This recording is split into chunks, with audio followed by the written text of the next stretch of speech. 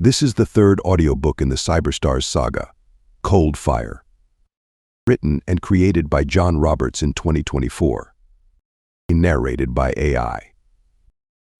Episode 1, Chapter 1, Secrets Unbound. Krilla perched on the edge of her mother's couch, listening as her mother detailed her skincare routine. Her mother wrapped a yellow scarf over her head, her pale skin catching the vanity light. "Always pat, never rub," she said, pressing a serum into her forehead. Krilla forced herself to focus, though frustration simmered. In a galaxy where people were dying by the hundreds, her mother's primary concern was anti-aging. Each report of another attack, another life lost, seemed as distant to her mother as a far-off star. Her mother inspected Krilla's face critically. "You should have listened about UV protection. I see early lines already." Krilla suppressed a grimace. "What's next?" Her mother nodded approvingly, selecting another bottle from the shelf. She studied Krilla, curious. "You seem different today." Krilla looked down, twisting her hands in her lap. "It's Garrick's. He's the problem." Her mother's brow creased. "He's having an affair." "No." Krilla hesitated. Should she tell her? Her mind filled with fragments of the conversations she'd overheard, the hidden storage of mosquito drones. Garrick's is a hacker. He's working for the Vulesha Revolutionary Federation. Her mother's hands froze mid-motion, her face skeptical. "Where did you get that idea?" Krilla steadied her voice, recounting everything. The whispered conversations, the admissions Garrick's had made.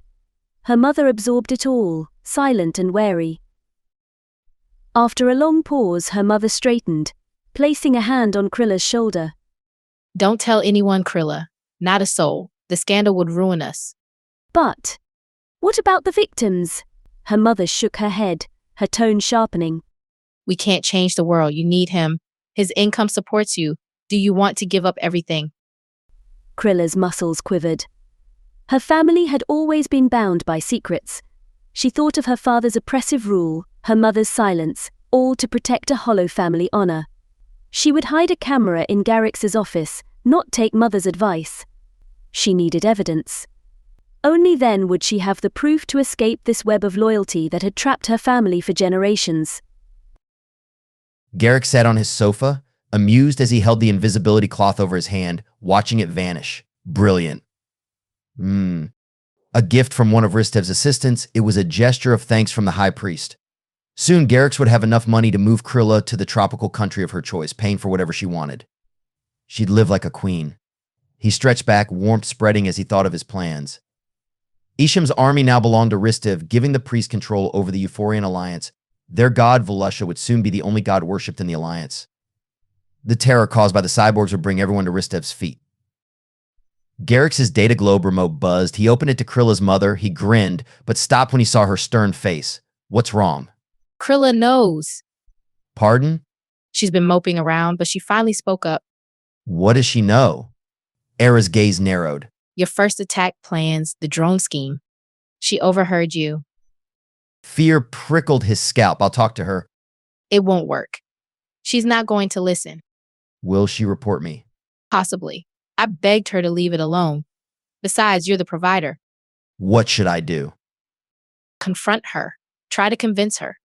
"And if she won't stay quiet?" Tears welled in Era's eyes. "Don't hurt my baby." "But the plan?" "Just keep her captive until she agrees. Make sure no one hurts her." "Have you told Ristev?" "No, it's our problem." That afternoon, Krilla went to the technology market, bought a spy camera, and returned home, more determined than ever. Garrick's had messaged that he'd be out with friends. She went to his office, turning on the bugging device and concealing it behind a picture of Vulesha, their two-legged amethyst god, all sharp angles and human features, soaring on a hoverboard across the cosmos. Her love for Garrick's ran deep, but her love for humanity ran deeper. She would not keep silent. With a firm nod, she whispered, "You're doing what's right." "What do you think you're doing?" She nearly fell off the ladder. Garrick's head floated midair. Her pulse spiked as she climbed down. What are you doing? I asked you first. What happened to your body? He unzipped the cloth, his body reappearing. It's a gift. She clamped a hand over her mouth. Are you a VRF hacker? Yes. He stepped toward her. Can I trust you? You have to stop this, Garrix. It's wrong. He smiled, brushing her cheek. I didn't expect your gentle heart to turn against me. You're leaving me? If I let you go, you'll ruin everything. Do you think I'm stupid? What are you going to do? Keep you safe. He said, slipping a bottle from his pocket. Krilla turned and bolted, heart pounding. She flew down the stairs, glancing towards the kitchen knife drawer. She grabbed the sharpest blade, turning to face him as he approached, a bottle and handkerchief in each hand. You won't hurt me, she said. He stopped, face hard. I never wanted to. Get out of my house. He moved forward. She lunged, driving the knife between his ribs. Krilla ran, snatching her data globe. Police, please. My husband works with the VRF. He tried to hurt me, so I stabbed him. Is he dead? I don't know. She glanced back to find him gone. Blood trailed up the stairs. Guilt-stricken, she followed it up. She couldn't let him die. Garrix lunged out of a doorway, shoving her. She tumbled down the stairs, his footsteps closing in. You've ruined everything. His hand clamped over her mouth, a cloth reeking of chemicals pressing against her face. A young woman pressed a cloth against Garrix's bleeding chest, while his comrade, Joseph, flew their hover disc. Garrix's body trembled with each painful breath. I can't believe she stabbed me. Don't talk, she replied. Garrix slumped, consciousness slipping. He thought of his plans, of everything he had worked toward.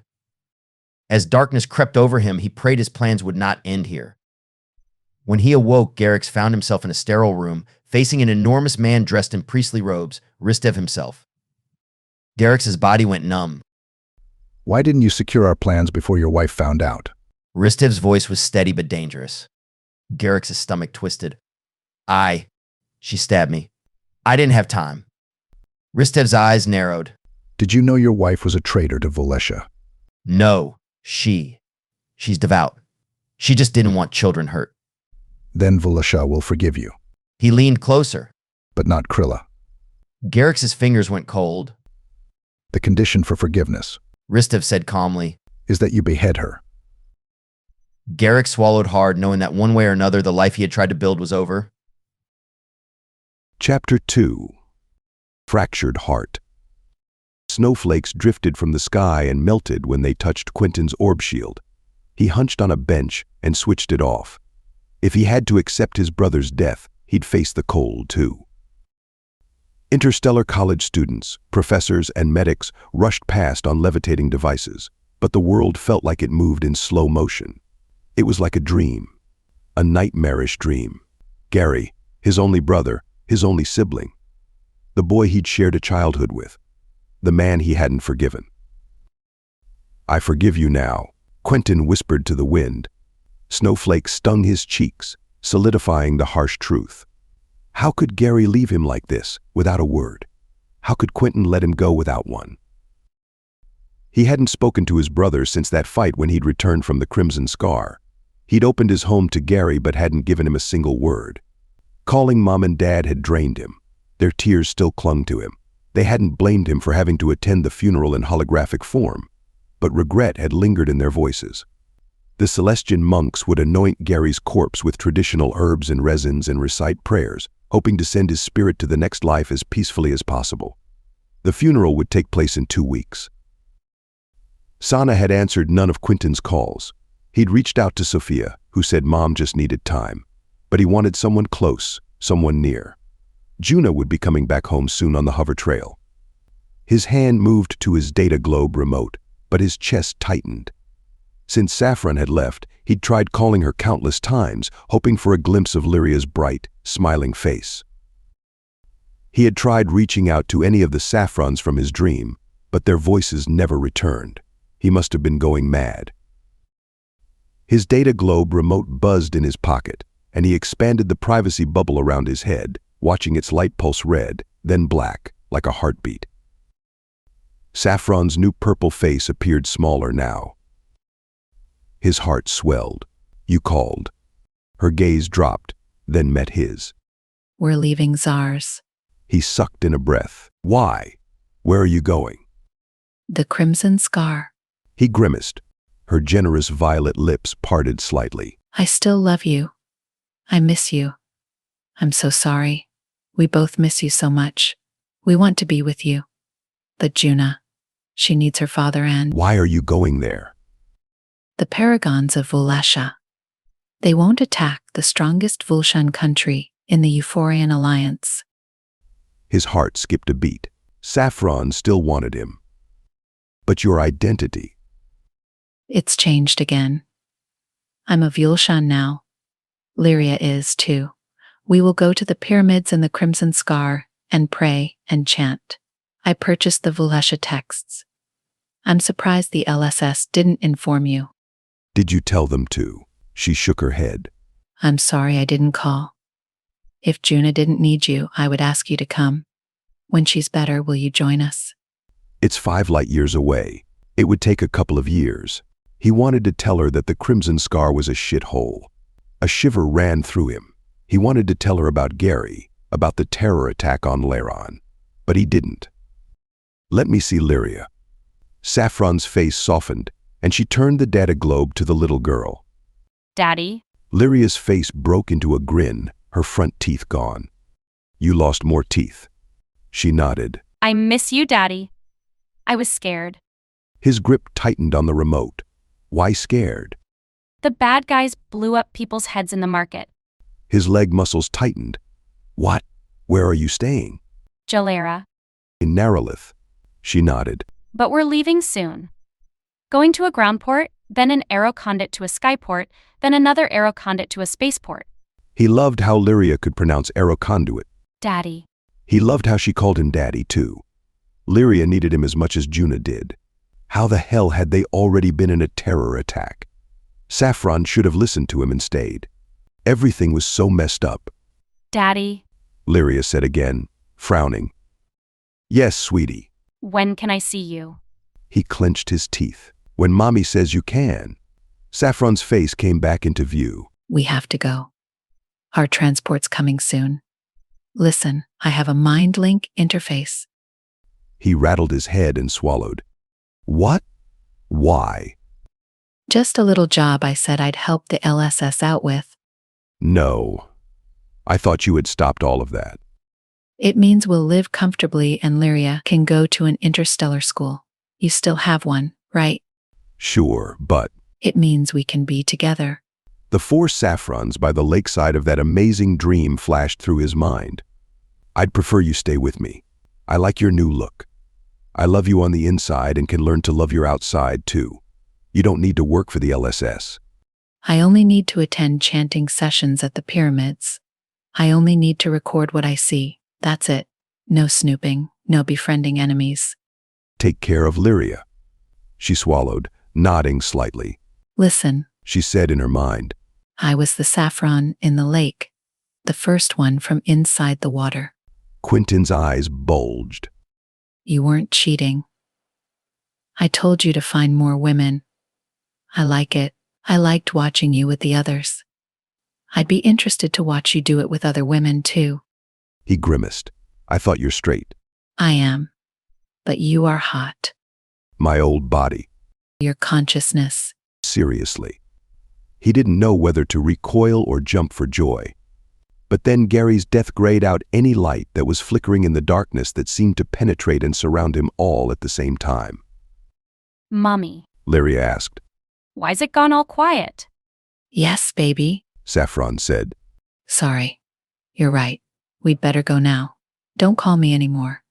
You're mind linked to me. But remember, my name is Sunny. If you want to talk to me, call for Sunny.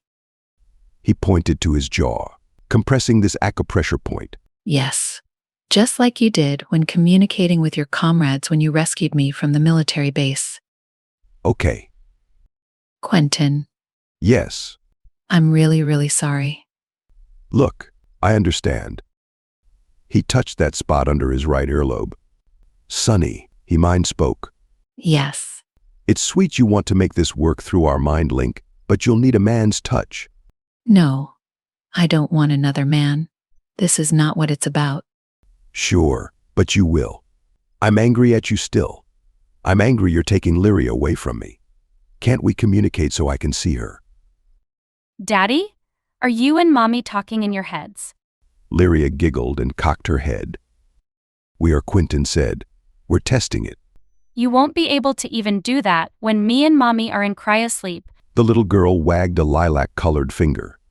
We will call you. Saffron said. We will call you on your data globe in 2.5 years, when we're set up. Lyria will want to see you for sure. Have a safe journey, you two.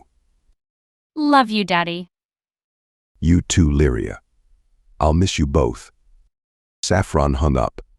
But even after she did that, his mind buzzed and he accepted the mind link call. And I mean what I said about you sleeping with other women. Saffron said in his mind. When I awake, you can upload your memories to me. That would cheer me up more than anything. He wrinkled his nose. How? Surely you'd be jealous. I certainly would if you were with another man. I don't want another man. I want you. And I want you to enjoy yourself with other women, even love them. It would be an invasion of their privacy. He narrowed his eyes at the frozen rock gardens on the other side of the crystal path and wiggled his cold toes. Not if they agreed, she said. How did you penetrate my dream, he asked. I'm not sure. At first, I thought my genetically modified cyborg clones were awake. I thought one of them had created the virtual reality lakeside. But when I tried communicating with them afterwards, there was no response. There still isn't. So I'm confused about that too. So it was a dream and— Sorry, our pickup has arrived. Gotta go. Quentin crossed his arms tightly over his chest and scanned the crowd for a woman in red in a hover chair. His fingers had gone numb, so he reactivated the orb shield's warmth. Juna with her red coat caught his eye, and he waved. She slowed to a halt. Dad, what are you doing out here? I needed fresh air. Saffron just called. Her eyes widened. She actually called. He nodded. That's a first. She's taking Lyria to Voria. Juna gaped. When? Soon. Her hands flew up. So I won't see Lyria again. In 2.5 Tsar's years, they'll call us. Holographic technology should be even better by then. They were in a terrorist attack but are okay. She figured if they live in the largest Vulshan country in the Alliance and pose as paragons of Vulesha, then they'll be safe. That's really bad. He decided not to tell her the bit about the mind link and spying. Come on, Juna, honey. Let's go. At home, Dad brewed spiced tea as Juna searched for her crutches. When she found them, she limped over to him. His back was rigid with sadness. Dad, let's talk. She touched his shoulder. When he turned, his chin trembled. He's dead. Juna leaned hard on her left crutch and opened her arms. Come here, lean on me. He held her, his sobs coming in shudders, but he stayed silent. She hugged him until his tears slowed. Then he lifted her gently onto the sofa. He sniffed, wiped his face, and forced a small smile. Now you rest. You've been working too hard. I've been studying, she lied. He shook his head. Have you talked to Mom? No, has she blocked your calls too? He nodded. Mom's always been like that. Always hiding away like a crab in its shell. Juna blinked back tears. She wanted to run to her mother, but the ache in her chest told her that was impossible. In the kitchen, Dad poured the tea and added feather nut milk and honey. The perfect winter drink. Your mom ruined everything between Gary and me the moment she let him into her life. We thought. How many times do I have to hear it? I know you thought I was dead and life moves forward. Even so, he was my goddamn brother. My only brother. We were linked this. He crossed his fingers, and torment was written all over his face. Why did he have to fall for my widow? Where's Onyx? In his room. Are you hungry? He shook his head. How could I be hungry? They just killed my only sibling. Sorry. Did you eat? Yes. She bit her lip, wanting to hunt down the terrorists, but Dad needed her. Maybe she could lift him from his grief, or maybe he'd be angry if she left him alone. He seemed to read her mind. Before we eat, Get some rest. You shouldn't have gone into work today. You know there's no need to. You look exhausted. After a long sleep, Juna woke to darkness. It was late at night. She'd slept too long and would get insomnia. Why hadn't Dad woken her? Hungry, she grabbed her crutches and made her way to the kitchen. Onyx stood there rubbing oil onto a garlic-studded leg of lamb. "Where's Dad?" she asked. "Your father has gone to pray at a celestium." Her stomach lurched, but the sky cities are dangerous right now. "He'll be fine. His chance of being caught in an attack is 7%. She glanced at the lamb. We're having roast potatoes, not rice. Did Dad say when he'll be back? In an hour or two. She rubbed her stomach, starving. She went to the bar closet, programmed cheese straws, and grabbed them when they appeared. Don't spoil your appetite.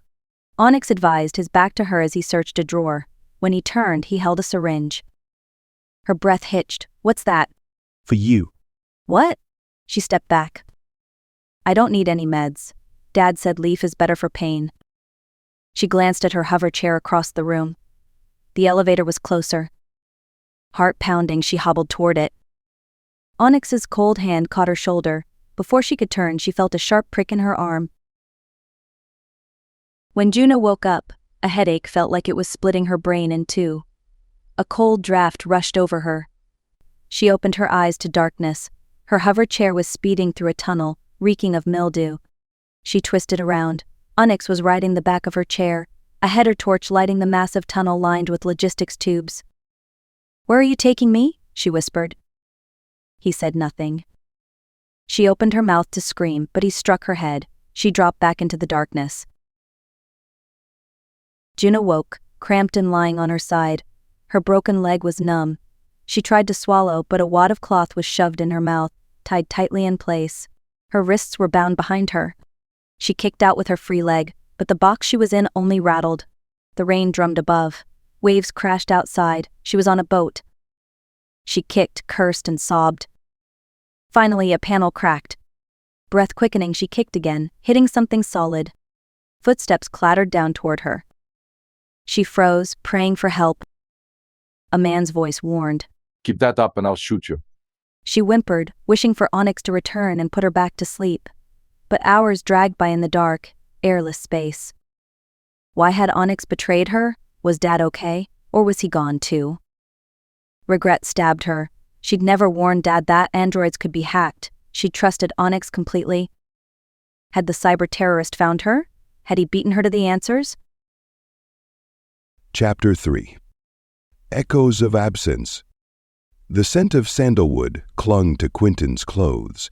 He'd just come from Green Hill's Celestium, a towering orb of translucent stellarite above the city. It wasn't his place. Hadn't been since he was a kid. But tonight he'd returned. As a child, Mom would take him and Gary to the desert Celestium, far out in the dunes, to pray on dates she called auspicious. He remembered the aero conduit journeys, the stillness in the desert temple, and the calm that meditating seemed to bring her. He and Gary had never taken it seriously, but now, with Gary gone, Quentin wasn't sure what he believed. The Hall of Threads had felt vast and empty as he stood alone, looking up at holographic constellations spinning across the domed ceiling. The celestial thread pattern glowed in the floor beneath his feet, like a map to some cosmic truth. Standing there, he had tried to connect with the calm his mother found in this faith, hoping it might ease his grief.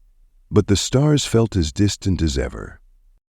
He trudged back through a deserted pedestrian tunnel in the sky grid matrix, choosing the dark, transparent tube over the ones with flashing ads. He wondered if there was life after death, especially now, after witnessing sky water shifting. Maybe Gary had found something beyond. Maybe he was part of those stars now, like their mom had once told them as kids. Below, city lights flickered through the glass walkway, and he could see sky pods glowing far beneath his feet. He felt high above everything, floating and untethered, yet none of it lifted his mood. Praying to the Veiled One hadn't brought comfort or answers. People stayed away, too afraid of another Skygrid Matrix failure. Quentin wound his way down through several descending channels, finally arriving at the Gemdock Plaza on the frozen ground. The biting cold hit his face, a shock after the tunnel's warmth. The snowstorm had passed, leaving icy patches between the hover trails and quartz walks. Quentin faced the bitter night without calling for a hover or activating his orb shield. He let the cold hit him full force, filling his lungs, numbing the rawness of his grief. The climb up Star Hill felt steep tonight, the exertion barely enough to keep him warm. As he neared his home pod, lights from the windows shone through the dark, like a small sanctuary at the edge of the world.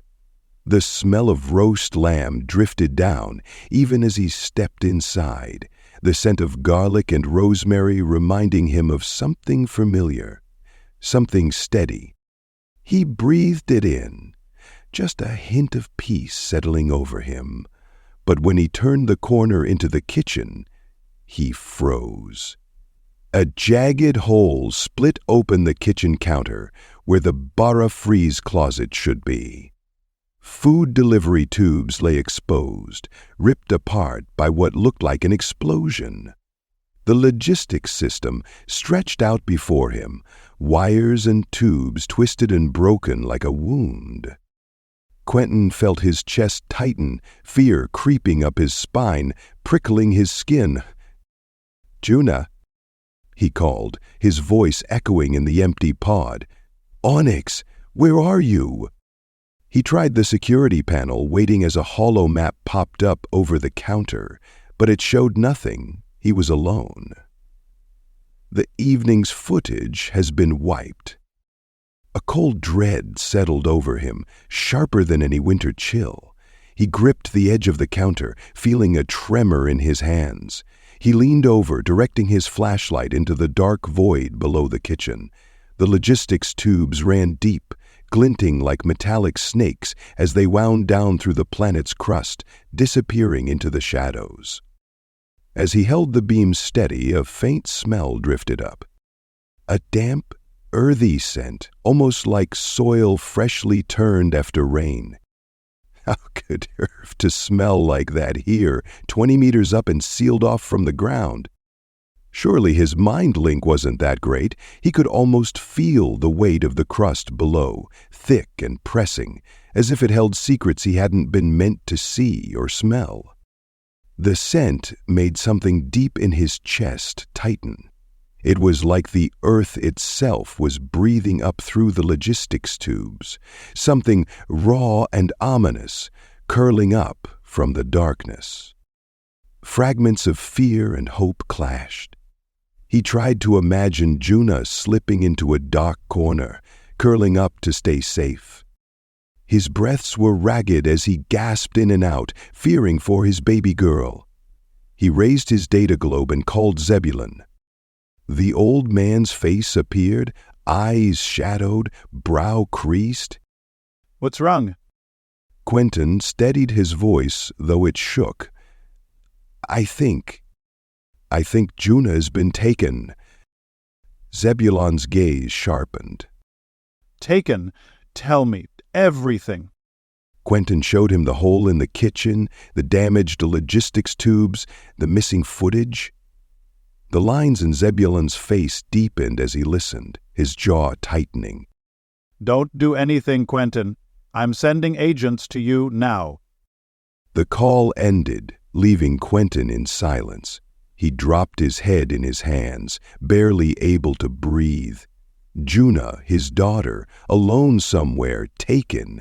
He felt helpless, a hollowness spreading in his chest, twisting until it hurt to stand there, to look around at the life they'd built, knowing she was gone.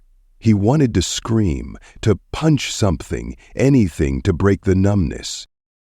The elevator swished open, accompanied by the sound of footsteps. Maria entered with 2 agents. He tried to hold himself together, but he felt raw, stripped bare in front of them. Maria had been special agent in charge on his last mission. She'd earned her reputation. He gestured for her to sit, but she remained standing, her gaze holding his. No need. She said quietly. Zebulon briefed me. A blue-haired agent stepped forward, sniffing the air as if picking up on something. I can smell other humans, he said. Do you have something of Juna's? Quentin nodded, moving through the pod in a daze, his mind slipping between fear and hope, dread and denial. He grabbed one of Juna's scarves from her room and brought it back. The agents moved toward the broken area, exchanged a look, and nodded. Her scent's still strong. Maria turned to the agents, her voice firm. Follow it as far as it leads. Quentin stood by, hands clenching and unclenching as they disappeared down the tunnel. He was grateful for their help, but desperate to do something himself. His stomach churned, every instinct telling him he needed to be there, to find her. Maria stayed behind, watching him with a look that was hard to read. He met her gaze, barely able to voice the question burning in his mind. What are our chances, Maria? Do you think we'll get her back? Maria hesitated, her face softening just slightly. We'll do everything we can, Quentin, but... She took a breath, her gaze steady. You need to prepare for all possibilities. The situation is complex. His tight muscles quivered. Complex? She glanced away.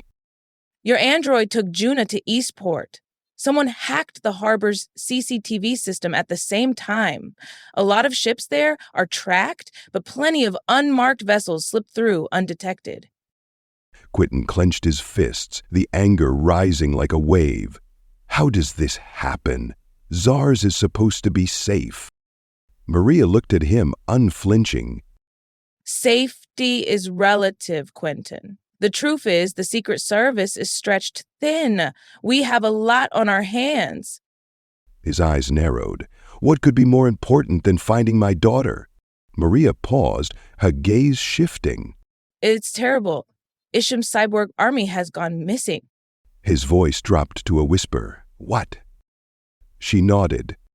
She had copied her memory chip and uploaded it into a clone. We believe she's controlling them, outfitting them with cloaking technology. They disappeared from every tracking system. He squeezed the nape of his neck. So your agents are too busy hunting her down to save my daughter? Maria hesitated. Quentin, we'll do everything we can, but you need to understand. If you're not fully committed, then make me a super cyborg. Let me go out there myself. He shook his head. The helplessness was too much. Maria's eyes widened in surprise. For a moment she looked at him with something like admiration, a faint smile pulling at her lips. I hoped you'd say that. The decision came swift and sure. He barely felt the paperwork, the signatures. In his mind, all he saw was Juna, his little girl, trapped somewhere. Maybe afraid, maybe hurt. He had to be strong enough to find her. He had to be more. Maria left Quentin's pod with a tightness in her chest, her mind a swirl of thoughts about his daughter, Juna, the haunting look of fear in Quentin's eyes, and the growing storm of terror across Zars. She slid onto her hover scooter and let out a breath, gripping the handlebars as she sped forward. The hum of the engine was low and constant, a calming drone beneath the tension in her chest. The night air was crisp, and the lights of the terrestrial commons stretched out in every direction. Above, the many layers of the sky grid matrix resembled thousands of tiny stars. She guided the scooter through the terrestrial commons, savoring the stillness, letting herself breathe deeply. With each neighborhood of glass, stilted pods and gardens, she felt the tightness in her jaw soften that little more. But questions still hung in her mind. Who had taken Juna? Where had they taken Quentin's intelligent daughter? And why? The uncertainty left a chill creeping up her spine despite her orb shield's warmth. Her scooter took an incline up a hill on the other side of the old town. As Maria arrived at her stop, she pressed a button on her hover, and it folded into a tiny cube in her hand, which she placed in her pocket. She strolled towards the elevator and gazed at the old town as she waited for its arrival. The gleaming amber streetlights of the old town in the valley held her attention, and it seemed as though the gentle hills surrounding it were trying to protect what was left of the ancient past. From here, Zars looked peaceful and beautiful, but a world on edge with its fear and suspicion was both above and below. She entered the elevator, and as it ascended, she wondered how long she could go on like this, surrounded by violence, worry, and loss, always wondering who might disappear next. The elevator door slid open, and Maria unfolded her hover scooter before entering a hover trail tunnel that branched off to her neighborhood. The tunnel was sleek and wide, its walls a smooth, translucent material that shimmered with reflections of the city lights beyond. In the quiet of the tunnel, she could almost believe that the world beyond was as peaceful as it looked from above. At the far end of the hover trail, the tunnel opened into her neighborhood, a cluster of glass pods and domes resting under a protective crystal canopy. She slowed her scooter when she entered the gardens, levitating over winding paths into courtyards which surrounded the collection of clear, rounded structures. Low, flowing water fountains and tall, verdant plants filled the courtyards, thriving under the carefully controlled climate, which added a hint of humidity to the air. As she glided into her section, the faint sounds of water trickling and leaves rustling brought a momentary sense of peace. She turned off her scooter, folded it away, and ambled through the courtyard, brushing her fingers over the smooth leaves and feeling the cool moisture on her skin. Despite everything, she couldn't deny the comfort of coming home to this, a place suspended above the city, yet full of life. At her pod, she paused, the interior lights dim and inviting. Upon scanning her iris, prints, and heartbeat, the entrance arch lifted in a silent welcome. Her lover had set the lighting inside to infrared. She removed her coat, letting it slip from her shoulders as she heard his footsteps approach. Quiet but deliberate. Falcon's arm slipped around her waist, his touch familiar and steady, his fingers tracing gentle lines along her abdomen. Her breath slowed and shoulders eased as she leaned into him, feeling his warmth and the comfort she relied on, especially on nights as fraught as these. She turned in his arms, ready to let go of the day's troubles.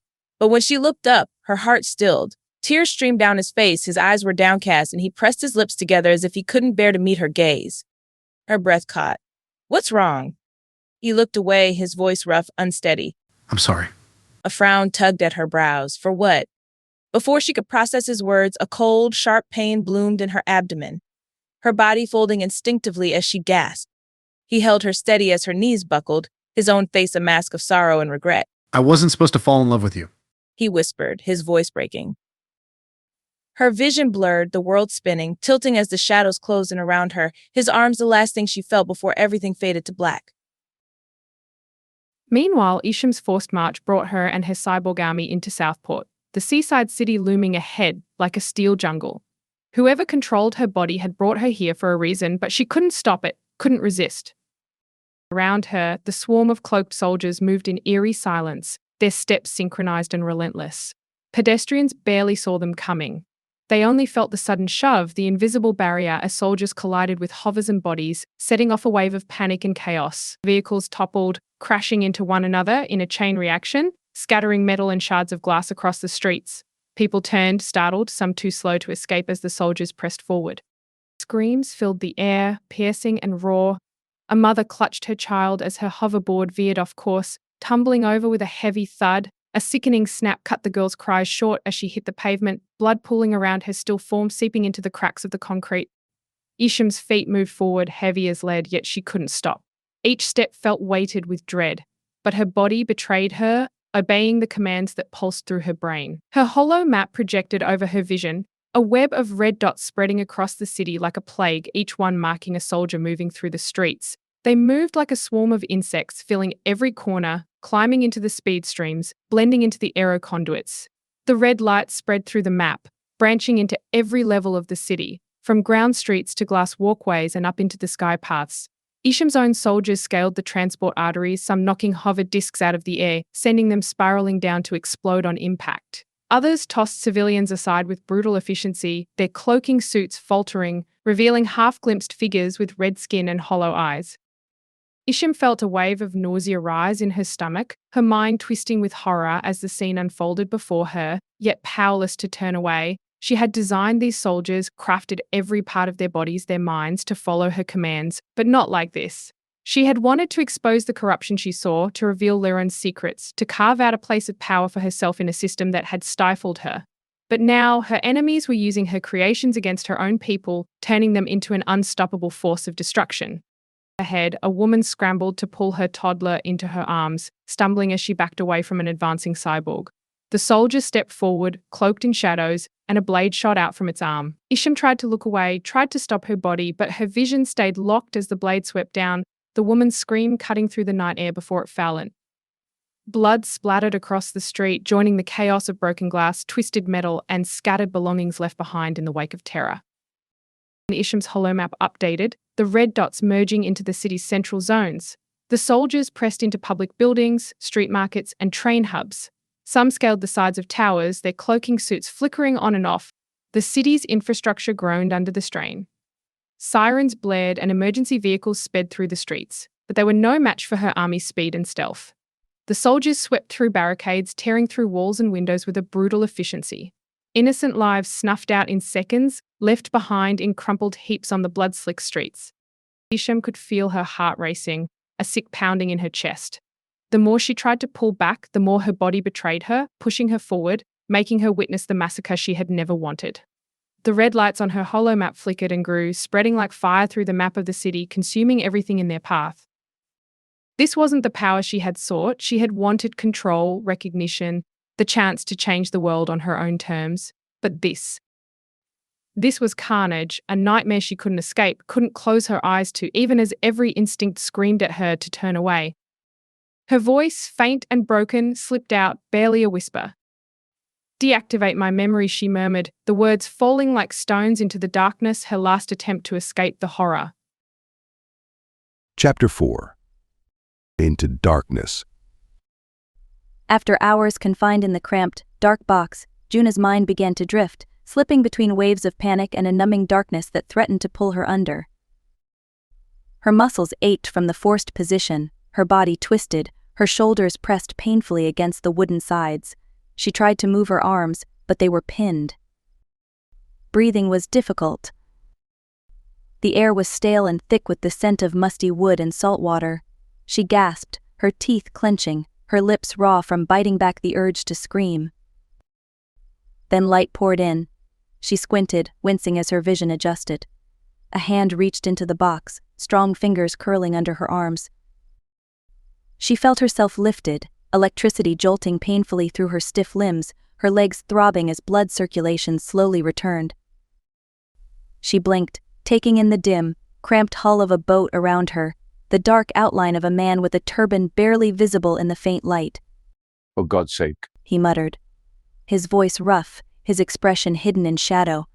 He propped her against a crate, his grip steady but indifferent. The dull thud of the engine rumbled beneath them, vibrating through the wooden planks underfoot. He held a water bottle to her lips, and Juna drank greedily, the cool liquid soothing her parched throat. She hadn't realized how dry her mouth had been, how much she needed even this small kindness. "Stay quiet," he asked, his accent thick, the syllables sharp. She managed a nod, too weak to speak. "Good," he said, his eyes narrowing as he studied her face. "Still a long way to go." Juna's mind swirled with questions, confusion and fear tangling inside her. Summoning her strength, she whispered, "Why was I taken?" The man raised a hand, a stern look crossing his face. "Rule 1, no questions." He held up another finger. "Rule 2, no talking. You want to stay alive." Her breath caught. She nodded. The man's gaze moved down to her legs, pausing as she shifted, wincing at the sharp pain in her thigh. "Hurt your leg?" She nodded, fighting back the tears that threatened to spill. Pain was better than showing weakness. "Yeah," he said, lifting her carefully and setting her in her hover chair. He handed her a folded, full-body robe with a hood and a face covering. The fabric was coarse between her fingers. "Put this on." Juna glanced up at him, his expression unreadable. "What color are your eyes?" he asked. "Brown." "Good." The boat rattled as the bow door opened, flooding the dim space with a harsh, blinding light. Juna squinted, adjusting to the brightness. Her legs ached as she moved, every step sending a jolt of pain through her body. The man led her out onto the bustling harbor, the scorching sun bearing down, searing her skin. The air was thick and humid, the scent of salt and fuel mingling unpleasantly as waves slapped against the pier. All around her, people moved in shades of deep purple and indigo, some draped in full robes like hers, their faces veiled, others in modern outfits that clung close to their bodies, patterned with intricate designs. The crowd blurred with movement, shouts echoing across the dock as people unloaded goods from ships. Hover vehicles zipped by in erratic paths, and merchants called out in languages she couldn't understand. A bead of sweat slid down her neck, cold against the heat radiating off the concrete. She scanned the surroundings, her heart thudding dully in her chest.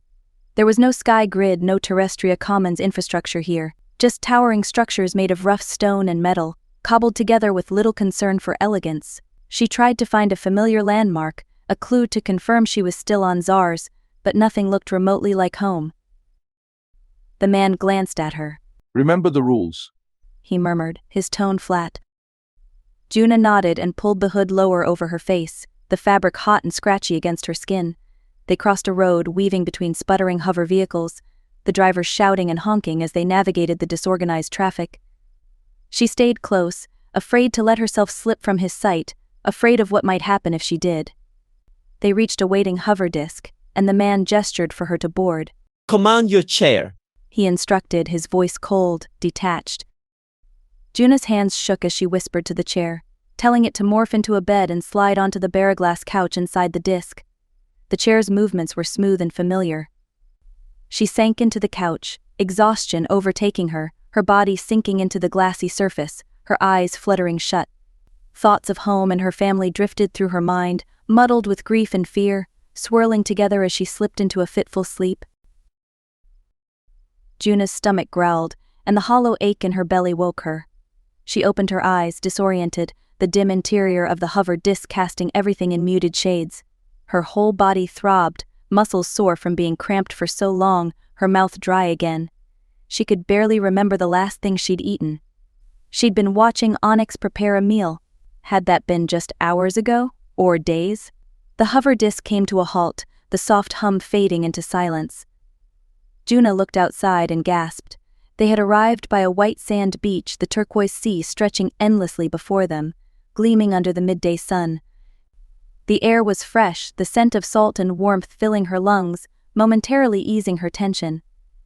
"Get out," the man said, gesturing to the sand. Juna felt a surge of panic but complied, commanding her chair to reform, then following him onto the sand. The heat rose from the ground, shimmering in waves that distorted the air around them. Strange, towering trees with blue and green fruits dotted the shoreline, casting thin, jagged shadows across the sand. A small fishing boat was waiting, and Juna's pulse quickened as she noticed the boatman's wide grin, his teeth sharp against his dark skin. He watched her with an intensity that made her skin crawl, her instincts screaming at her to turn back. They boarded, and as they glided over the calm, shimmering water, she glanced back at the shore, watching the islands they passed, each one dotted with trees bearing the strange fruit, their leaves catching the sunlight like small, vibrant flags. She looked down at the water, clear enough to see the strange, alien fish swimming beneath the surface, darting away in bursts of color as the boat cut through. Eventually, they reached a landmass, where men waited on the shore, their faces hard, their hands gripping machetes and laser guns. They watched her hoverchair with open curiosity, exchanging muttered words she couldn't understand. One man reached out, placing a hand on the chair, his fingers running over its smooth surface with a possessive look in his eye. "They're taking it?" her captor said flatly. "It's payment for your safe passage." Juna watched the men carry her chair away, her only means of freedom, her last connection to home. She clenched her fists, holding back the fear rising in her throat. She was truly alone now, at the mercy of strangers. Her captor led her into a narrow, stagnant channel cutting through a dense, mosquito-infested delta. The air was thick and sour with decay, the surface of the water slicked with rainbow-colored oil, the smell overpowering. Juna swatted at the mosquitoes that buzzed around her face, her skin itching from the heat and bites. They pulled up on a mudflat dotted with shacks made of metal and wood. Two men approached, each one rough-looking, their expressions unfriendly. Without a word, they hooked her arms over their shoulders, hoisting her up as if she weighed nothing, leading her toward a dark, cramped cabin. The ground squelched beneath their feet, the mud thick and sticky. The men exchanged harsh, guttural words she didn't understand, laughing as they shoved her inside and slammed the door shut, leaving her alone in the dark. Juna staggered, leaning heavily on her uninjured leg, A figure crouched in the corner, half hidden in shadow. A woman with white hair, her pale face lined with exhaustion and worry.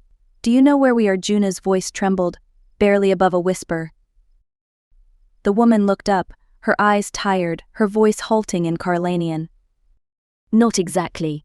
Juna took a shaky breath, moving closer. "What's your name?" "Krilla." The woman's voice was faint, barely there. "Where did they take you from?" Juna asked, fear gnawing at her insides. "A sky city called Tok," Krilla said quietly. Juna's eyes widened. "I was tracking a cyber terrorist from VRF. There was an IP address in Tok." Krilla's expression darkened, understanding dawning in her eyes. "My husband. He is a terrorist. I called the police." Her voice cracked. Juna's chest tightened as the full weight of her situation settled over her. "They brought us here as punishment." Krilla's face hardened, a bitter look in her eye. "We're enemies of the VRF now." They sat together in the dark, stifling cabin, each grappling with fear and their uncertain fate. Chapter 5.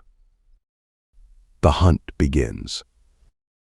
Although pain radiated through his biomechanics and streams of uncontrollable data from the Euphorion net buzzed in his mind, the urgency to find Juna cut through everything. Quentin paced the operating theater, his new cybernetic limbs feeling foreign and stiff. Fear for his daughter and the growing chaos he'd seen across the planet consumed his thoughts. Finally, the shell door slid open, and a tall man with a grim face entered.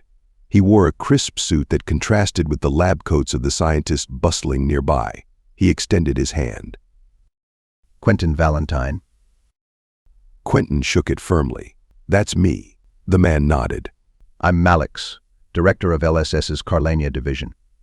Maria was supposed to brief you on your enhancements in your first mission, but he sighed, looking uneasy. She's gone off the radar. Quentin frowned. "Do you think she's also been abducted?" Malix hesitated. It's possible. Maria's reliable, always checks in. This is unlike her. Quentin's jaw tightened. Every second he stood here felt like a moment lost in the search for Juna. "Can we skip the small talk? My daughter's still out there." Malix held up a hand. I understand your frustration, but before we let you leave, I need some answers. Is there any reason someone would target her specifically? Do you know my history? Your former boss, Zebulon, briefed me.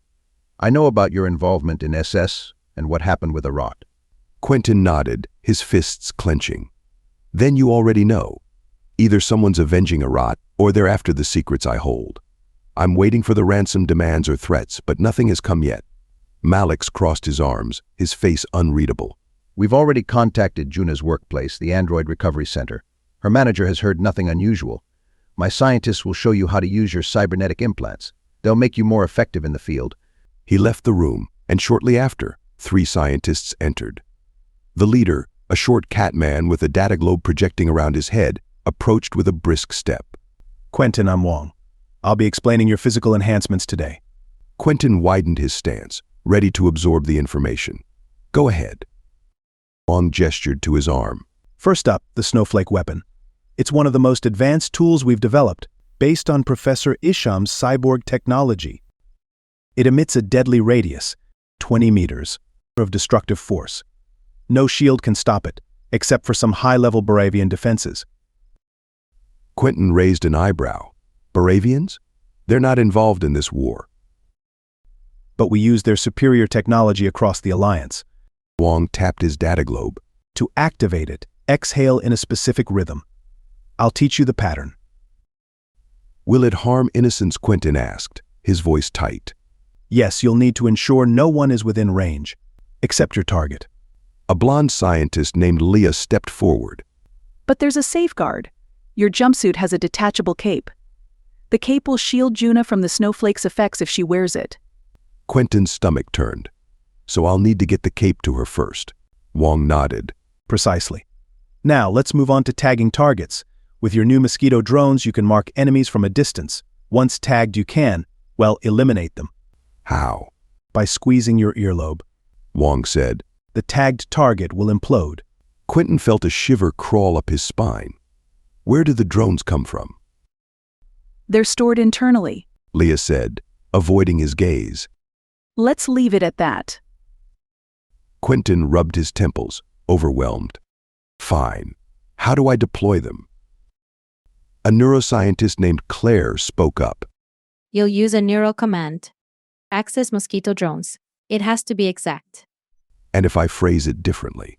They won't deploy, Claire said flatly. Quentin nodded, committing the instructions to memory. After more explanations and demonstrations, he finally left the lab. Quentin stood outside the facility, gripping his data globe as a voice echoed in his mind. Quentin Valentine, can you hear me? Yes, he answered, his voice hoarse. This is Orana. I'm your cyberspatial operations officer. We've located Juna. His heart leapt. Where? She's in the Nyamba Delta. Satellite images captured a figure in a hover chair wearing Vulshan robes. It's her chair. Quentin's breath quickened. How do I get there? Bad news, Orana said. All ports are inoperable. Isham's clones have sabotaged the transportation networks. His hands curled into fists. Then what do I do? There's an aero conduit to the spaceport. It's the only way. Which one? Out of 300, there's only one in use, in Ardenwith. That's hundreds of miles away. Then you'll have to run. Watch out for obstacles. You'll be fast. Quentin activated his invisibility suit and broke into a run.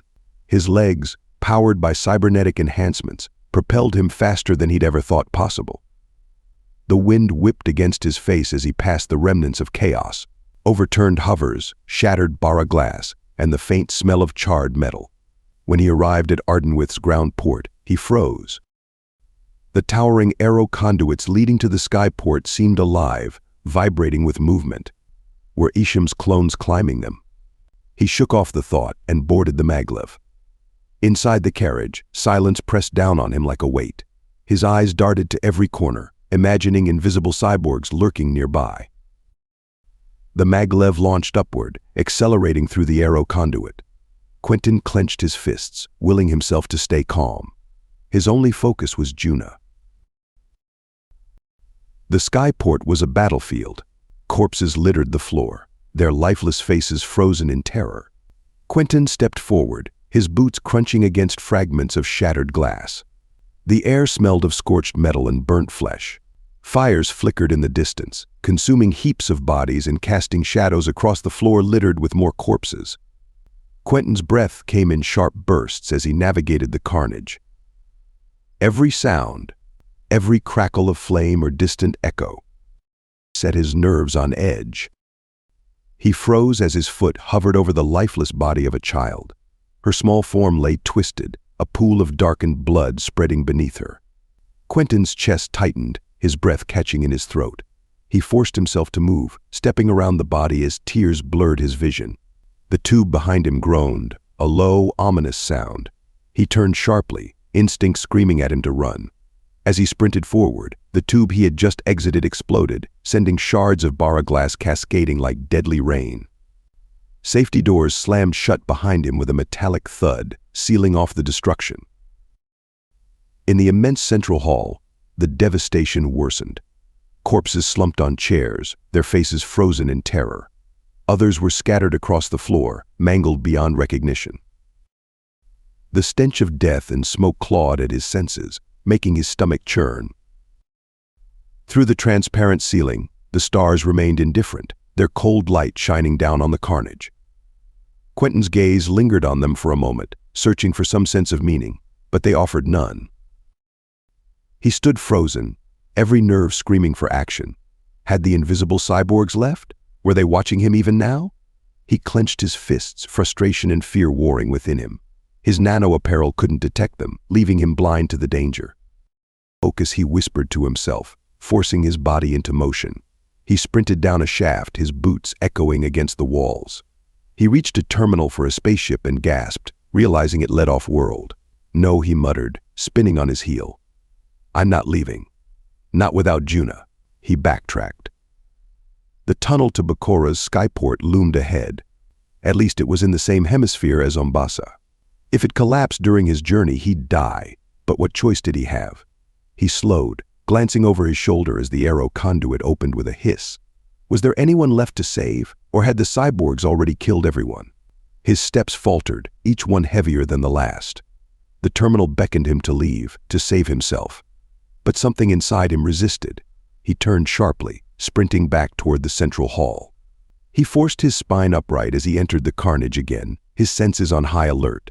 Could he hear breathing? Were the cyborgs still here, hidden in plain sight? A faint, familiar scent reached him. A mix of lavender and warm earth. His heart skipped. Could it be Saffron? He shook the thought away. The holomap in his irises displayed only one human presence. A single blue light flashing along a tunnel leading to a spaceship bound for Voria's white sun system. Quentin followed the signal, his steps quick and determined. When he reached the terminal, he stopped cold. A tiny figure crouched under a seat, her violet skin and sleek black hair unmistakable. "Lyria," he whispered, barely audible. The girl's wide, tear-streaked eyes darted around, searching for the source of the voice. She couldn't see him through his invisibility garments, but her face flickered with hope. Quentin knelt beside her, lowering his voice further. "Lyria, Daddy's here." Her lips moved silently. "Daddy." Lyria crawled out from under the seat, her movements slow and hesitant. He detached the spare invisibility cape from his suit, his hands trembling. This was supposed to be for Juna. He hadn't expected to use it for Lyria too. He draped it over her small frame, making her vanish from sight. He wanted to ask about Saffron, but already knew the answer. If she were alive, the holomap would have shown her presence. His throat tightened as he touched Lyria's shoulder, guiding her hand into his gloved one. "Stay close," he murmured. Together they headed back toward the maglev. Every step felt like a gamble. The cyborgs could be anywhere, their senses sharper than any humans. The faintest sound or scent could give them away. Should he return Lyria to Glass Castle LSS headquarters first? It would be safer for her, but it would waste precious time. He decided against it. She was light, and the cape would protect her. He would carry her with him. Quentin and Lyria stepped off the maglev at Bacora's skyport, where calm replaced chaos. Passengers strolled through the departure gates, their faces relaxed. The contrast was jarring. Quentin swiped his hand over his chest, disengaging his invisibility. He hoisted Lyria onto his hip, her small arms wrapping around his neck. "Your mom?" he asked gently.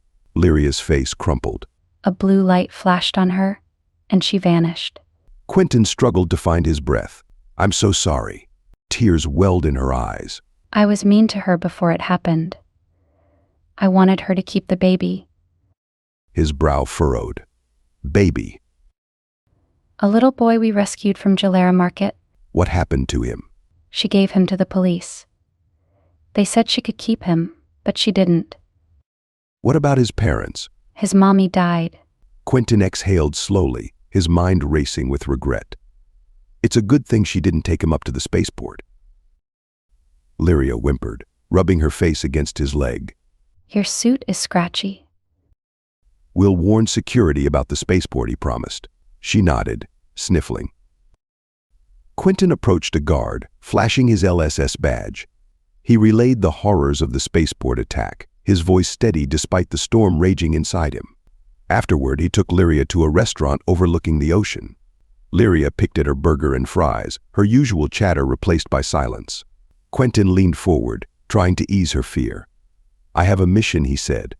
I need to find Juna. Lyria's eyes filled with tears. Is Juna going to die like Mommy? Quentin's throat tightened. Not if I have anything to do about it. But taking me will make it harder. I'm not a cyborg. Trying to return you to Carlania will waste more time. Her voice quivered. I'm scared. He pulled her onto his lap, holding her close. Me too, he admitted. Grief for Gary and Saffron clawed at him, but he couldn't let it consume him. Losing Juna would be even worse. His mind churned with plans and possibilities. Taking Lyria into a danger zone was a gamble, but leaving her behind wasn't an option. He had to contact LSS for backup. Perhaps they had a safe house in Umbasa. For now, he held Lyria tightly, drawing strength from her presence. He couldn't afford to fail. Chapter 6. son of a Vulshan priest. A few days after his clandestine meeting with Garrix in the freezing expanse of Terralux, Ristev reclined in his underground harem resort in the subtropical warmth of northwest Mizpotun. His hackers had done well, ensuring Isham's army cleared his transport routes. Now, the bitter cold of the north was a distant memory. From the comfort of his palace, Ristev enjoyed the pleasures of his carefully curated world. The air was heavy with the scent of rosewater, mingling with the sweetness of tropical flowers growing in the atrium above. Golden light filtered through the crystal dome, casting patterns over the vibrant mosaics beneath him. His young wives laughed and splashed in the rosewater baths, their chatter a symphony of youth and naivety. They wore only thin slips of silk, leaving little to the imagination. They were treasures, he thought, their beauty untouched by the burdens of childbirth. Ristev leaned back against a pile of plush pillows, watching them like a predator observing prey. His chest swelled with a long, satisfied breath. These girls could laugh now, but he would claim them, one by one, unannounced, on nights of his choosing. Such was his right, and his mind twisted it into justification. A foot masseur approached and began working on his toes, but the pressure was unwelcome. Ristev waved her away and turned his attention to the golden tray held by a waiting servant. A vibrating data globe sat upon it. He activated the orb, the privacy setting shrouding him in an opaque barrier. A familiar face appeared, the albino complexion and piercing yellow eyes unmistakable. "Falcon," Ristev said. "Speak." "Father." Falcon said, his voice thinly veiled with unease. "How are you?" Ristev waved off the pleasantries. "Enough. What have you done with the Leller-Nez agent?" "She's unconscious. I used an anesthetic. She's in the bedroom." "Have you erased the security footage?" "Yes, and deactivated the system." "Good," Ristev said. His voice dropped to a growl. "Now, kill her." Falcon flinched, his jaw tightening. "She could be an asset." "She was an asset," Ristev snapped. "Now she's a liability. Do it. Make it look like an accident and spare me the details." Falcon hesitated. "Yes, Father." "You're obedient. That pleases me. If you continue this way, perhaps you will inherit my empire." Falcon's eyes widened. "Really?" Ristev chuckled, his lungs rattling. "Why not? Your late mother came from nobility, and you've proven yourself useful, delivering control of Isham's army to me. Keep this up, and you may yet become the next son of Eulalia." Falcon knelt beside Maria's still form. Her breathing was shallow. The low light in the room cast a soft sheen on her dark skin, a beauty that seemed almost otherworldly. It was the beauty that reached inside him and gripped his heart, squeezing until he thought it might shatter. His hands hovered above her cheek, trembling. When he finally let them rest against her skin, her warmth steadied him for a moment. She stirred slightly, her long, sooty lashes fluttering, but she didn't wake. "I can't do it," he whispered, his voice cracking under the weight of his turmoil. The words hung in the still air as he dropped his head into his hands. His chest heaved with suppressed sobs. This wasn't supposed to happen. She wasn't supposed to matter like this. Maria was another target, another piece on the board in his father's endless game of power. But she had become his anchor, the only light in the shadows that consumed him. She was everything he had never dared to hope for. A mother figure in the absence of one, a lover who saw beyond his flaws, the first person who made him believe there could be something good in him, something worth saving. Killing her wouldn't just be another task. It would rip away everything that gave his life meaning. It would leave him hollow, broken in ways his father would never understand. He clenched his fists, pressing them against his temples. "I can't," he repeated, louder this time, as though saying it with force could make it true. His gaze dropped back to her peaceful face, and he reached out to brush a strand of hair from her cheek. "I'll protect you," he vowed softly, his voice shaking but resolute. "Even if it cost me my life." He calculated the risks and the moves he'd have to make. His father's wrath would be rapid and never-ending. The VRF didn't forgive disobedience. But none of that mattered now. Not compared to her. Falcon straightened, his purpose growing stronger.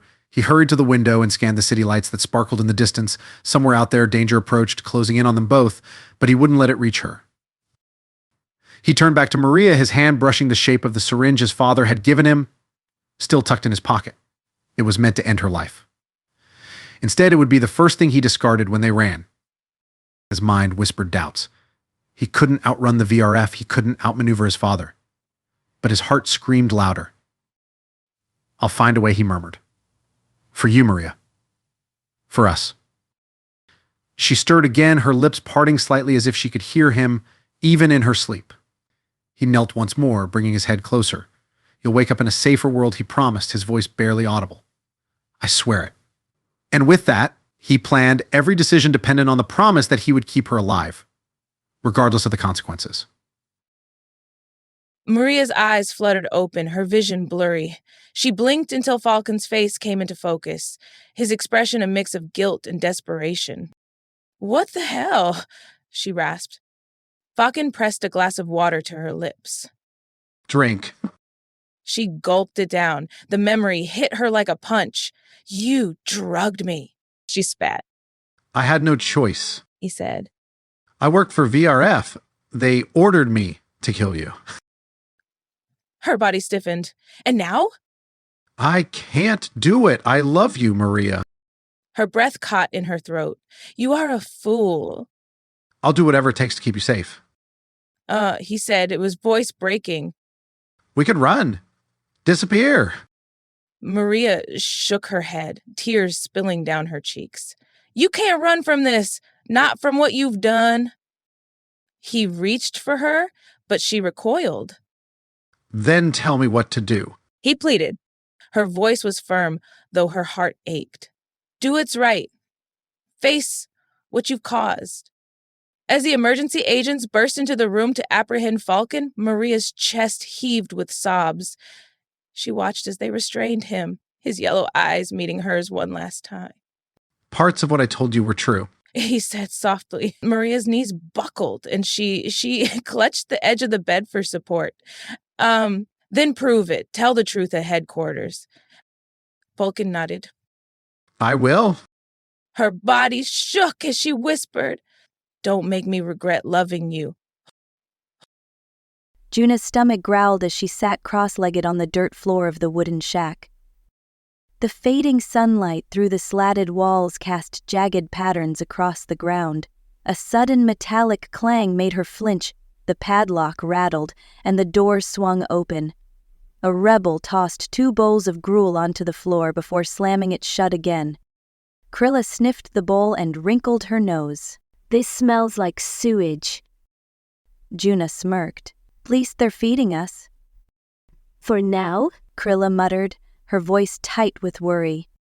They ate in silence until Krilla broke it with a choking laugh. "My husband cooked better than this." Juna stopped mid-bite. "How could you eat food from a terrorist?" Krilla sighed, staring into her bowl. "You don't think about it that way when you're trying to survive." Juna tilted her head, studying Krilla's section lenses. "Must you always wear those?" "Under yellow sunlight, yes. Otherwise, my eyes would burn." "Better keep 'em on then." Before Krilla could reply, the padlock rattled again. This time, a muffled sob preceded the door creaking open. A woman was shoved inside, her body crumpling onto the floor. Her clothes were torn, and blood stained her thighs. Juna and Krilla moved toward her cautiously. Krilla knelt and placed a hand on the woman's arm. "What did they do to you?" The woman sniffled, her voice a whisper. "What do you think?" Juna's stomach churned. "How long have you been here?" "Months, maybe longer. It's all a blur." Krilla scrubbed a hand over her blotchy face. "We need to get out of here." "They sold my hover chair," Juna said bitterly. "I can't walk." "We'll figure something out," Krilla said. We're not leaving you behind. The woman's voice broke the silence. I'm Clover. I was the foreign secretary of Ritherall. Juna tried to scrape a hand through her hair, but it got caught in the knots and tangles. And they took you? They thought I was valuable. I guess I was wrong. Krilla frowned. If we're escaping, it'll have to be during their prayer time. Juna nodded. When's the next full moon? 3 nights from now, Krilla said. They'll be chanting for hours. Then we have 3 days to prepare. Clover said, her voice steely despite the tears glistening in her eyes. Juna glanced at her broken leg and sighed. I'll need a crutch. Clover nodded. We'll make one. Chapter 7. The Price of Power. Maria switched the room lights from white to red. The softer hue allowed Falcon to remove his lenses. Malix had insisted on a harsher interrogation, but Maria convinced him there was no need to torture Falcon. They needed answers, not a broken man. Falcon ran a hand through his disheveled hair, his expression strained. Against all logic, Maria wanted to reach across the table and hold him, to promise him that everything would somehow be all right. My father. Falcon began, his voice tight. He's the leader of the Volscia Revolutionary Federation. Maria's breath caught. Who is he? Ristev. She blinked, stunned. The priest who fled Hukyosh Ugan during the war. The one who built an empire? Her hand rose to her neck, squeezing gently. Falcon nodded. Where is he? In northeast Mizpatun. He has an estate in Venzer, a private beach, and an underground harem. Maria's voice sharpened. Who's controlling Isham's army? Hackers. He said, shrugging. He's got them scattered everywhere. I don't know all of them. Maria pressed her palms against the table, leaning forward. I need to access Saffron's body. Awake Isham. Falcon raised a hand, his eyes wide. Wait, that could backfire. Isham could wipe your memory. Maria slammed her fist onto the table. Do you know how many have died because of your father's schemes? I'm not here because I fear death, Maria said, her voice firm. I'm here because I want to save lives. She straightened, pressing a hand to her chest. And that hasn't changed. She pivoted toward the exit, calling over her shoulder. Someone else can finish this questioning. The shell door hissed open. She turned back for a moment, her eyes meeting Falcon's. Whatever happens, I'll always love you. Maria lay on the operating table, her hands stretched out toward the empty air. Those hands were not her own. Her brown-skinned body lay in cryosleep once more, and she looked like Saffron, the red-skinned Bakud, whose ancestors came from Laran Moon. The LSS had kept Saffron II in a separate facility, awaiting Maria's possession, and here she was, as originally planned, though at the time they hadn't known Isham's consciousness could awake them from a hive mind. Hopefully she could access the hive mind too, and find a way to communicate with the mad scientist.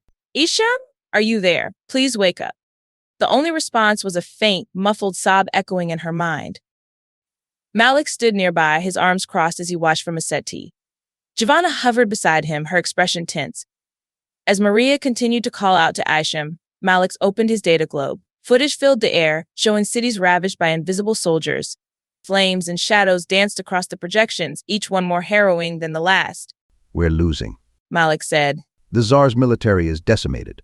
Isham's army has cut through everything we've thrown at them. Maria pressed her fingers to her temples, closing her eyes. Isham, please, you have to stop them. They're killing everyone. Malik sighed and exited the room, leaving Giovanna to continue coaching Maria on how to reach Isham. Despite their best efforts, the sobs persisted, grating against Maria's resolve. Hours passed. Army, stop, Maria whispered, desperation thick in her voice. But the invisible soldiers continued their slaughter. The holograms showed crowds dissolving into vapor, their screams swallowed by the chaos. The VRF had announced new edicts offering life only to those who converted to their cause. Falcon had warned Maria that Ristev's plans extended far beyond the battlefield. Families would be torn apart, children ripped from their mothers. Camps would rise, a cruel mirror of past atrocities. Isham, Maria pleaded. If you stop this, we can end it. We can deny them control. The sobbing halted for a moment. Isham's voice, weary and broken, drifted through Maria's consciousness. It's my fault. I don't want to exist anymore. Maria's chest tightened. You can make this right. You can be a hero. No one will ever know it was me. Isham said. I have no one left. All my clones are on Laron. An officer burst through the door, saluting quickly. Commander Maria, we've captured Ristev. Maria whooped and threw a fist in the air before the officer's expression darkened. But the hackers continue their work. The army's still active. We need it stopped. Maria nodded. Give me more time. Giovanna stepped closer. Isham wants her body back.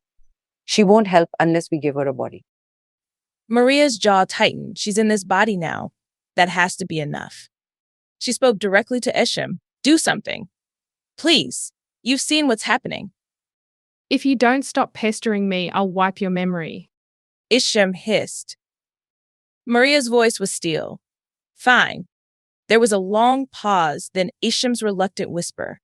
Sisters, stop. Don't let them control you. A chorus of voices answered, faint but clear. Master, we can't. They move us. We're thirsty. They won't let us drink. Maria flinched, her mind reeling. She had heard them too. She turned to Giovanna. Isham's soldiers are dying of thirst. The hackers won't let them stop. Giovanna clasped her hands in prayer. Let's hope it ends then. Isham's anguish was obvious from her tone. I can't save them. They're dying, and I can't stop it. Let them die, Maria said, her voice cold. It's better than letting them keep killing. Isham's voice rose, sharp with pain. You don't understand. They're part of me. If they die, it's forever. You created this. Maria snapped. Now take responsibility. We'll find another way to stop the VRF. If you won't help, you're just as guilty. Isham fell silent, her presence retreating to the back of their shared mind. Maria stared at the footage still playing on Malix's data globe. The images of death and destruction seared into her thoughts. They couldn't afford to fail.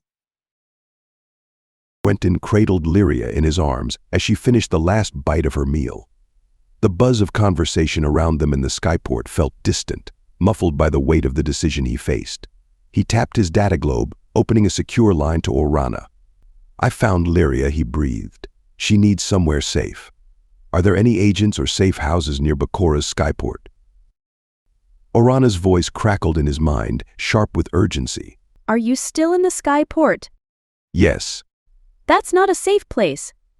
Isham's death squads are targeting skyports and spaceports. Didn't you know? He rubbed the back of his neck, glancing at Lyria's untouched crust of burger. She was hungry, and I need to know where to take her. Hold on, Orana said. Her voice cut out, replaced by a faint hum. Quentin rocked Lyria gently, his grip tightening as he scanned the bustling terminal. The familiar pang of guilt gnawed at him.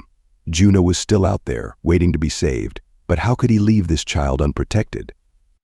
We have a safe house in North Point, Orana said finally. But it's far from central Umbasa, and Derrickland's heavily targeted by the terrorists. Quentin blew out a tight breath, puffing out his cheeks. Derrickland.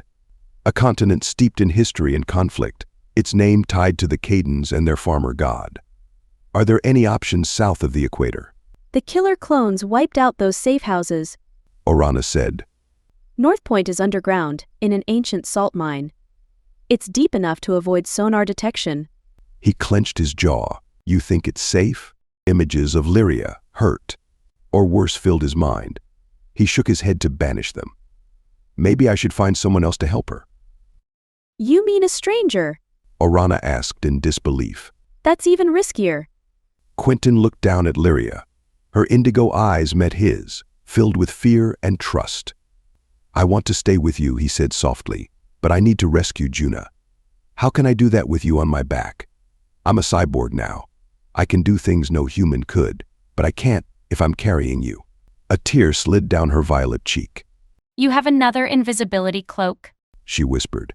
I need it for Juna, he said, his voice thick. She nodded, sniffing. Orana's voice cut through his thoughts. Quentin, you're out of time. The death squad is heading for your skyport. Butchery is minutes away. He hoisted Lyria onto his back, heart rate triple speed. We're leaving for Umbasa's capital. Krilla stood with Clover near the sliver of moonlight piercing the shack. The screeching sound of multiple high-pitched chants drifted on the breeze outside. It sounded as if they were fairly far away. I can't go. Juna said, her voice trembling from the shadows. I'll slow you down. Krilla's heart hammered. We're not leaving you here.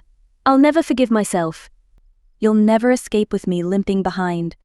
We'll make crutches when we're in the jungle, Clover said firmly. There are crocodiles out there, Juna whispered.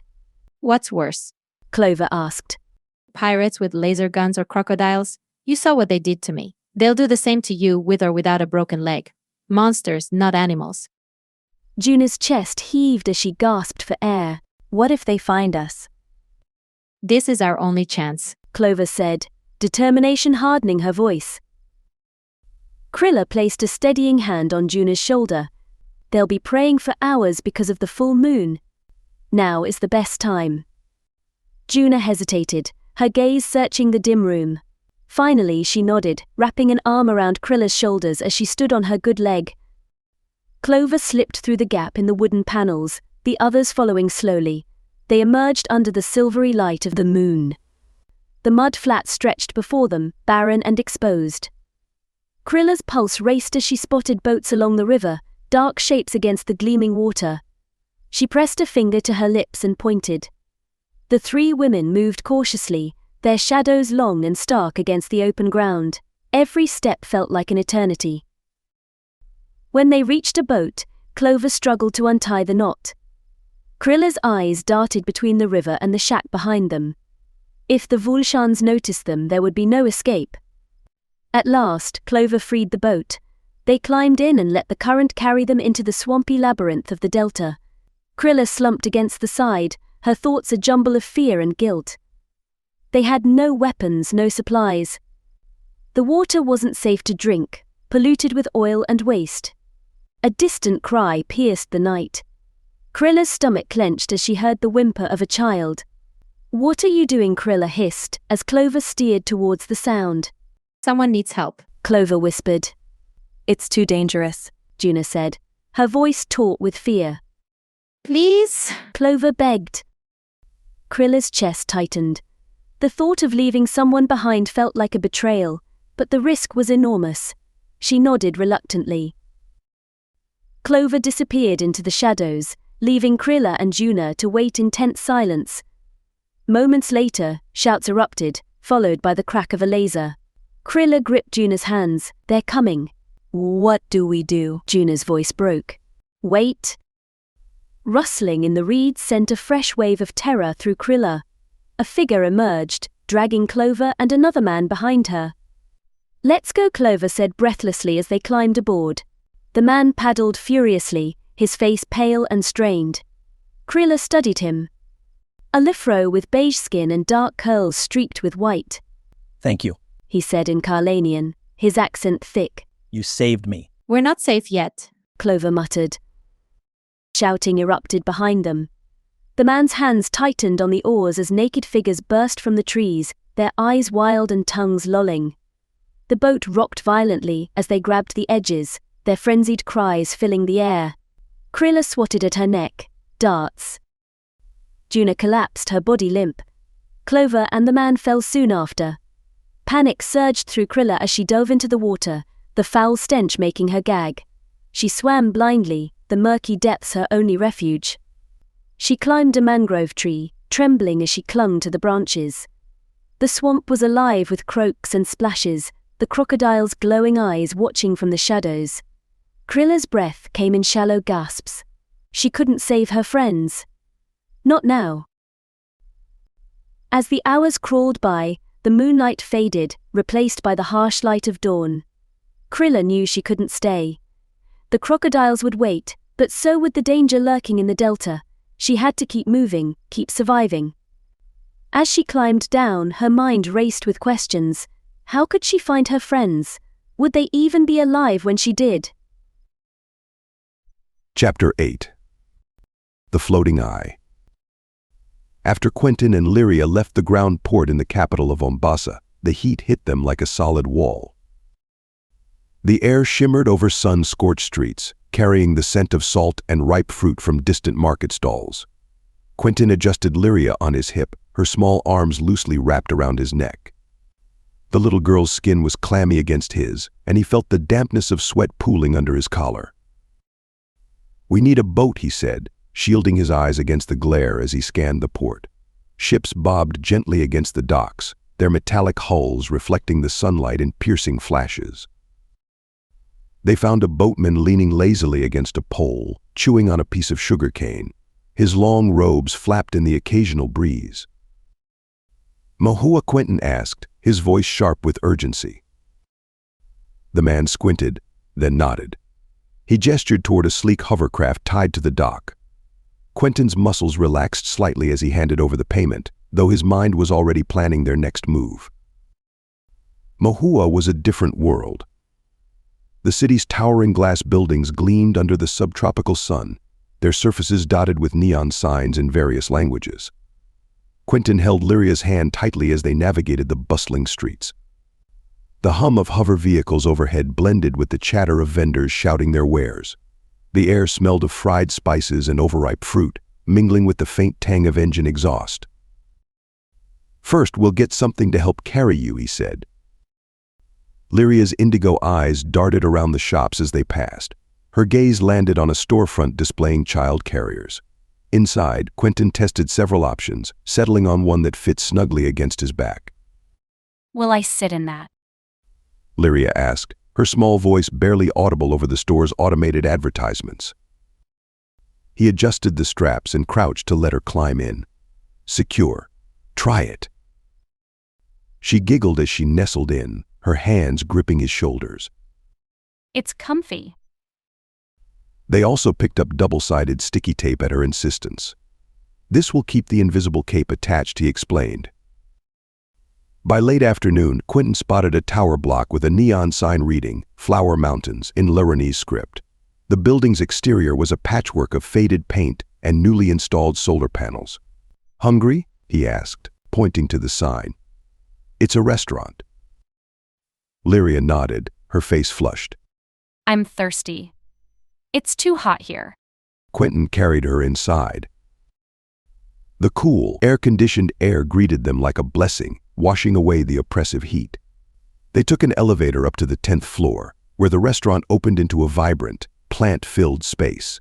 Fake vines and flowers adorned the ceiling, while long basket chairs swung gently from beams. The mingled aromas of curry and fresh bread filled the air, making Quentin's stomach growl despite his anxiety. They settled into one of the swinging chairs, Lyria's legs dangling as she kicked lightly. I like this chair, she said, her voice lighter than it had been all day. Quentin nodded, but his thoughts churned. He stared at the colorful menu under the glass tabletop. The pictures blurred together as he tried to focus. He couldn't shake the images of Juna in danger, alone in the Delta. The thought tightened his chest, a weight pressing down with every breath. A waitress approached, speaking in a language he didn't understand. He pointed at a few pictures, miming his preferences and making exaggerated faces to convey spiciness or sweetness. The waitress giggled and nodded, jotting down their order.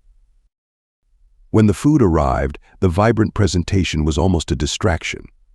Lyria's curry was sweet and mild, paired with an avocado and chocolate smoothie. She sipped the drink eagerly, her cheeks puffing out as she sucked on the straw. Quentin forced down bites of his spicy seafood curry, the heat of the dish matching the turmoil in his gut. The prawns were fresh, their flavor sharp and briny, but he barely tasted them. His mind was already on the Delta. "Orana," he said, activating his MindLink interface. A voice chimed in his head, clear and childlike. Yes, Quentin. Do you have an update? "We're in Mahua. Lyria's safe for now, but I need a way to reach the Delta faster." Let me check your route options. Orana replied. Her voice was calm, almost clinical, but it couldn't quell his rising frustration. He glanced at Lyria, who was playing with her sticky tape. She gave him a small, nervous smile. "Just talking to that lady," he murmured, tapping his temple. Lyria nodded solemnly and returned to her drink. Orana's voice returned. You have two options. There's a direct route through the jungle and marshlands, or you can take a hover to a nearby village and proceed on foot.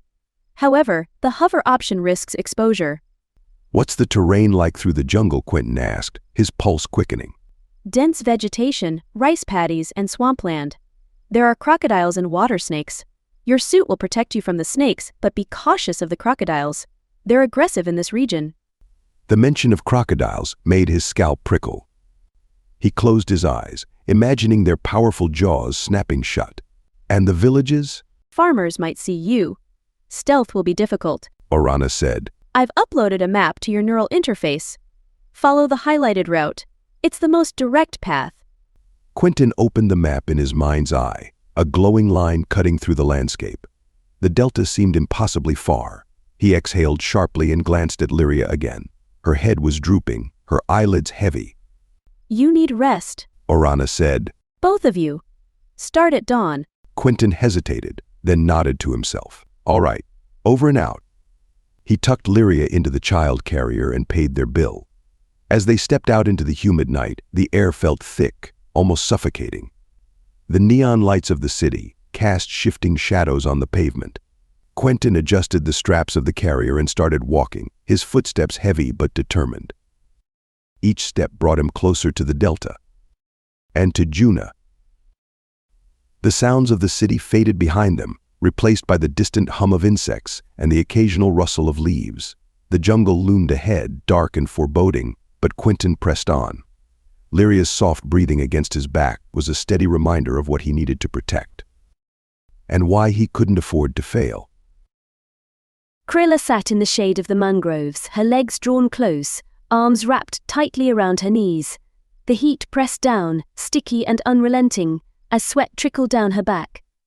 She scanned the sweltering horizon, her pale skin raw from sunburn, the sting of blisters a constant reminder of her escape. Her cracked lips whispered a silent prayer for survival.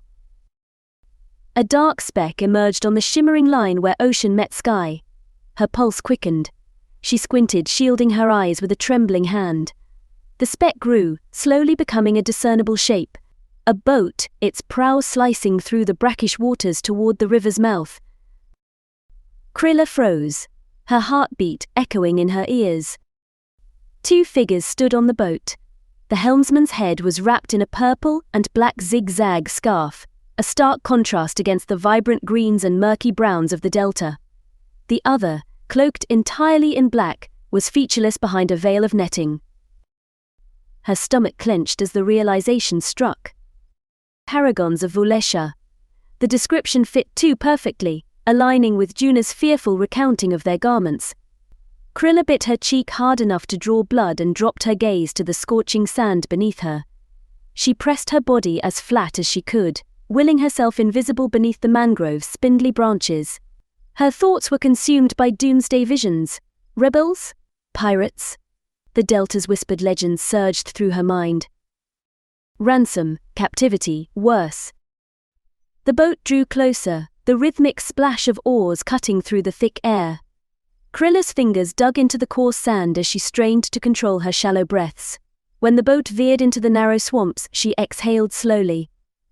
Were they insurgents, or could they be locals who dared to navigate these treacherous waters? There was no way to tell. As the figures disappeared into the dense mangroves, her tension eased but didn't leave her entirely. Her jaw tightened as she scrubbed a hand over her blistered face, the roughness of her skin stinging under her fingertips.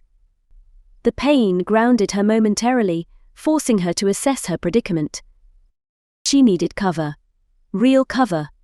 The ragged remnants of her clothing did nothing to shield her albino skin from the brutal sun. If she'd had the foresight to steal full-body robes before their escape, perhaps the tribesmen and rebels would have mistaken her for one of their own. The thought brought a bitter taste to her mouth. Her throat ached with thirst, her body craving water she couldn't afford to waste. She thought of the stream she'd found earlier, but the memory of crocodile tracks kept her rooted to her spot. Her muscles ached from the tension of staying motionless, and she shifted slightly, seeking even a shred of comfort on the uneven sand. Juna. Clover. The man who had joined their desperate bid for freedom, their faces flickered in her mind. Had they been caught? Killed? The Nyamba Delta didn't forgive mistakes. She recalled the brief moments they'd shared before she escaped the poisonous darts. She wiped at her damp face, smearing grit over her cheeks, and leaned her head back against the mangrove's slender trunk. Every instinct screamed at her to move, to flee, but where? The open sand offered no protection, and the swamps teemed with predators both human and animal. She needed to think, to plan, but her options felt thinner than the air between the mangrove roots. Waiting until nightfall was her only choice, but the thought brought no comfort. The darkness hid dangers of its own. All she could do was sit in the growing shadows of the mangroves, her heart pounding as the river whispered stories of survival and loss. Garrix gripped his stab wound, his fingers slick with blood as he hunched forward in the swaying boat. The Vulshan robe, thick and heavy, held him in a suffocating embrace, trapping the heat against his skin. Each tilt of the vessel sent waves of nausea rippling through his stomach, but he forced himself to remain still, his breathing shallow and controlled. The helmsman at the front worked tirelessly, muscle straining as he guided the boat through the delta's maze of narrow channels. The sound of the oars dipping into the water merged with the low buzz of insects and the occasional croak of unseen creatures. The thick, humid air made it hard to think clearly, but Garrix's gaze scanned the mangroves. A flash of pale skin caught his attention. His breath caught in his throat, his gaze locking on the shadows under the trees. Krilla. The sheen of her exposed skin glimmered faintly between the roots and leaves, her small frame pressed flat to the ground. Relief and terror gripped him in equal measure. She was alive, but dangerously close. He forced his gaze away, willing himself to appear indifferent. The helmsman couldn't know. Any reaction might draw suspicion, and the rebels weren't known for mercy. He clenched his teeth, staring ahead, the muscles in his face rigid. He had to protect her, even from the slightest flicker of attention. She was still his wife, and he loved her. He didn't want to chop off her head. The boat slid deeper into the swamp, the channels narrowing as the mangroves grew denser. Overhanging branches scratched against his arms and face, adding to the discomfort of his wound. Garrix kept his movements slow and deliberate, every wince disguised as a shift against the sweltering heat. Ahead, a muddy bank came into view, dotted with the weathered huts of the guerrilla camp. The air filled with the sharp scent of smoke and damp earth. As the boat neared, shouts erupted from the camp. Men armed with rifles and machetes rushed out, barking orders and scanning the tree line. Garrix's nails dug into his palms as he fought the urge to glance back toward the river. The helmsman grunted as he secured the boat to a wooden stake, the rope biting into the damp wood. He turned to Garrix, extending a calloused hand to help him out. "Your wife escaped," he said in clipped Laranese, his tone flat but probing.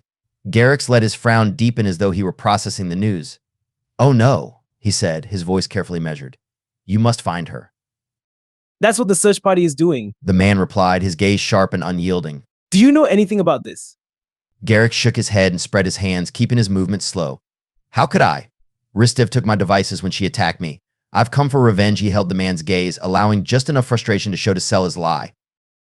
The helmsman studied him for a long moment before his features softened with reluctant acceptance. He gestured toward a white tent set back from the huts. "You should rest. We've prepared everything." Garrix inclined his head, grateful for the excuse to retreat. "Thank you," he muttered, his voice low as he shuffled toward the tent, each step sending fresh jolts of pain through his torso. Inside, the air was marginally cooler, but the tang of stale sweat and damp fabric clung to the enclosed space. A cot lay in one corner, and a small table held a bottle of water and a roll of bandages. He sank onto the cot, biting back a groan as he shifted to ease the pressure on his wound. The moment he was alone, his composure cracked. His hands curled into fists, and his nails bit into his palms as frustration surged through him. Krilla was out there vulnerable and alone. Every instinct screamed at him to run back to the river, to protect her, but he knew it would mean both their deaths. He cradled his head in his hands as he plotted his next move. He couldn't act yet, not without drawing suspicion, but he would find a way to reach her. Juna woke to the sensation of someone wiping her face. She rolled onto her side and retched. Her head throbbed. She blinked at a woman's kind, dark eyes. The woman's gentle hand stroked her hair. Juna pulled back, uneasy. Was this kindness genuine? Or were they preparing her for something worse? She scanned the surroundings, dizzy with nausea. Her friends were nowhere to be seen. A man joined the woman, speaking in a language Juna didn't understand. He lifted her as if she weighed nothing and carried her to the river. The water sparkled, clear and inviting, and fish darted among the rocks below. Women joined them, draping Juna in colorful sarongs. She barely registered her nakedness or the men's presence. Shame had no place here, survival left no room for dignity. The cool water enveloped her, soothing her fevered skin. Hands scrubbed her body through the fabric, while others poured water over her hair, massaging her scalp. The warmth of the sun eased her shivers. Tears welled in her eyes. These strangers were gentle, almost reverent. Perhaps they weren't captors after all. When the washing was done, The women wrapped her in a fresh sarong and led her to a teepee. She lay on a bamboo mat, her limbs heavy but clean. Teenagers rubbed fragrant oil into her skin and chatted in their musical language. She caught none of the words but found the sound soothing. An elderly man entered the teepee. Holding smoldering herbs, he chanted softly as he stretched her broken leg and applied ointment. The scent of licorice and menthol filled her lungs, clearing her head. He covered the paste with leaves and gestured for her to rest. She closed her eyes, exhaustion dragging her into darkness. When Juna woke again, Clover lay beside her on another mat. She wore a red and gold sarong, her eyes fixed on the ceiling. "Are you okay?" Juna asked, her voice hoarse. Better than expected. But where are Krilla and the man? Juna sat up, wincing. "I don't know. Maybe in another tent." Clover's lips pressed into a thin line. I hope they're alive. Juna bit her lip. These people seemed kind. Clover's brows furrowed. It wasn't kind to shoot us with poisonous darts. Maybe they had to. To save us from the rebels. Clover shook her head. I wish I could believe that. 3 women entered the tent, bringing banana leaves filled with rice and spiced meat. Juna's stomach growled. She dug in, savoring the rich flavors of cinnamon and cloves. "Who was the man we escaped with?" she asked between bites. Clover hesitated. A foreign minister from Northern Riderol. His name's Melvin. Juna's appetite faltered. "What do you think they've done with him?" I don't know. A gong rang outside, startling them both. 4 muscular men entered, lifting them from their mats and carrying them to the central fire. Juna squirmed, her half-eaten meal forgotten. They were placed on either side of a fat man seated on animal skins. He had a commanding presence, his belly straining against his loincloth. Juna swallowed hard, unsure whether to feel hope or dread. Women brought steaming bowls of soup. Juna bowed her head in thanks, but Clover's sharp gasp made her glance into her bowl. Her stomach lurched. Floating among the broth and bones was a blue-eyed eyeball. The fat man's booming laugh echoed through the night. Chapter 9. Truth Behind Bars. Isham continued to share consciousness with Commander Maria inside the body of Saffron 2. Maria had walked them to a hidden unit where prisoners were held. If she had been able to control Saffron 2's body like Commander Maria could, her breath would have caught in that clone's lungs as she stared through that clone's eyes at Raphael 2. Her creation and her love looked tormented, standing behind electric blue laser bars. He looked like a shadow in the dark place beyond those lasers.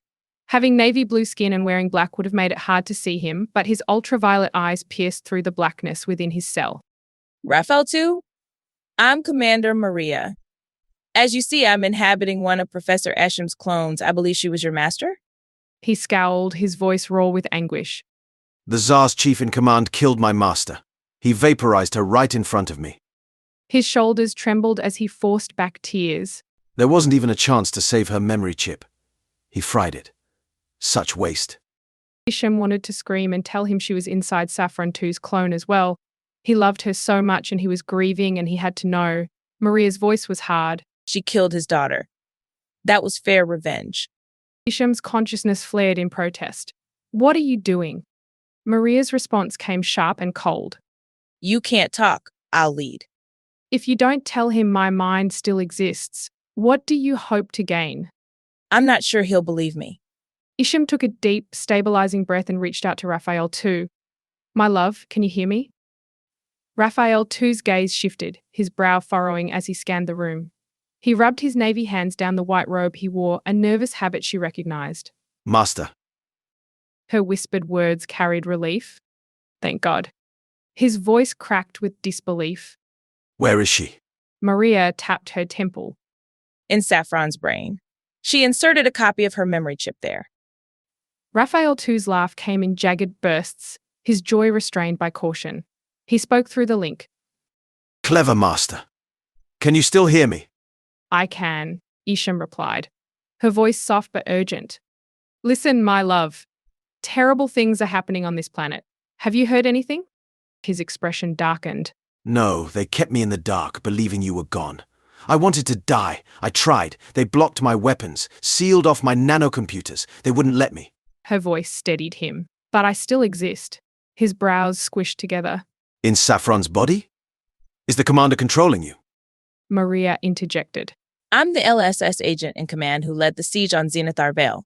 Isham directed her thoughts to Raphael too. Can you communicate with Saffron's clones? He tried, closing his eyes and extending his senses. After a moment, he shook his head. No. Shall I command my cloned army to destroy the attackers? Maria stiffened. That's too risky. They could hack into your clones too. Raphael too's jaw tightened. Then I'll find the cyber hackers. Maria's tone cooled. We'll have to decide carefully.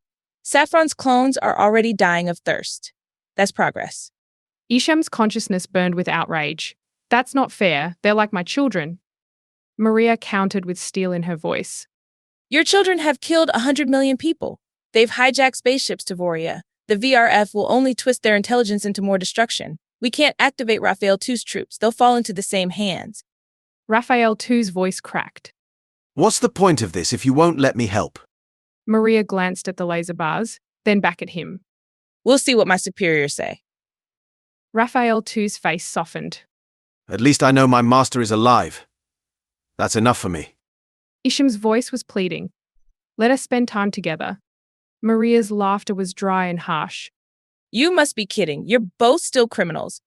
Raphael 2's tone shifted, his voice steady and persuasive. Let us prove otherwise. Let me activate my clones. I'll have them track the hackers through the networks. Maria hesitated, crossing her arms. How can I trust you? You have to, Isham said, her voice sharp. We have no time left. Days later, Maria returned, her expression tense as she entered the dimly lit detention hall. Raphael 2's ultraviolet eyes glowed behind the blue laser bars. His voice was deep and steady as he spoke. My clones found the hackers. Saffron's systems are secure now. Professor Esham's consciousness, still tethered to the systems Maria monitored, responded with obvious relief. Her voice came through the speakers in a near whisper. You're brilliant, my love. Maria folded her arms, her gaze sharp. How did you manage that? Raphael 2 shrugged, a hint of smugness in his stance. Simple coding, he said. The clones are now hardwired to respond only to Isham's commands. Maria's jaw tightened, her skepticism undiminished. You're telling me you created a fail-safe for a system VRF nearly weaponized against the galaxy? Yes. Raphael 2 replied, his tone calm. And it's secure. Maria studied him, her unease evident. She turned toward the surveillance monitor where Esham's voice originated. And what do you plan to do with them now, Esham? Professor Esham's voice was edged with desperation. Promise us freedom. Return me to my body. Let Raphael 2 and me fight against VRF.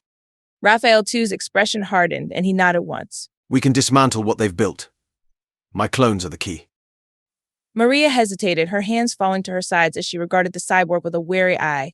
You're asking us to trust you with an army that nearly destroyed us. Raphael 2 met her gaze, unblinking. I follow my master's orders. Maria exhaled, then activated her communicator. The hologram of the orange-skinned President Lyra Vantara, president of Laran Moon, shimmered into existence. The Zilta leader's presence commanded the room as she surveyed the scene. Can Professor Isham hear me? Her voice was firm. Maria nodded. She can. President Vantara's expression softened slightly, though her tone remained resolute. Professor Isham, if you're willing to help us neutralize VRF, we'll return you to your clone on Laron. But there can be no room for error. Professor Isham's voice trembled through the speaker. I'll do it. But Raphael 2 must join me. President Lyra Vantara pursed her thin, brown lips and lines radiated all around them. The wrinkles around her eyes deepened as she examined the lean, muscular cyborg, his head bare and his skin a deep blue. Finally, she nodded. Agreed. The hologram flickered out, leaving the room in heavy silence. Maria's lips pressed into a thin line as she turned back to Raphael 2. This is a gamble, she said. Let's hope it's one we won't regret. Raphael 2 tilted his head slightly. It won't be. As Maria left the detention hall, the knot in her stomach tightened. Professor Isham's willingness to create more troops unsettled her deeply. She had seen the destruction VRF had unleashed. Trusting Isham and Raphael 2 might be their only hope, but the risks were enormous. Garrick's yellow eyes scanned the camp as he strolled. His albino skin making him a point of curiosity among the loyalists. They cast him glances. Some puzzled, others merely indifferent. But no one stopped him. arch luminary. Ristev's words had done their job, granting him the guise of a trusted ally. He entered a small thatched hut. The air was stifling inside, carrying the faint scent of dust and old fabric.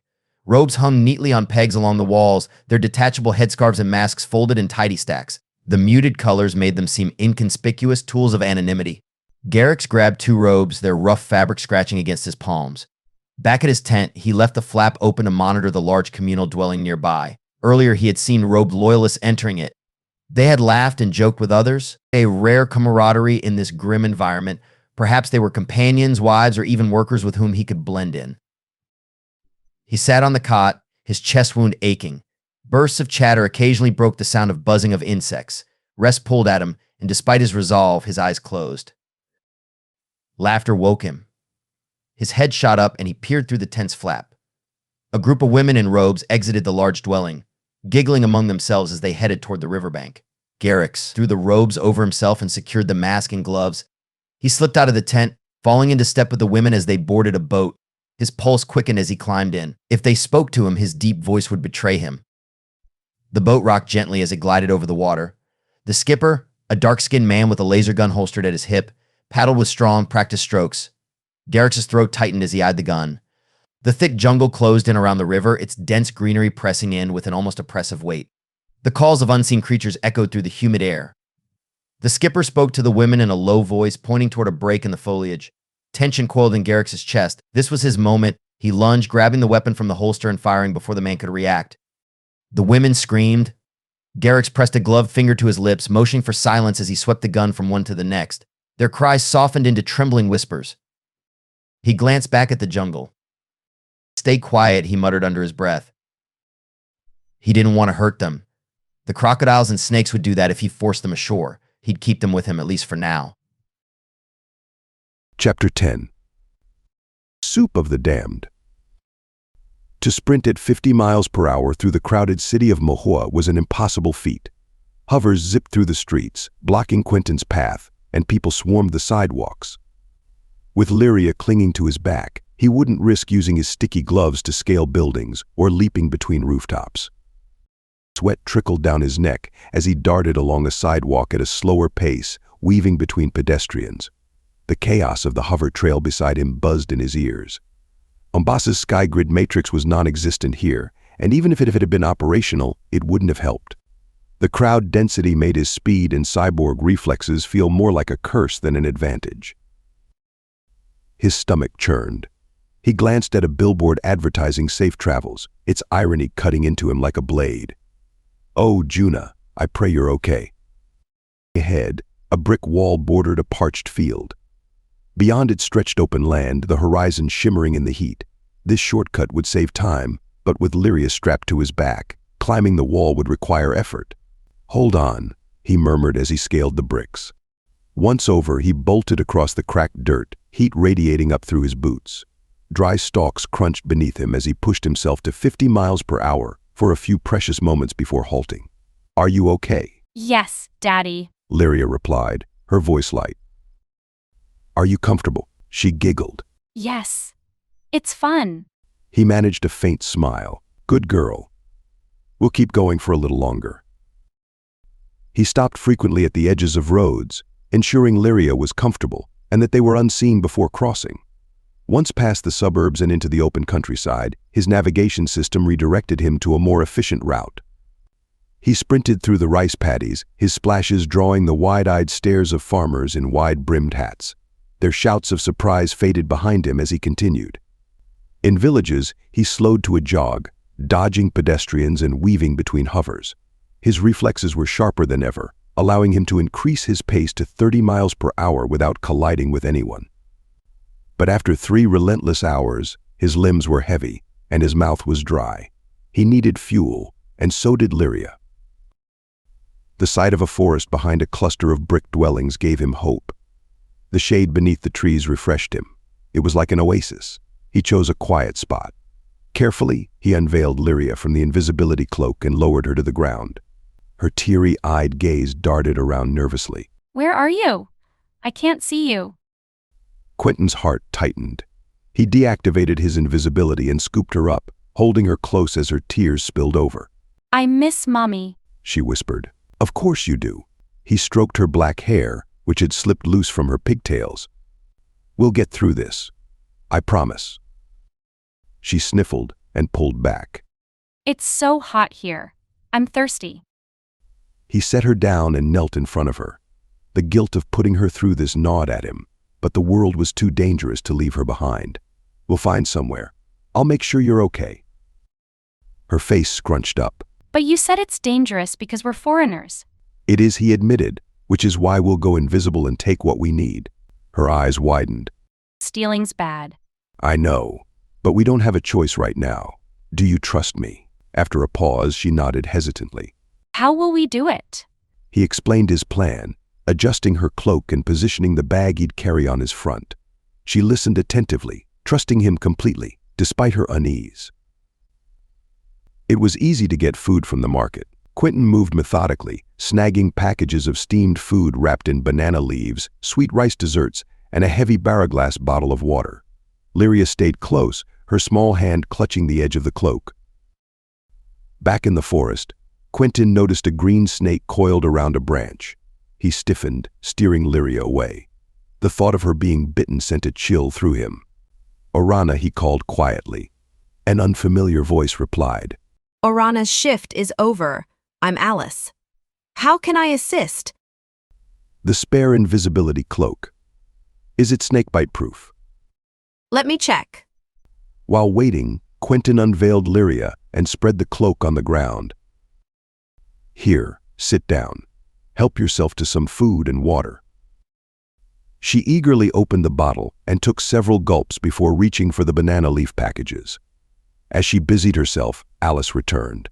The cloak isn't snake venom proof, she said. It doesn't have as many features as your jumpsuit. Quentin's jaw tightened, but he kept his frustration in check. Thanks. That's all for now. Alice's tone shifted. I have news. The LSS has frozen Saffron's clones. He let out some shaky laughter. That's incredible. And the leader of the VRF has been seized. No kidding? Who? Arch-Luminary Ristev. Quentin's breath caught. The famous arch-luminary from Hokyoshugan. Yes, but you need to focus on rescuing Juna. Agents are on their way, but it might take days. He sighed. Understood. As Quentin and Lyria ate, he sliced through twine, binding one package with his fingertip dagger. Steam rose as he peeled back the leaves, revealing glutinous rice and a coconut semble. He pinched some to taste, but the intense spice made his tongue burn. Too spicy, he muttered. They sorted through other packages until Lyria settled for plain rice and sweet desserts filled with fruit and nuts. She ate quietly, her small hands gripping the food carefully. Her solemn expression made Quentin's chest ache. Are you full? She nodded. But do we have to keep going for so long? He sighed, brushing a stray hair from her face. I know it's hard, but we'll rest when we can. Okay? Her eyes glistened, but she nodded again. Okay. Quentin packed up their remaining supplies, his mind already racing with the next steps. Time was slipping through his fingers. Every delay meant Juna was further out of reach. Juna winced as she stared into her bowl of soup. An eyeball bobbed on the surface, its iris cloudy and lifeless. Beside her, Clover's face had turned ashen. Is that Melvin's? I don't know, Juna stammered. I'm scared. Clover's eyes bugged at Juna. Is it Krilla's? Juna shook her head. Krilla has yellow eyes.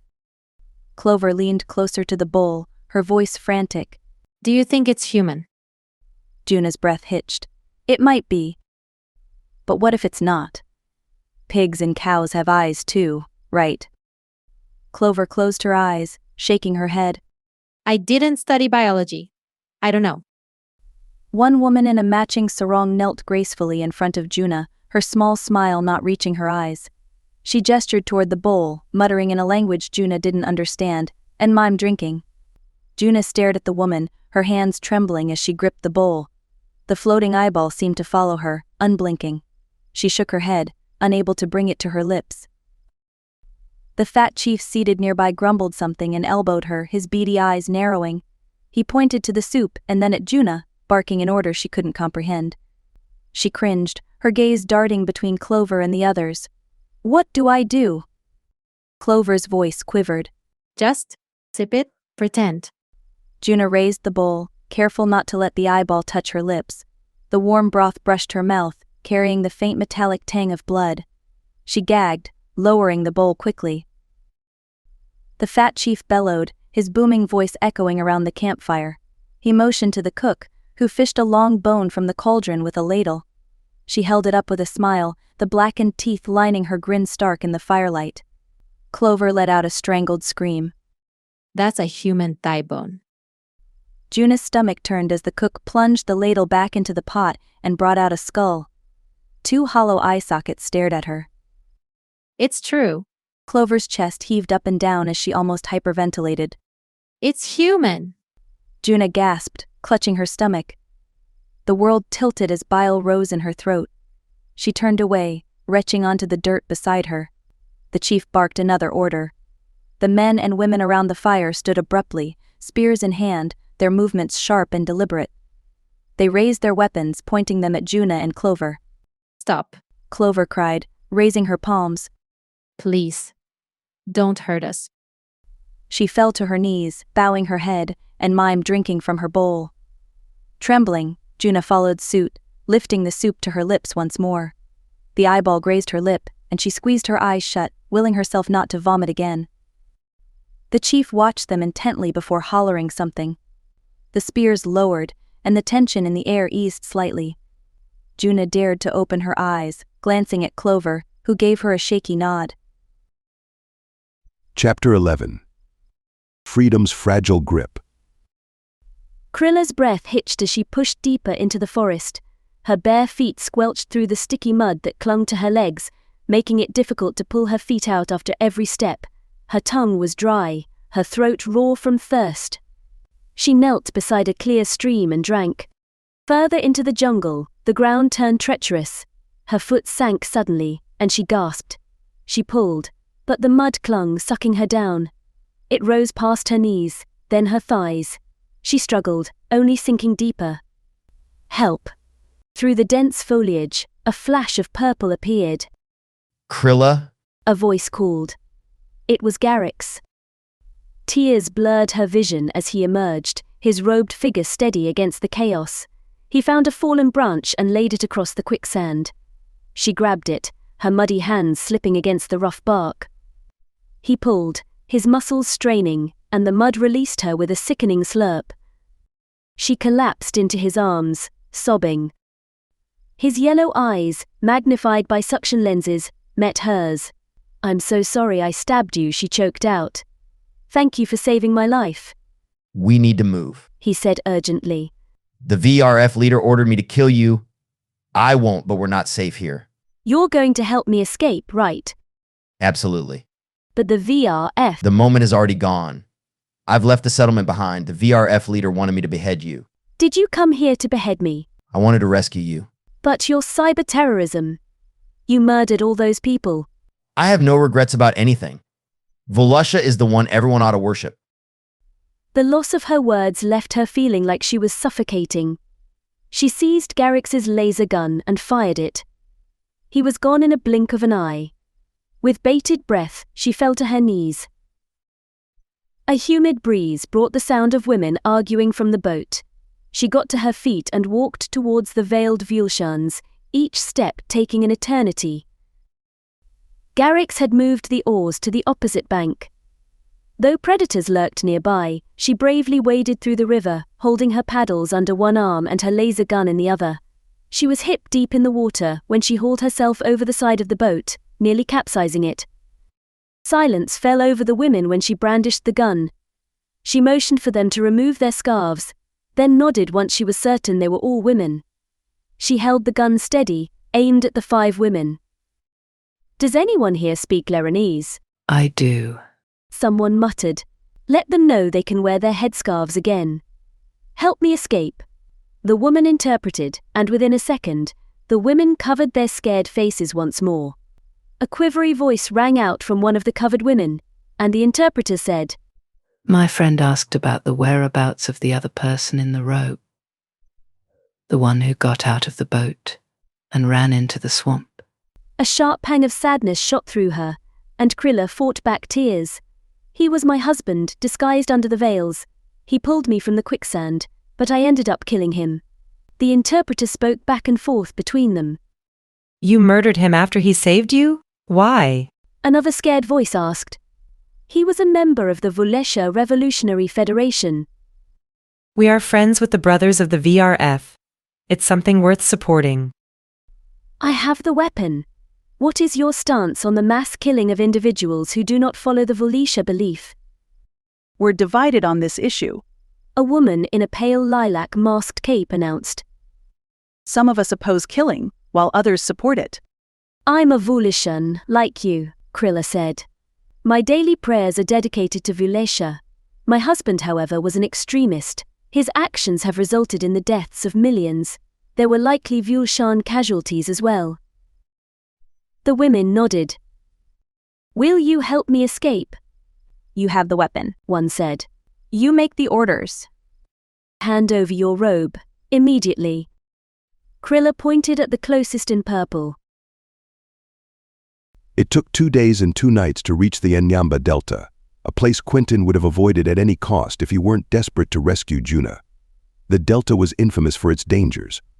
Crocodiles slithered silently through murky waters, their eyes just visible above the surface. Venomous spiders spun traps in the dense foliage. And snakes as long as hoverbikes lay coiled in mud and trees, waiting to strike. Even the air seemed hostile, thick with humidity, and the buzzing of unseen insects that nipped at exposed skin. The oppressive heat clung to Quentin, and even Lyria, perched securely on his back, complained softly about the sweat pooling under the straps of her carrier. The occasional sight of mangrove trees breaking through the silty water gave him a false sense of security. Swamp dragons had once been common here, but their numbers had dwindled. Indigenous tribes had hunted them for the narcotic compounds extracted from their glands, but that didn't make the tribes any less dangerous. They were rumored to be cannibals. Even with an interpretation device, Quentin wouldn't dare approach them. As he carried Lyria through the swamp, every step had to be calculated. The sinking sands were treacherous, and he could feel his boots pulling against the suction of the mud. The path twisted unpredictably, forcing him to navigate away from patches of quicksand and closer to the waterways, where crocodiles might lurk. This is the last place Juna should be, Quentin muttered to himself, clutching Lyria tighter. When a vivid flash of purple stood out against the browns and greens, his steps faltered. It was a boat, skimming along the water. The robed figures aboard made his stomach lurch. The robes were unmistakable. Voleshan insurgents. Quentin activated his nano-enhanced vision, zooming in on the scene. 4 people sat at the stern, clearly trying to stay as far from the bow as possible. That's when he saw her. A Vut woman, her pale albino skin smeared with mud, struggled to steady a laser gun while attempting to cover herself with a robe. He did a quick identity check using his Bio-ID interface. A neural implant synced to his optical enhancers. A faint, translucent grid scanned her features, matching them against the galactic registry in seconds. The results flashed in his peripheral vision. Krilla Sorev, VRF captive. His knees buckled. She might know the whereabouts of his daughter. He shook his head. But the fact she had a weapon meant trouble. Forcing himself to stay calm, Quentin snaked around patches of quicksand and kept to the shadows. He scanned the surrounding mangroves constantly, his enhanced vision picking up faint movements. A bird fluttering, the ripple of water, the potential slither of a predator. The boat veered toward the bank, and Quentin stopped to watch as it touched the shore. He activated his laser-proof orb shield and climbed aboard, keeping Lyria secure on his back. She gripped his shoulders tightly, her small fingers digging into him. The vessel rocked as Quentin's weight shifted. Heads turned. Robed Voleshans and the mud-covered albino woman. The latter's yellow eyes widened behind suction lens goggles, her expression unreadable. She looked exhausted, like someone who had endured captivity and barely escaped. Quentin deactivated his invisibility, revealing himself and Lyria. He hoped that seeing him with a child would soften the Vut and keep the situation from escalating. The albino woman pressed a fist to her mouth, clearly shocked. Son of Volesha, She exclaimed. who are you? Quentin kept his voice steady. A Liranese agent, come to rescue my daughter. Her yellow eyes shimmered. Is her name Juna? Quentin's breath caught. Yes. I can see the resemblance. Tears welled in the woman's eyes. I was a captive with Juna. We escaped with another woman and man, but a tribe of indigenous natives shot them with poisonous darts. I escaped. They didn't. Quentin tightened his hold on Lyria. Where did they go? The woman lowered her gaze to her filthy shoes. I don't know. I don't even know if they're alive.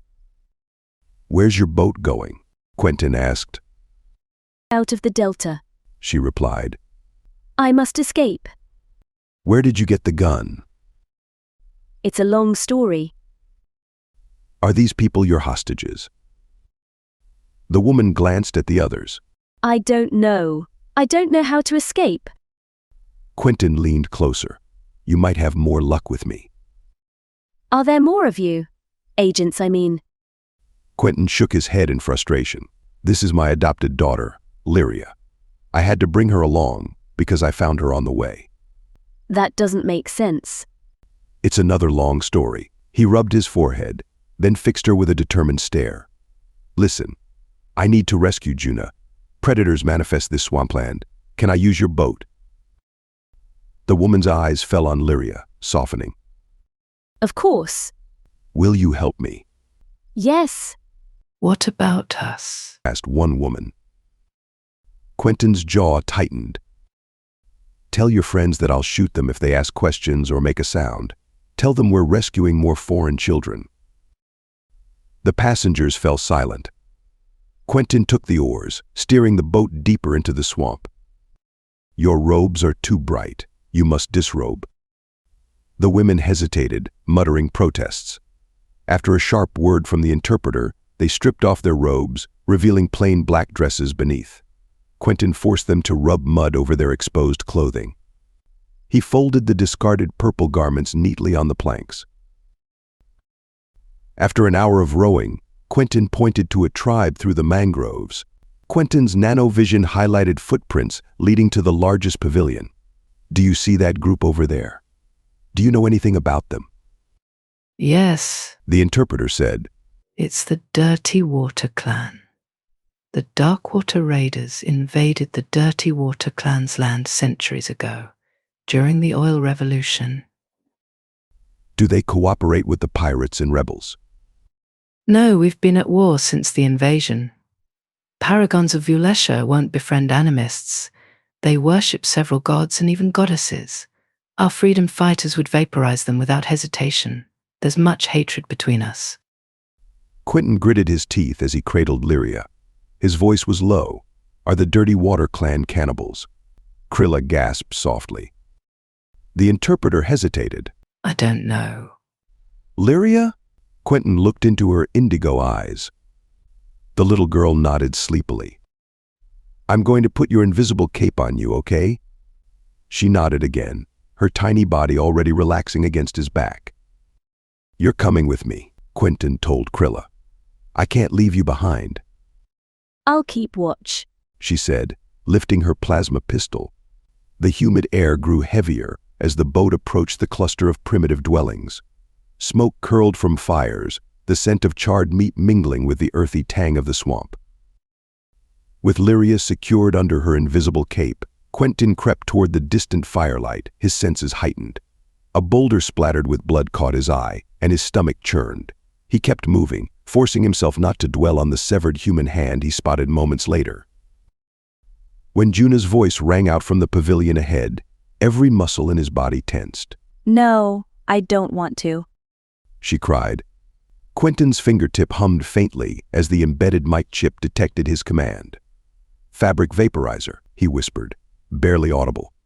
The laser shot out of his index finger, cutting clean through the pavilion's canvas panel. It vaporized in an instant, revealing Juna and another foreign woman kneeling on the ground before a flustered, obese man. Quentin darted forward. It's me, Juna. Dad. She broke into sobs as he pulled her into a hug. You came for me. Her friend stared at him, clearly confused, as she adjusted her sarong. Juna whispered. The people outside are dangerous. They have spears. Quentin's jaw tightened as he accessed a blade from his forearm and held it against the chief's neck. The men outside dropped their weapons and ran. With Lyria on his back, Juna at his side, the other woman clinging to him, and his blade at the chief's neck, Quentin led them toward the boat. Every step felt like a victory, and a reminder of how much more there was to fight for. An arrow zipped past, embedding in the mud. Quentin turned, vaporizing the archer in a flash of light. Move, Quentin barked, steering the chief toward the boat. Juna clung to his arm, her friend following close behind. Lyria's small voice whispered in his ear, grounding him. They had Juna, but the jungle wasn't done with them yet. Chapter 12. Auras of Recognition. When Quentin, his hostage, daughters, and the stranger arrived at the rowboat, it was a scene from a nightmare. The vessel lay capsized, half submerged in the water. Clouds of blood swirled lazily around the hull, staining the slow-moving river. Severed limbs and mutilated bodies dotted the shoreline like grotesque debris. Lyria clung to Quentin's arms, her small fingers digging into his suit. Her violet eyes brimmed with fear as she pressed her face against his chest. The chief babbled frantically in his guttural dialect, but his men had vanished into the shadows, their courage evaporated. Above the treetops, a flash of white caught Quentin's eye. A familiar figure perched on a high branch. Krilla. Her voice, hoarse and desperate, carried over the swamp. There was nothing I could do. She yelled. A massive lizard. It spat venom at the women. One fell into the water, and then the crocodiles came. The rest toppled into the river when the boat capsized. Those who weren't poisoned were eaten. Quentin blinked rapidly as he tried to process what he was seeing and hearing. Do you still have your plasma pistol? Krilla shook her head, her pale face streaked with dirt and sweat. It sank with the boat. Pushing away the surge of questions in his mind, Quentin forced his focus back to the immediate problem. I need that boat, he said, tightening his grip on the chief. But I can't risk letting him go. Quentin pivoted towards the scared tribe, who had sneaked out of the shadows. He pressed his blade against the chief's neck, while Krilla scrambled down the tree with agility and desperation. A low buzzing sound suddenly filled the air. It wasn't natural, like the hum of insects or the distant growl of a predator. This was mechanical. Quentin tilted his head back, almost nicking the chief's neck with his blade. The sound grew louder, vibrating through the humid air. Lyria clutched his shoulder. What's that, Daddy? Quentin scanned the treetops, where a massive silver flying saucer emerged from the canopy. Its sleek surface reflected the fragmented light of the sun, giving it an almost ethereal glow. I don't know, he muttered, his voice taut with tension. The disc descended gracefully, its engines emitting a steady hum. Juna and the others stared at it, their expressions shifting from confusion to cautious hope. Alice's voice rang in Quentin's mind. It's for you.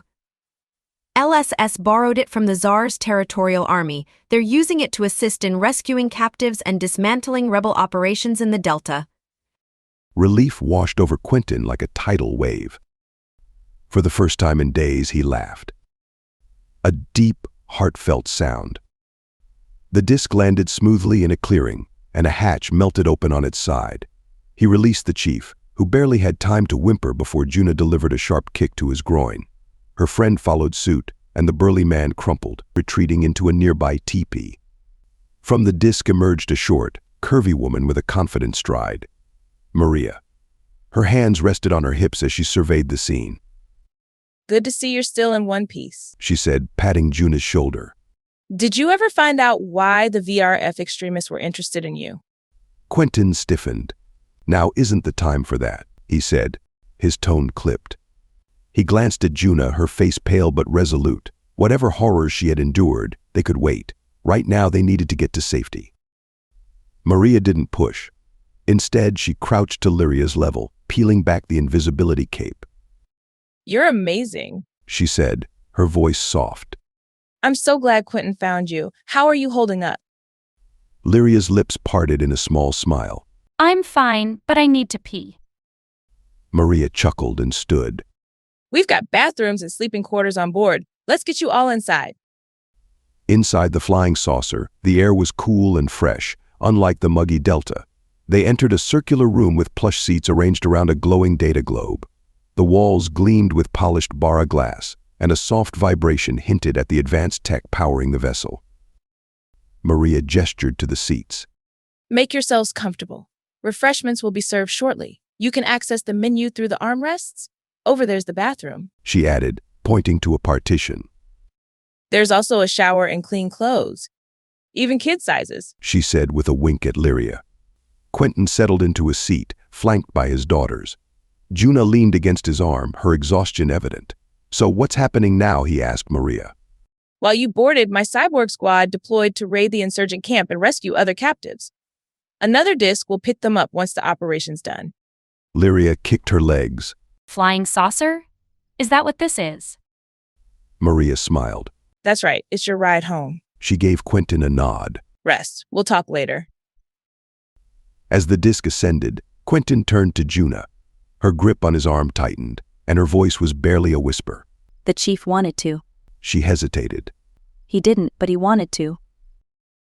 Quentin's chest burned with anger. Did anyone else hurt you? Juna shook her head and kissed his cheek. Nothing happened. Thanks to you, Dad. Relief coursed through him, but it was tempered by a deep, simmering rage. If the chief had dared. Quentin clenched his fists, forcing himself to focus on the present. Lyria tugged at his sleeve. What about me? Juna laughed and scooped her onto her lap, wrapping her arms around the little girl. Dad might have been an amateur before, but he's definitely a hero now. And so are you, little Lyria. Quentin leaned back in his seat, the tension in his shoulders easing slightly. For the first time in what felt like forever, they were safe. But the fight wasn't over. Not yet. It had been 2 days since they had returned to their home in Greenhill, and Juna's bad mood hadn't returned. She was grateful for her life. Things which used to annoy her were barely even noticeable now. But she had been dreading seeing the rest of her family again, especially at Uncle Gary's funeral. Juna held Dad's hand as they stepped into the virtual scope and appeared in the Alps. The Celestium's radiant orb structure glowed silver-blue against their huge copper gas giant in Lyron's sky. The tilt of the planetary axis had shrouded the northern hemisphere in early twilight, and frost shimmered on grass in the valley. Orb shields surrounded pedestrians with a faint glow, keeping the biting cold air at bay. Inside the Celestium courtyard, holographic light from constellations overhead spilled over the beige stone floors. The gathered family members were dressed in the ceremonial white robes of the Order of the Celestial Veil, their presence reverent beneath the shifting starscape on the dome ceiling. Juna's heart ached as she spotted her grandparents standing solemnly among the group. Their beige skin glistened under the artificial starlight, and their expressions were heavy with loss. Her grandmother stood tall, while her grandfather held a data orb, his fingers trembling as he scrolled through a prayer from the Tome of Light. Juna glanced at Dad. His jaw was tight, and his steps faltered as they approached the center of the courtyard, where Gary's memorial hologram shimmered. As Dad's data globe flickered open, it revealed a live connection to Mom and the rest of the family in the Celestium courtyard. They stood in person, while Juna and Dad appeared only as holograms. Grandmom broke the stillness, rushing forward with arms outstretched. She tried to hug Dad, but her arms passed through his holographic form, leaving her sobbing quietly. With his own face drawn tight with grief, Grandpa placed a comforting hand on her shoulder. Juna shifted her gaze to Mom, whose yellow and glittery face was creased with anguish. Her swollen, red eyes stared back at Juna. Tears blurred Juna's vision as she stepped forward. Mom, her voice cracked as she spoke. Mom's arms encircled her holographic form, and Juna mirrored the movement, her arms sweeping through empty air. The effort felt hollow, but it was all they had. "I've missed you so much," Mom whispered, her voice breaking. "My baby girl." Juna's chin dipped to her chest as her posture slumped. She'd been so far away, first by choice and then because of her abduction. Behind Mom stood Juna's 3 older sisters and twin brothers. Each of them looked at her with varying expressions of longing, concern, and restraint. May, the sister closest in age to Juna, was the first to step forward. Her shimmering yellow skin made her seem more like Mom's side of the family, though she had black lifro hair from Dad's side. May leaned in, her voice low. "Don't let Sophia or Lynn get to you. Keep doing what makes you happy, okay?" Juna nodded and swallowed. Sophia, the eldest, crossed her arms as she stepped into view. She held out her hands, and Juna reluctantly reached out to touch them. The sensation was faint, a soft static vibration where their holograms overlapped. "When are you coming back?" Juna looked down at her shoes. "I don't know. I've been promoted." Sophia's brow furrowed. "But those terrorist monsters abducted you. Don't you think Mom needs you?" "I got through it. I'm moving forward with my life." "With a broken leg?" "Yes." Sophia frowned. "Is Dad still with that cyborg?" Juna shook her head, exhaling slowly to maintain her composure. She wouldn't say she'd died. There had been enough death, and this was Gary's funeral, not Saffron's. "Are you coming home?" "Look, I'm not coming back, okay? Can we just be civil?" Sophia stepped aside with a sigh, making way for Lynn, who approached with a softer expression. Lynn placed a hand on Juna's shoulder, but it slid through her holographic form. "Oops." Lynn gestured toward the group of monks assembling under the sacred altar. "Time for the rite of alignment." Later, the tension of the funeral lingered in the air. Despite being on Zars, a planet 17 light-years from her home moon, she felt firmly grounded in the present moment with her consciousness back in her Green Hill sky bubble home. Juna longed for her mother Lynn, May, Sophia, Milo, Minio, Grandma, Grandpa, her maternal grandparents, and her late Uncle Gary. She didn't regret leaving Lyron, though. She loved her job here, and she loved Rojaz even more. It felt weird not having Onyx around. Dad said he'd never trust an android helper again.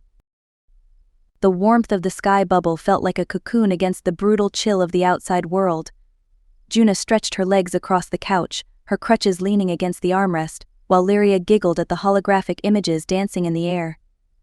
The game projected shimmering blue and gold orbs, and Lyria's small hands moved swiftly to grab at the illusions, her laughter filling the cozy space. Dad stood in the open kitchen, carefully pouring boiling water over his spiced tea leaves. The kettle hissed and clicked off, the aroma of cinnamon and cardamom filling the room. Juna let the comforting scent settle her nerves. Everything here felt like a return to safety. Through the sky bubble's bara glass walls, neighboring pods glistened faintly, their translucent exteriors reflecting the muted light of the quartz walks below. Pedestrians, visible as tiny figures far beneath, walked within the glowing orb shields that shielded them from the sub-zero temperatures. The soft chime of the elevator stem brought Juna's gaze to the glass door. A familiar figure stood within the transparent pod. Rojas. Dad glanced up, setting down the teapot with a quiet clink.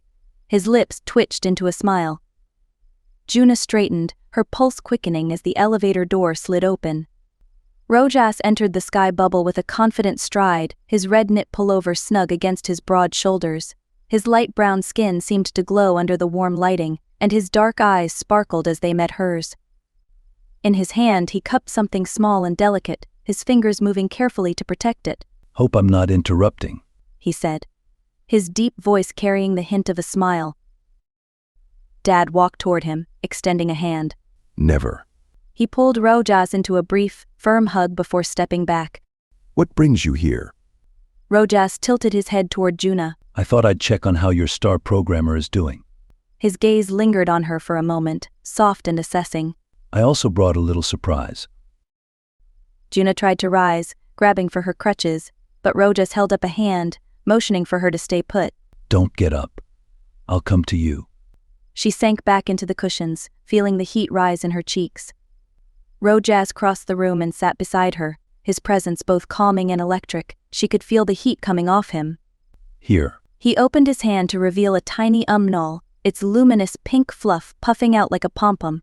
The creature wiggled its little legs, emitting a faint, high-pitched chirp. "No way," Juna breathed, her eyes wide. "You rescued Pinky." Rojas grinned, placing the creature gently into her hands. Figured you'd want her back. Dad chuckled from the kitchen. I forgot you even had that thing. Juna grinned as she cradled the null. It's not a thing, Dad. It's an null. She stroked Pinky's fur as the creature emitted another chirp. Juna teared up. Where did you find her? Rojas leaned back, his arm resting casually on the back of the couch. It was difficult to gain entry to your home. There were agents all over the joint. But once they verified who I was and my purpose, they let me take her right from her box of straw. Thank you, Juna said softly, meeting his gaze. I thought I'd lost her for good. Rojas's smile widened, and for a moment the room felt smaller, warmer. Dad's voice broke the moment as he called over his shoulder. Tea's ready, if anyone's interested. Juna glanced down at Pinky, her chest feeling lighter than it had in days.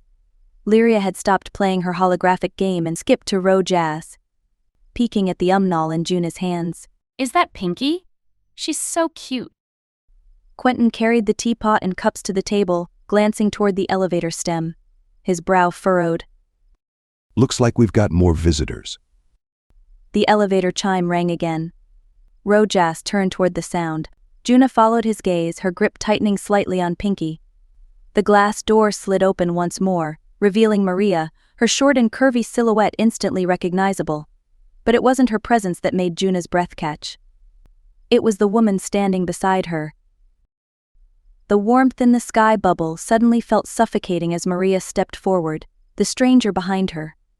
The woman's skin shimmered pale indigo, leaning toward blue, and her glossy black hair cascaded in soft waves to her waist. Her large, bright indigo eyes caught the light, and for a moment, Juna thought she looked almost ethereal. And just like that, the delicate piece of the moment unraveled.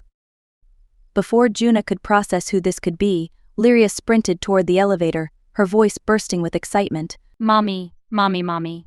Dad froze, the teapot still in his hand. Mommy? He echoed, turning toward the door.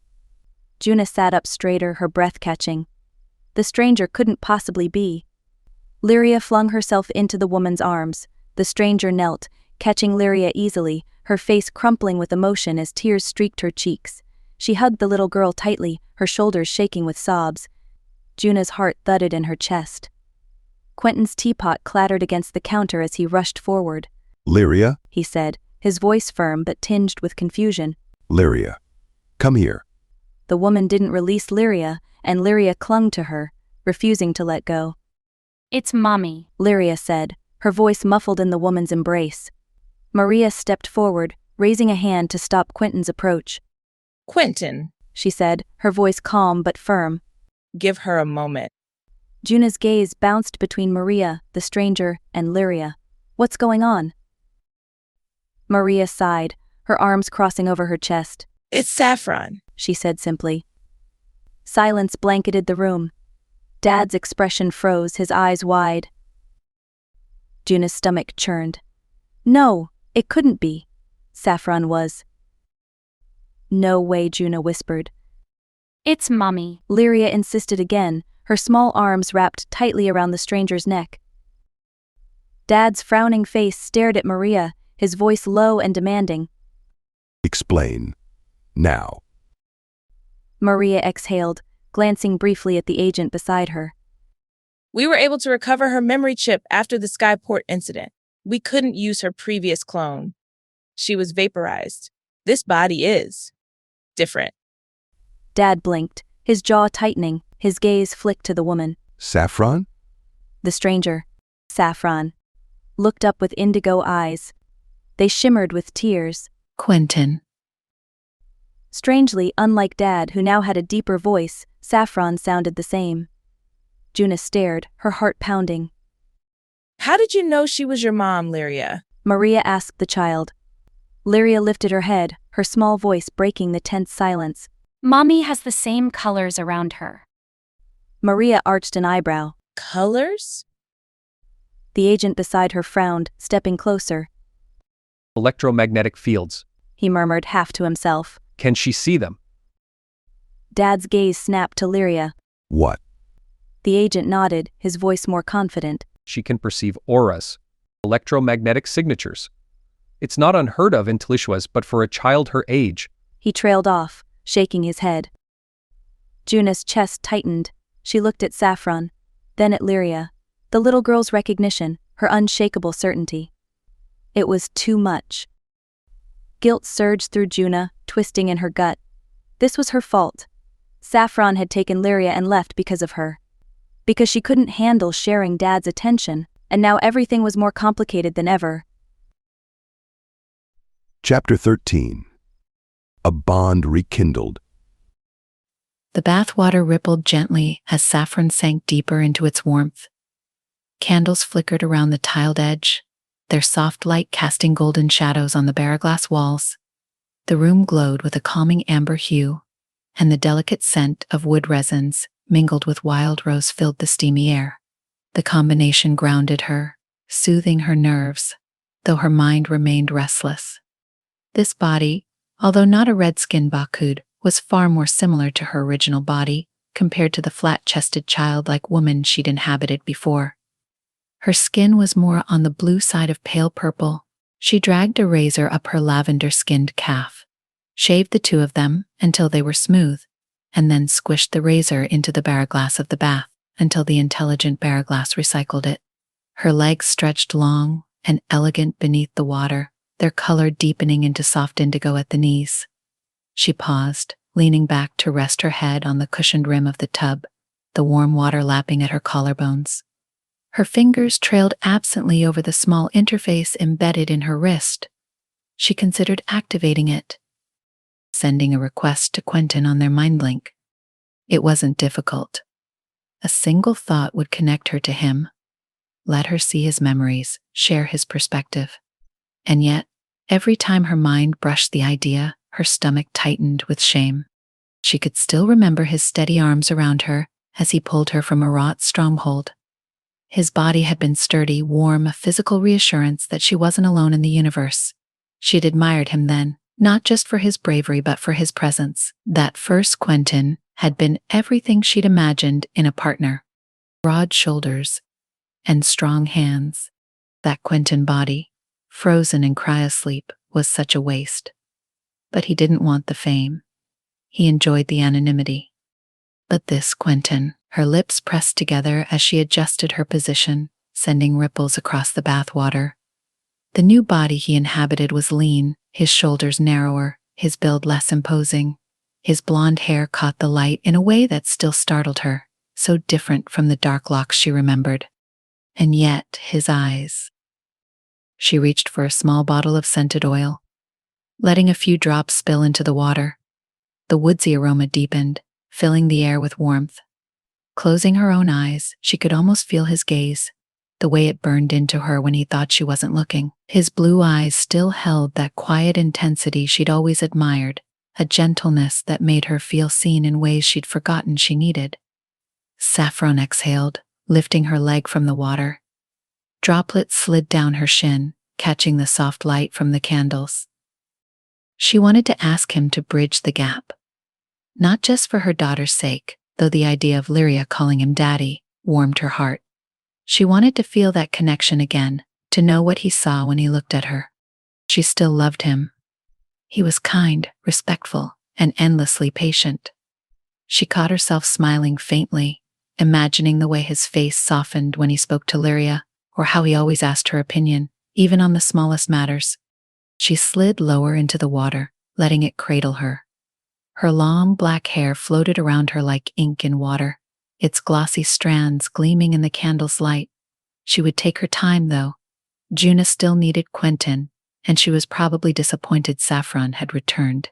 She inhaled deeply, letting the delicate scent of wood resins and wild rose blend with the steam rising from the bath.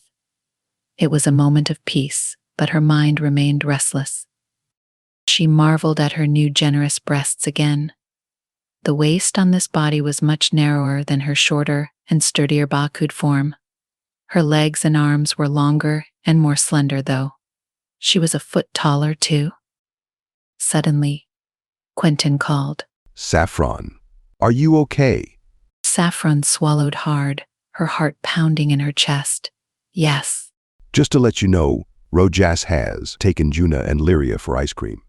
Oh, great. Fancy a bath with me? Wow, really? Yes, come in. A hole snapped open in the barraglass shell, and Quentin hesitated at the door, his blonde hair tousled by the steam. His eyes widened as he took in the sight of Saffron, her body glistening under the candlelight.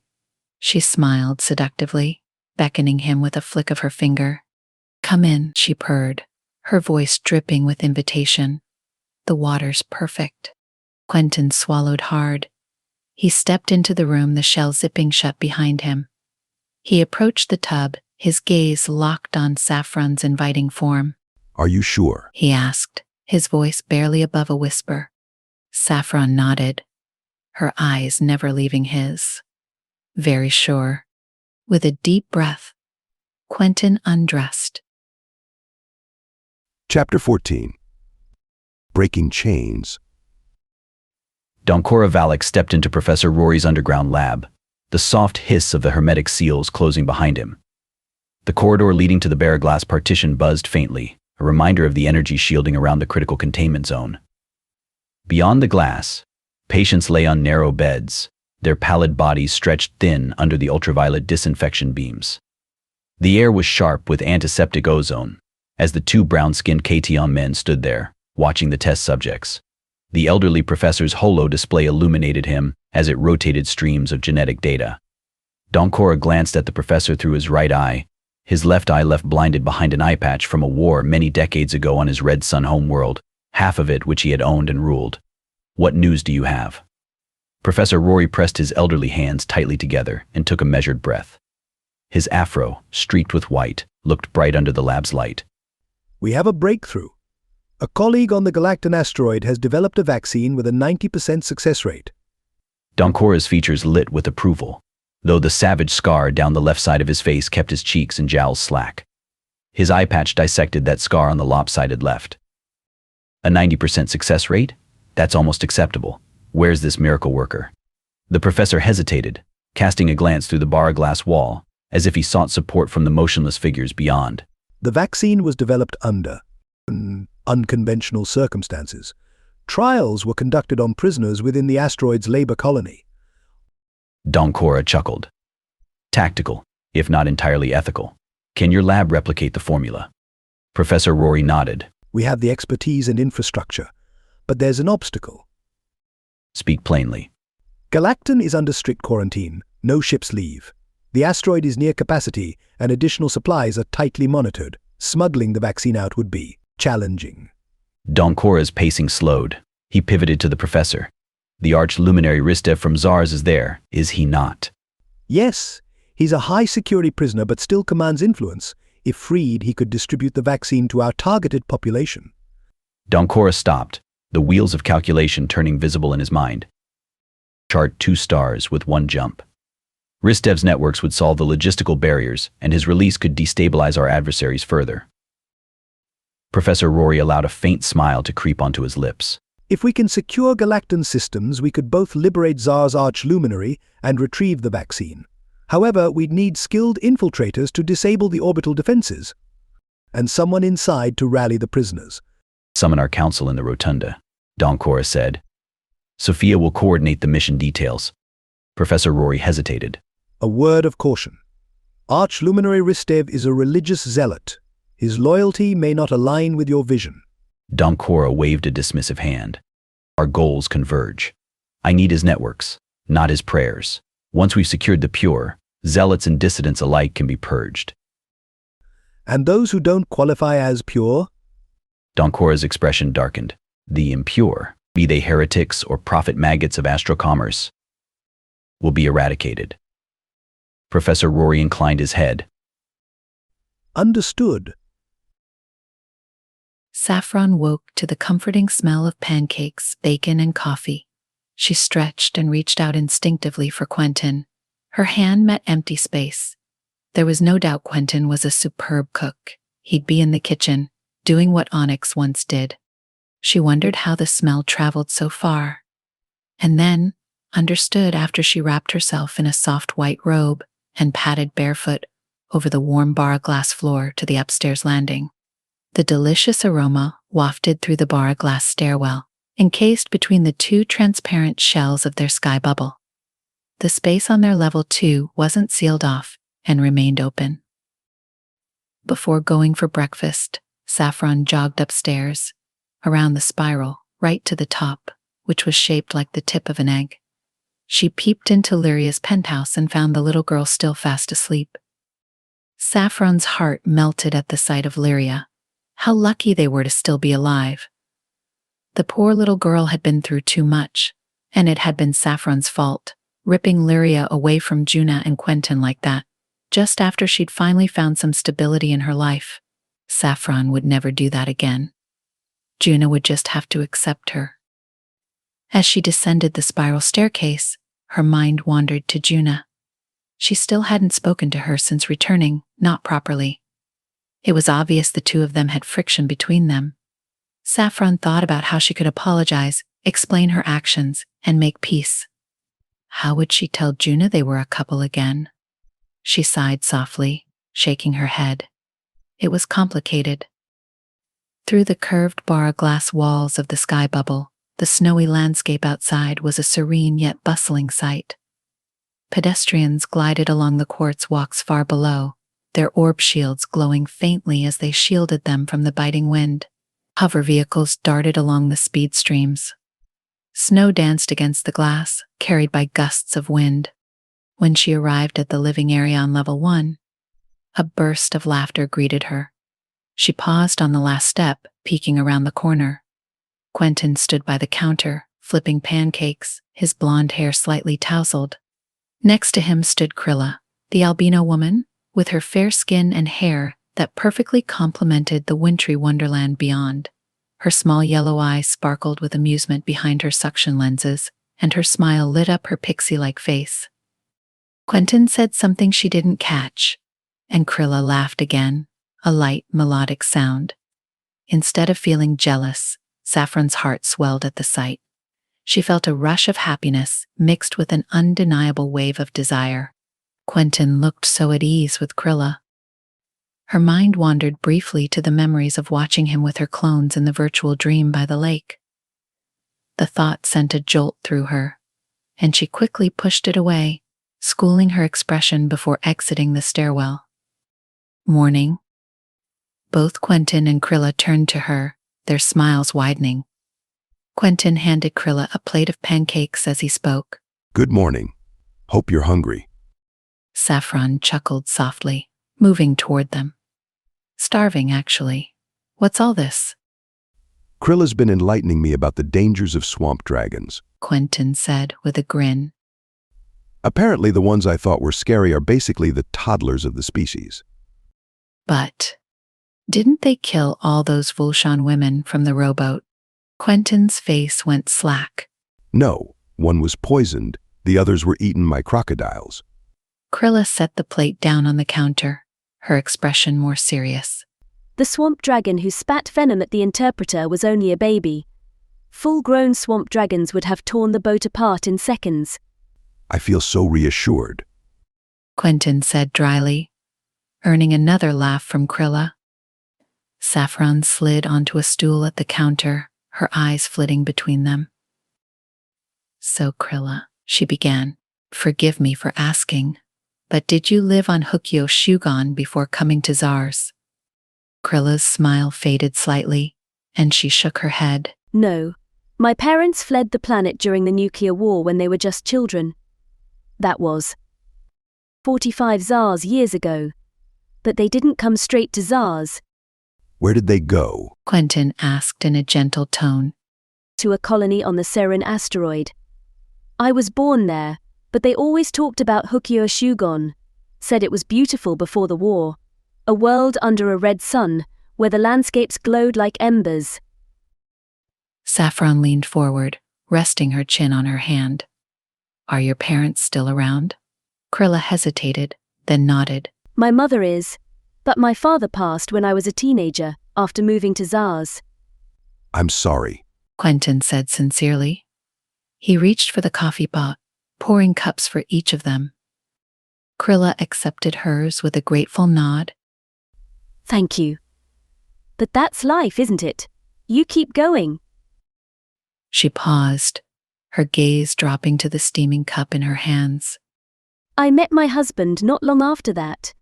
Saffron observed her. Do you want to talk about him? Krilla's lips pressed into a thin line before she exhaled. I killed Garrix.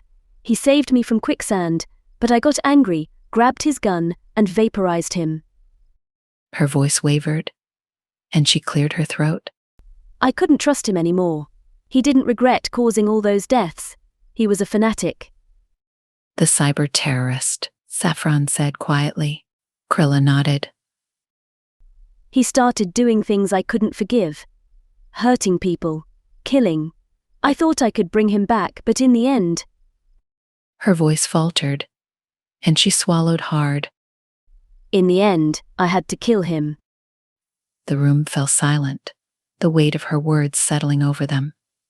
Saffron reached out, placing a hand over Krilla's. You did what you had to do. Krilla met her gaze, her eyes shimmering with unshed tears. I know, but it doesn't make it any easier. Quentin's hand found Saffron's on the counter, his fingers curling around hers in a gesture of quiet support. Saffron glanced at him, her thoughts unbidden. Did he find Krilla attractive? Saffron thought she was beautiful, and the woman had a quiet strength that shone through her pain. Saffron's own desires stirred once more. The thought of Quentin making Krilla happy sent a shiver through her, but she pushed the thought aside and squeezed his hand. You're safe now, she said to Krilla. We'll make sure of it. Krilla smiled faintly. Thank you. The conversation turned lighter after that, drifting to other topics as they shared the meal Quentin had prepared. Saffron laughed along with them, her gaze lingering on Quentin as he joked with Krilla. The moment felt intimate, almost perfect. As she reached for her coffee, the soft chime of the Sky Bubbles elevator broke through the peaceful atmosphere. Maria stepped into the room with her characteristic no-nonsense stride. Her sharp brown eyes scanned the room, lingering briefly on Krilla before she spoke. Krilla, you need to pack your things. We're moving you to a safe house. The words landed like a cold gust of wind. Saffron glanced at Quentin, whose smile had faded into a neutral mask. Krilla's expression froze, her suction lenses reflecting the warm light of the sky bubble. A safe house. Krilla's hands dropped to her sides. Maria nodded, her tone firm. We've received confirmation. Your mother has been arrested for conspiring with Archluminary Ristev. The situation is more dangerous than we anticipated. Krilla's thin red lips parted as if to protest, but she quickly closed them, her shoulders slumping. My mother. She was involved? Maria's expression softened slightly. I'm sorry, we must move quickly. I'll explain more on the way. Saffron's chest ached as Krilla stood, her movements stiff. The lightness from earlier had evaporated. I'll get my things, Krilla said quietly, avoiding everyone's gaze. Maria nodded. We'll leave in 10 minutes. Be ready. As Krilla disappeared up the spiral staircase, Saffron stared into her coffee. The warm, welcoming atmosphere of the morning was gone, replaced by an uneasy tension. She glanced at Quentin, who was rubbing the back of his neck, his expression unreadable. Maria stepped closer to the counter, folding her arms. This is the best move for her safety. Saffron nodded, though a part of her wanted to argue. She didn't want Krilla to leave. She'd enjoyed the woman's presence, the way she brought out a side of Quentin that was lighter, more playful. Krilla returned moments later, her small bag slung over her shoulder. She stood near the elevator, her gaze darting nervously between Maria and Quentin. I'm ready. Maria placed a reassuring hand on her shoulder. Good, let's go. Saffron forced a smile. Take care of yourself, Krilla. The albino woman hesitated, her lips twitching into a faint smile. Thank you for everything. Her gaze lingered on Quentin for a moment, and Saffron felt a twinge of something she couldn't quite name. Jealousy? Longing? She pushed the thought away. Maria and Krilla stepped into the elevator, and the glass doors slid shut. Saffron stared at the space where they'd stood, the hum of the elevator fading into silence. She let out a breath. She hadn't realized she'd been holding. Before she could gather her thoughts, a squeaky voice broke the quiet. What's all the noise? Saffron turned to see Lyria standing at the base of the staircase, rubbing her eyes. The little girl's black hair was tousled from sleep, and her purple eyes blinked up at Saffron. Morning, sleepyhead, Quentin said, his tone lightening as he crouched to meet Lyria's gaze. Just some visitors leaving. Lyria yawned, stretching her arms. Did they take my sister? No, sweetheart, Saffron said. Juna's still here. Why don't you come sit with us? We'll make you some pancakes. Chapter 15. Escape velocity. At the mining prison on the Galactan asteroid, Maria's love took the elevator down a shaft. Falcon's exosuit's servomotors hummed faintly as he trudged toward the mine shaft, his anti-gravity boots gripping the metallic incline. The ambient luminescence of glow balls cast a sterile glow over the jagged walls, the platinum veins shimmering faintly like ghostly spiderwebs. A woman in a patched spacesuit nudged him. Her voice crackled through the shared comms in his helmet. Hey, traitor. Everyone knows about you. Falcon fixed his gaze on the distant wall, ignoring her. It had been 2 weeks since his arrival, and the scorn from his father's revolutionaries had yet to dull, thanks to the omnipresent nanodrones tracking every movement. Verbal abuse was the only reprieve he received. The elevator jerked to a stop, the mag brakes whining. Falcon followed the line of prisoners into the tunnel, where pickaxes and ore crates awaited. He gripped his assigned tool, its polymer handle vibrating faintly with kinetic dampening, and began chipping at the rock face. The Tsar's arch-luminary is your father, is he not? Falcon tightened his grip on the pickaxe, driving it harder into the ore. I'll take that as a yes. She sneered. You should pray to Vulesha for forgiveness. He paused, his arms trembling from exertion. I don't want to talk about it. The hours stretched into a haze of labor. The bell's chime signaled the end of the shift. Falcon leaned against his pickaxe, sweat pooling inside his suit. His pile of shattered rock dwarfed his neighbors, but satisfaction was fleeting. Above the ground, under the stars, crates of ore hovered overhead, guided along polycrystalline cables by drones. Prisoners shuffled beneath the web of logistics, their boots dragging across the gritty surface. The guards, encased in reflective armor over their spacesuits, watched from elevated platforms armed with laser rifles. Back in his stark white cell, Falcon sat cross-legged on the floor, thinking about Maria's smiling face. Damn, she was beautiful. Even 25 years his senior, she was hotter than any other woman, including all those in their 20s. He was so in love, but he had been such a fool. Unfortunately, he'd learned too late that he should have turned against his father when discomfort set in. The hand-sized cleaning drone zipped past, dropping a packet of processed food into his lap before vanishing into its docking port. He tore the packet open and forced the bland synthetic paste down his throat. It tasted faintly of engineered cabbage. After a crap meal, he prepared for prayer. The cleansing powder containing microabrasive particles scrubbed away dirt. As he rubbed it on his skin, the particles dissolving. His muscles ached, but the ritual of cleanliness was a slight comfort. Falcon knelt on the floor, resting his forearms in a triangle as he prepared for prayer. Without the ropes he used on Tsars, he adapted, standing on his head to replicate the blood-rushing sensation. Chanting the sacred tone, he visualized ultraviolet light coursing from his feet, through his core, grounding him to the asteroid. A piercing siren shattered his concentration. Falcon collapsed onto the cold floor, his pulse spiking. Through the narrow viewport of his cell door, he saw flashes of blue light and heard the crack of laser fire. The tang of ionized metal filled the air. Prisoners screamed. Guards barked commands in Hayokan, the sacred language of the zealots. A figure stumbled past, his albino skin streaked with crimson.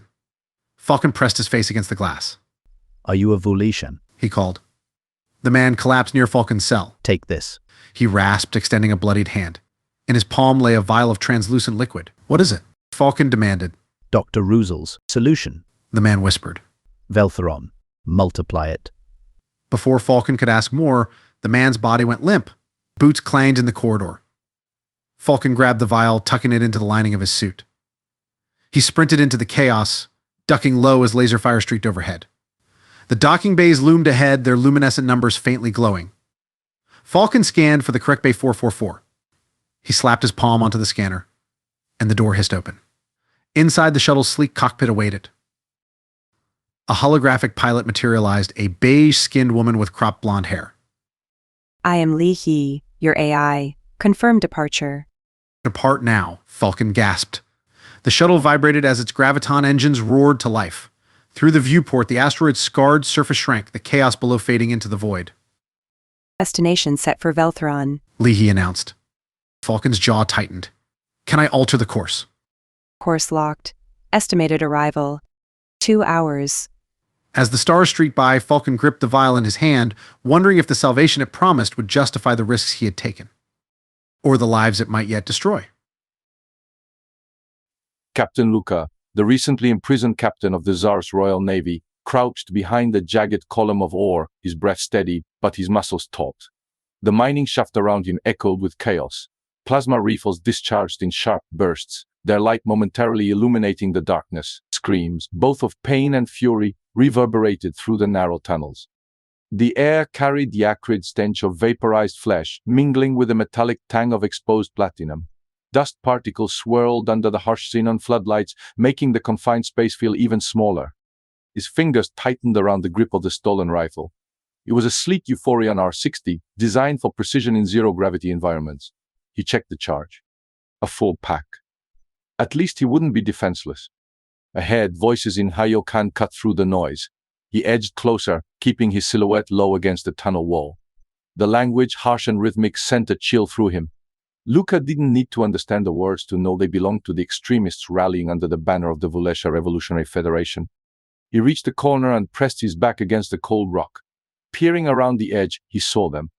Arch-Luminary Ristev towered over the others, his bald head gleaming under the lights. His robes were gone, replaced by the standard-issue prisoner suit, but his presence was unmistakable. Beside him stood a dark-skinned man with sharp features and a tall-cut male with feeling grace in his movements. They were clearly his lieutenants. They stood at the entrance to an airlock, their voices carrying above the din. Luca strained to hear. The words Veltheron and Vile surfaced amid the unintelligible stream. His stomach twisted. Whatever they were planning, it wasn't good. The airlock hissed open, and the trio stepped inside. The heavy door sealed behind them, muffling their conversation. Luca exhaled slowly. If Ristev escaped, it would be catastrophic. His influence extended beyond Galactum, his followers hidden in the farthest reaches of the Euphorion Alliance. Luca knew the man was a master manipulator, capable of twisting faith into a weapon. He couldn't let Arch-Luminary Ristev slip away. Luca darted down the corridor, his footsteps muted by the anti-grav boots he wore. He approached the docking bays, his eyes scanning the faintly glowing numbers above each portal. A guard stumbled into view, plasma burn searing through his chest. Luca raised the rifle instinctively but realized the man was already dead. He let the body slump to the floor and pressed on. Docking Bay 444 came into view, just as the door sealed behind Ristev's group. Luca cursed under his breath. He wouldn't make it in time to stop them directly. Instead, he veered toward the next shuttle, its access terminal glowing faintly. Placing his palm on the scanner, he waited as the AI processed his credentials. The system wasn't designed for nuance. It recognized him as a prisoner but didn't question his intent. The door slid open. Inside, the shuttle's interior was stark and utilitarian. Its cockpit glowed faintly with soft amber lights. The AI pilot materialized, a translucent figure with features smoothed into uncanny perfection. Welcome aboard. The AI intoned. Destination. Luca gritted his teeth. Veltheron. Destination confirmed. The AI replied. The shuttle thrummed to life, its graviton engines humming with restrained power. The shuttle launched, accelerating rapidly as it exited Galacton's gravity well. Through the viewport, the asteroid receded, its scarred surface dotted with mining pits and the faint glimmers of chaos below. Ahead, the faint trail of the Arch-Luminary's craft flickered on the shuttle's sensors. Luca's jaw tightened. He was too far to intercept them in open space, but he could track their trajectory. Veltheron, the inhospitable planet closer to the star Tsars, was a graveyard of failed colonies and abandoned mining operations. What are you planning, Ristev? He muttered. The AI interrupted his thoughts. Estimated arrival at Veltheron. 2 hours, 12 minutes. Luca adjusted his grip on the rifle. He had no allies, no backup. His only advantage was surprise. If he could reach Veltheron before Arch-Luminary Ristev solidified his plan, he might stand a chance of stopping him. Or at least delaying him long enough for help to arrive. Luca leaned back in the seat, his fingers tapping nervously against the rifle's barrel. Through the viewport, the stars streaked past. Whatever waited on Veltheron, he knew one thing. He wouldn't let Arch-Luminary Ristev's plans unfold unchecked. Chapter 16. Whispers on Veltheron. One evening, after an uncomfortable talk with Saffron about how she was sorry she was dating Juna's dad and how she was determined to stay with him this time, the Bakud inhabiting a Tlishua's clone took Lyria out to a new museum which had opened in the Terrestria Commons. The developed countries of Zars had been destroyed by Isham's cloned Saffron army, but luckily the navy blue-skinned Raphaels had stopped the hackers and stopped the destruction too. Most of the sky grid matrix was under repair, meaning most public amenities were those on the ground. When Rojaz called on the data globe to check in, Dad invited him for a meal. An hour later, the elevator stem chimed and Rojaz stepped through the arch. Juna glanced up from her perch on a kitchen stool. He carried himself with an easy confidence, his dark eyes scanning the room before settling on her with a smile that hinted at warmth and something deeper. Dad strode forward with an outstretched hand, pulling Rojaz into a firm hug and clapping him on the shoulder. Good to see you. I wanted to thank you again for rescuing Pinky. Rojaz chuckled, the sound rich and genuine. Come on, Quentin. It doesn't hold a candle to your heroic acts. Dad raised an eyebrow, his lips twitching. Not sure about that. I wouldn't hear the end of it if Juna's pet starved to death. Juna smirked as she stirred the pot of stew on the stove. The scent of simmering beef, tomatoes, and garlic filled the air, mingling with the faint aroma of freshly baked bread in the warmer. Her stomach growled audibly, betraying her hunger, and she grinned sheepishly. Sure smells good, Rojaz said, his tone light as he wandered closer. Dad kissed the top of Juna's head, his beard scratching lightly against her temple. Not bad for an amateur chef, eh? Don't let Onyx know I'm borrowing his kitchen. And don't tell Saffron I said her cooking sucks. You're doing fine, Rojaz assured him. His eyes flicked briefly to the pot, then to Juna's crutches leaning against the counter. Looks like you've got this under control. Dad lifted the pot and carried it to the table, setting it on a trivet with care. Juna followed him slowly, half-hopping between her crutches to the chair Rojaz had pulled out for her. Where's your little one? Rojaz asked Dad as he settled into his seat. She's out with her mom, Juna replied. It's just us tonight.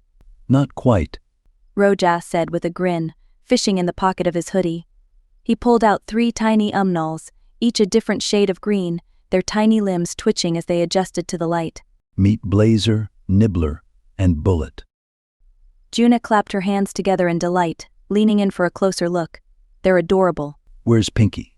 Rojaz asked. Sleep in the shoebox house I made her, Juna said proudly. She loves it. Rojaz tilted his head. Would you mind if these guys joined her? Juna hesitated. Are you sure they won't fight? They're friendly, he assured her. Turning to Dad, he asked. Would you mind if we check before eating? Dad waved them off, his expression amused. Go ahead. This stew isn't cooling anytime soon. They carried the green umnals to Pinky's little home. The box was lined with straw, and Pinky's luminous pink fur glowed as she sniffed the air. Waking from her nap. When Rojaz gently placed the newcomers inside, the umnals began sniffing each other in a flurry of tiny squeaks, their antennae quivering as they communicated in their foreign language. They seem happy, Juna said, her voice soft with wonder. Rojaz looked at her, his dark eyes briefly flashing with reflective amber, a trait she'd learned to recognize but couldn't explain. They do.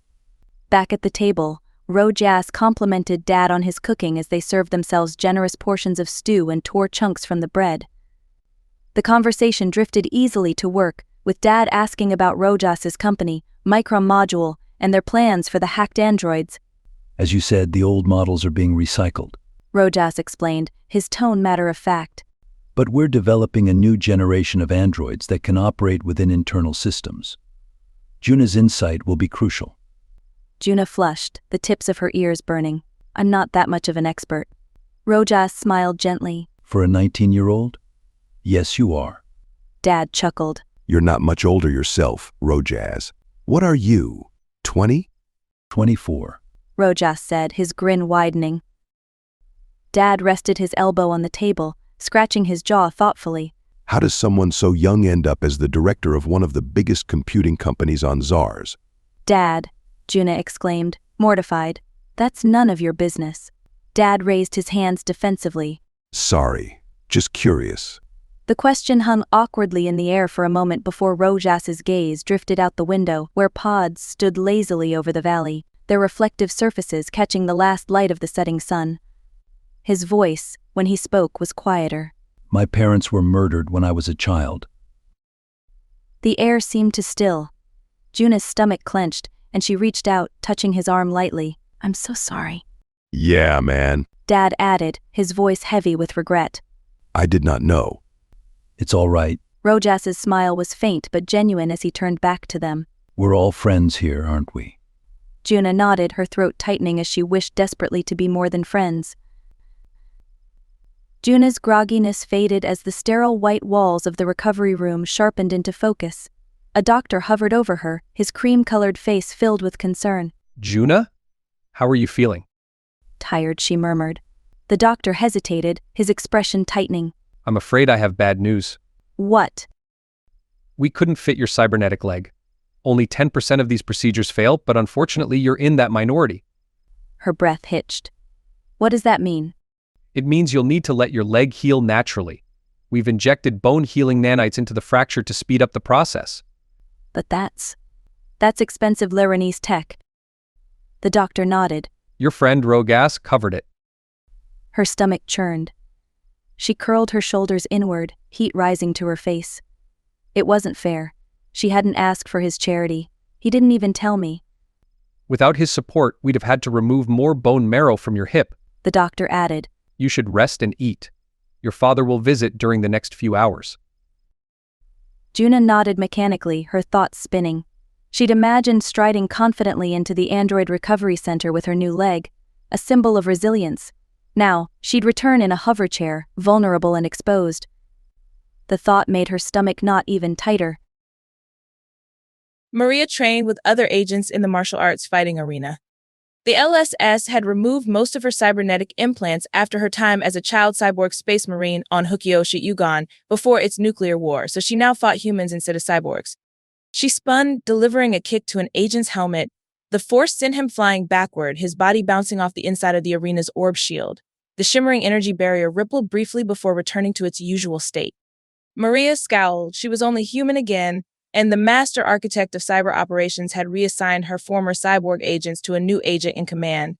That bitter thought fueled another devastating kick, this one to the man's chest. He stumbled back, clutching his ribs, but before he could recover, a slow clap echoed through the room. Well done, Maria. Master Architect Malix said as he stepped closer.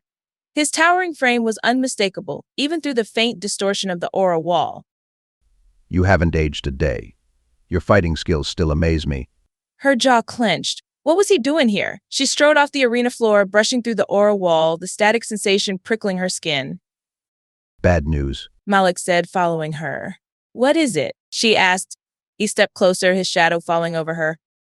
There's been a riot at the mining facilities on Galacton. She blinked. Where? The asteroid where Falcon was imprisoned.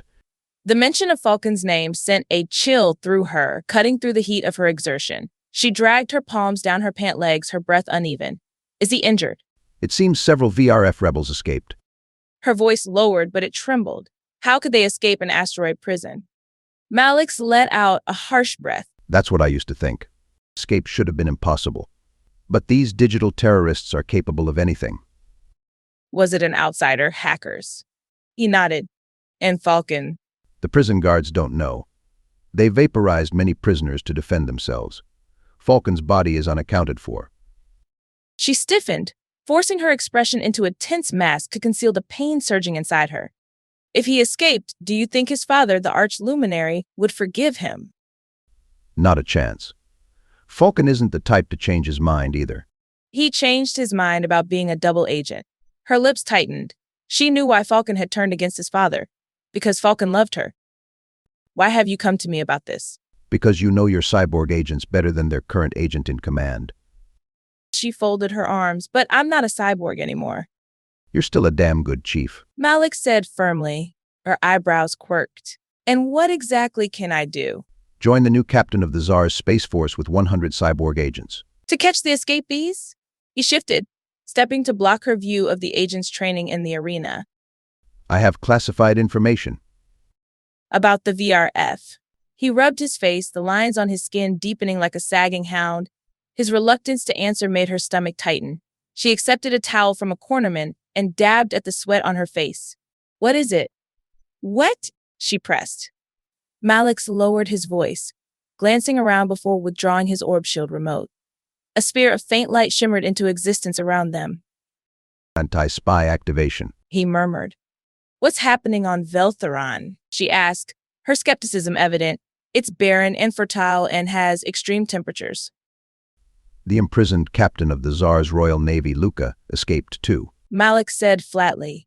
Her voice rose a pitch. The one who conspired with Colonel Xander. He nodded.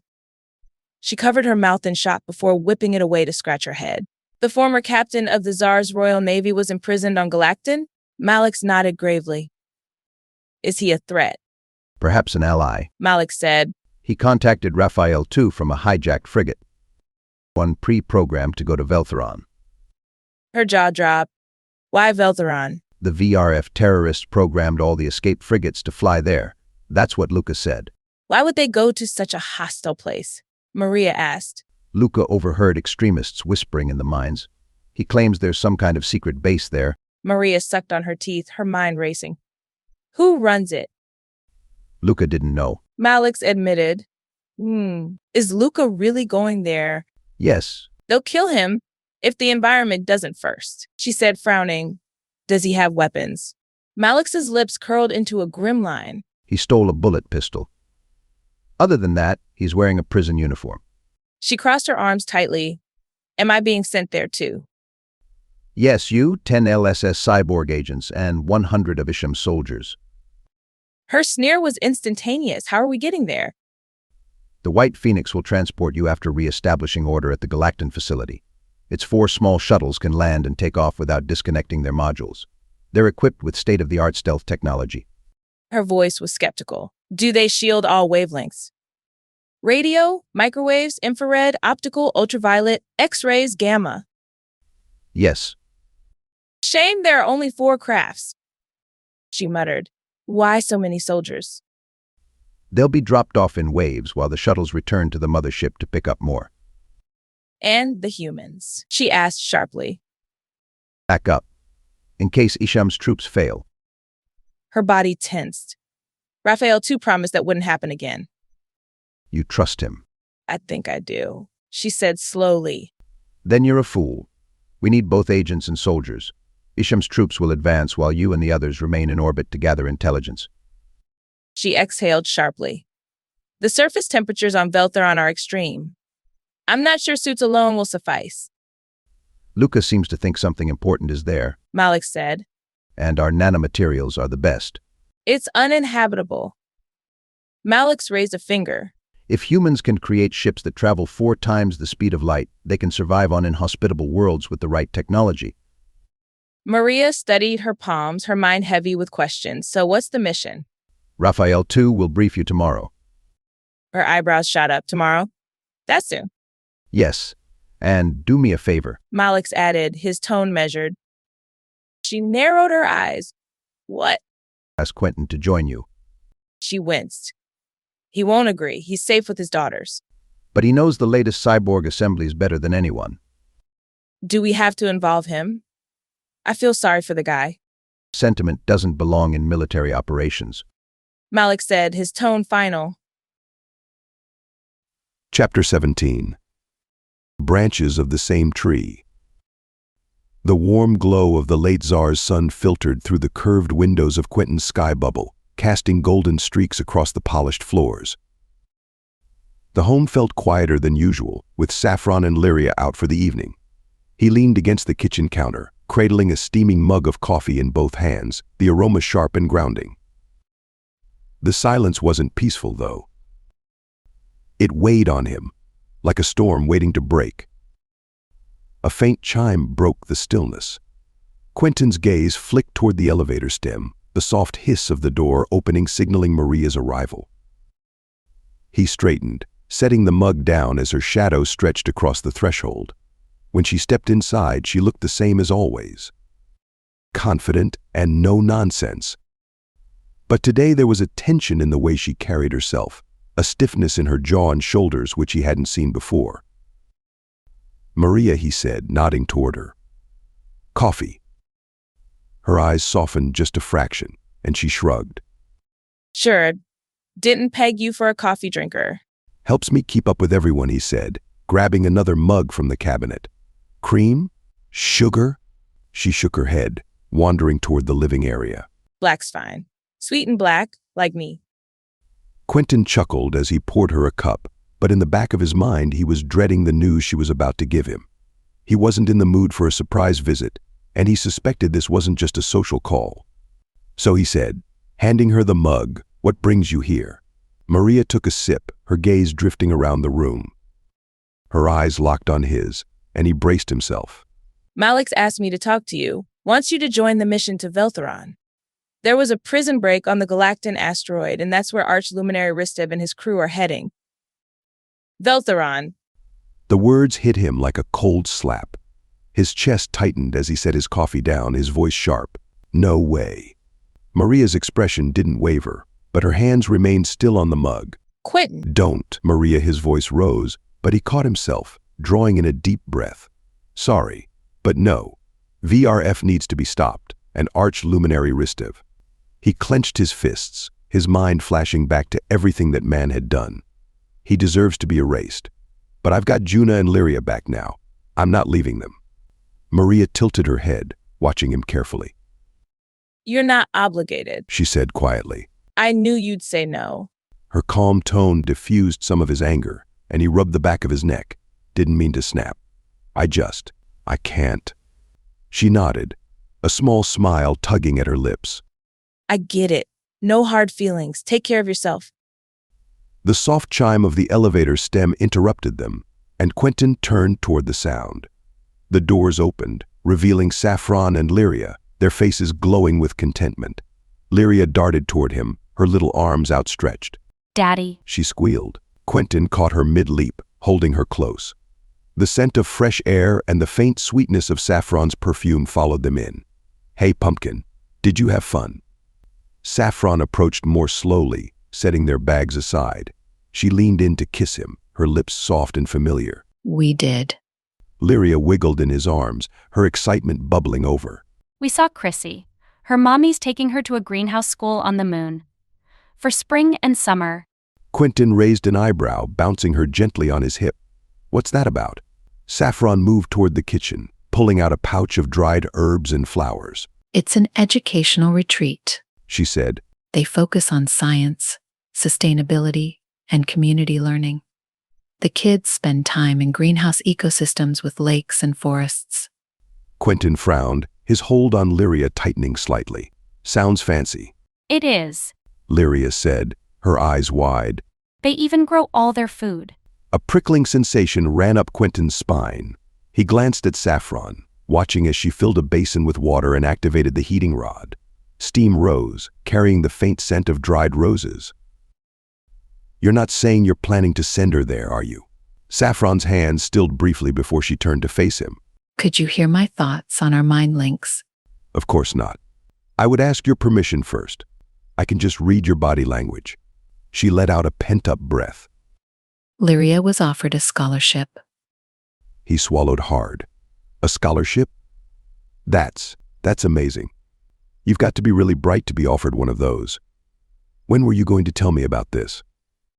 "I wanted to be sure it was worth considering before bringing it up," she said, her tone calm but firm.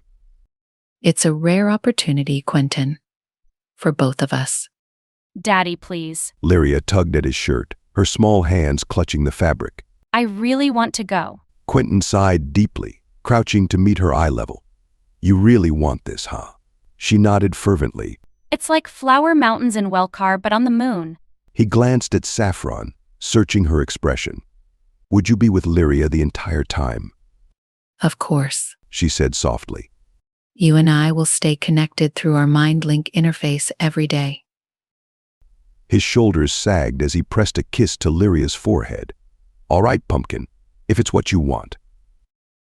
Lyria squealed with joy, wrapping her arms tightly around his neck. Thank you, Daddy. I'll miss you so much. I knew you were one of the smartest kids in Euphorian. Maria gripped Lyria's hand. As they moved to the table, Juna entered the sky bubble, her steps purposeful but hesitant. Quentin turned to greet her, his smile faltering at the guarded look in her eyes.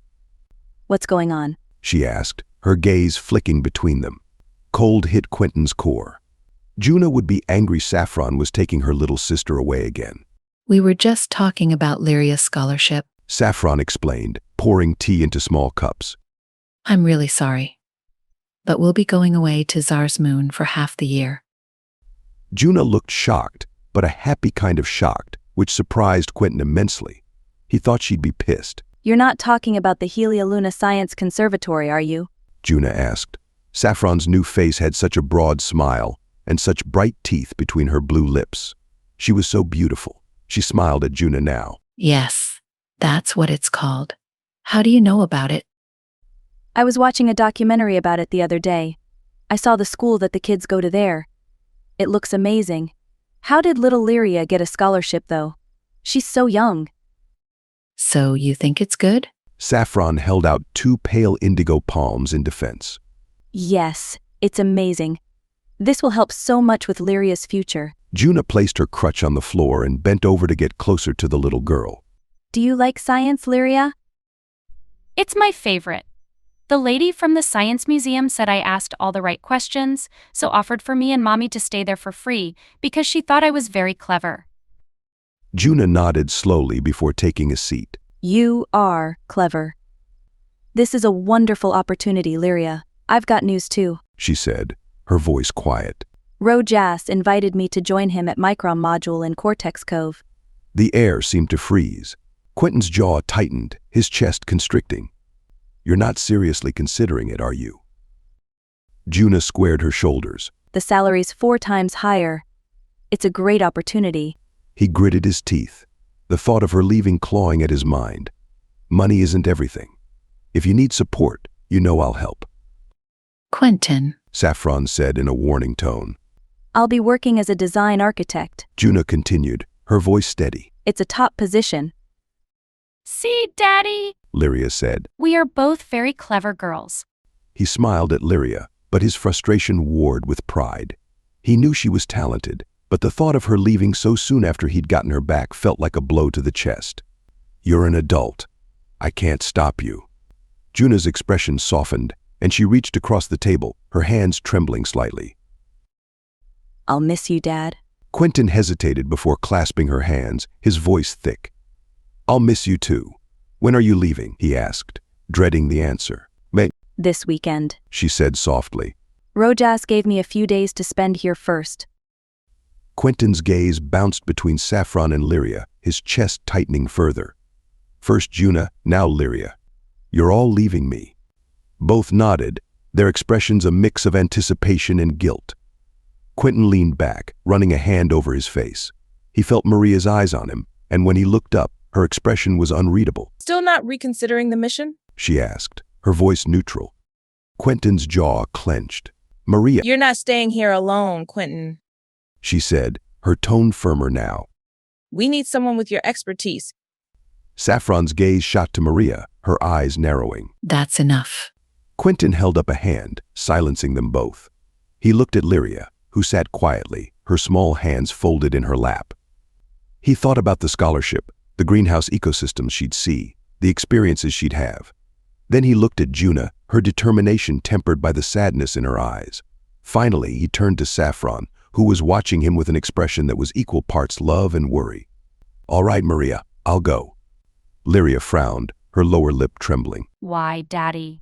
He gathered her close, his hand stroking her hair. Because sometimes, sweetie, we have to do what's hard to protect the people we love. Quentin leaned over Lyria's bed, tucking the blanket snugly around her small frame. Her black hair fanned out on the pillow, and her eyelids fluttered, heavy with sleep. Saffron sat beside her, smoothing a hand over Lyria's forehead, while Juna sat on a chair with her broken legs stretched out near the bedside, adjusting the floating glow balls so they shone pink and orange. Daddy. Lyria murmured, her voice slurred with sleepiness. Will you miss me? Quentin's throat constricted, but he forced a smile as he brushed a strand of hair away from her face. I'll miss you every second, Pumpkin, but I'll be here waiting for you. Her lips curled into a sleepy smile, and her small hand reached out to grip his. You're the best daddy in the Euphorian Alliance. If we could get out beyond the strange boundaries, I might say you're the best daddy in the galaxy too. He kissed her forehead, lingering for a moment to steady himself. And you're the best daughter. Lyria's gaze shifted to Saffron. And Mommy, you'll take care of me, right? Always, my love. Juna leaned closer, whispering. And I'll call you every day from Cortex Cove, okay? Lyria nodded, her eyes drifting shut. The room fell into a peaceful silence as the three of them sat together, watching her slip into sleep. Saffron reached for the light switch. Good night, sweetheart. Good night, Lyria mumbled, her voice barely audible. The trio tiptoed out of the room, Quentin closing the door with a gentle click. They moved downstairs to the kitchen, where Saffron busied herself with the hot chocolate machine. Juna grabbed mugs from the cabinet, setting them on the counter with a quiet efficiency that reminded Quentin of her mother. When Saffron placed the steaming mugs on the table, Quentin slumped into a chair, rubbing his face with both hands. I wasn't expecting this, he said, his voice thick with emotion. Everyone splitting up again. Juna and Saffron exchanged a glance before sitting down on either side of him. I should just be grateful, Quentin continued, his hands lowering to reveal glassy eyes. You're all alive, and you're doing this for the right reasons. Lyria's getting an incredible opportunity. Juna, you're moving up in your career. And Saffron, you're doing what you think is best for her. He choked on his words, shaking his head. I wasn't ready. Saffron placed a hand on his arm, her touch warm and grounding. I'm sorry, Quentin. For everything. For splitting you and Juna apart back then. I didn't handle things the way I should have. Juna shook her head, her eyes misting. It wasn't your fault, Saffron. It was mine. I wanted Dad all to myself, and I didn't care what it cost. Saffron's gaze softened as she turned to Juna. I understand why you wanted him to yourself. He's your dad. You had every right to feel that way. Juna frowned, shaking her head again. I should have been more like Lyria. She's so innocent and open. I was selfish and closed off. Saffron reached across the table, taking Juna's hand in hers. You were a girl then. You're a woman now. A smart, strong, capable woman. Juna hesitated, her cheeks flushing. I really like Rojas, she admitted, her voice barely above a whisper. Quentin stiffened, his protective instincts flaring. He's too old for you, Juna. He'll end up breaking your heart. Saffron elbowed him gently, her expression half amused, half scolding. Quentin, I can think of a dozen worse people Juna could have a crush on. Rojas isn't just one of the richest people on Zars.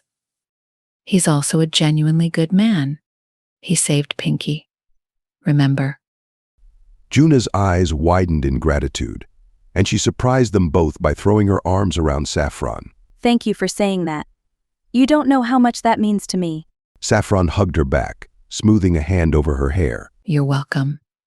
Besides, you deserve someone who values you, and it's obvious he does. Juna pulled back, studying Saffron for a moment before smiling. By the way, I love the new you.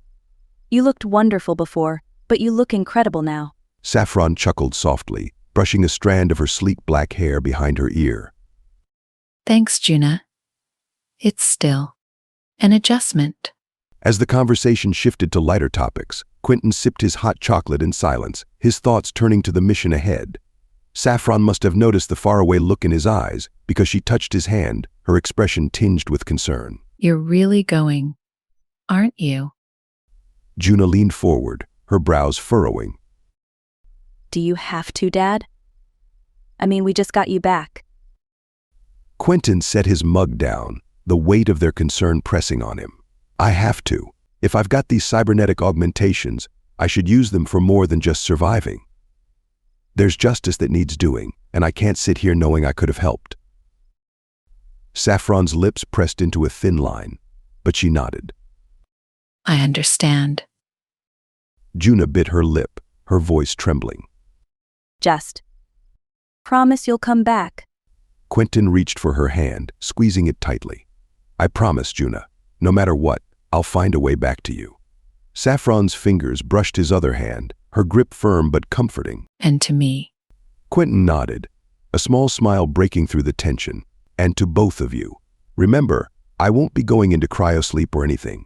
It's in this system, and should only be a quick breakaway. I'll be bored here all on my own otherwise. And we have our mind link interfaces and my cloned mutants to keep you entertained between the action and adventure. Saffron winked.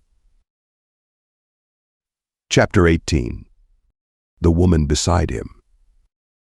Quentin woke to the faint light of early morning filtering through the curved glass of their sky bubble. Although it was cold outside, he could tell that it was the very beginning of spring. The trees below the sky bubbles had pale pink and pale blue blossom buds, and the sun rose that much earlier every day.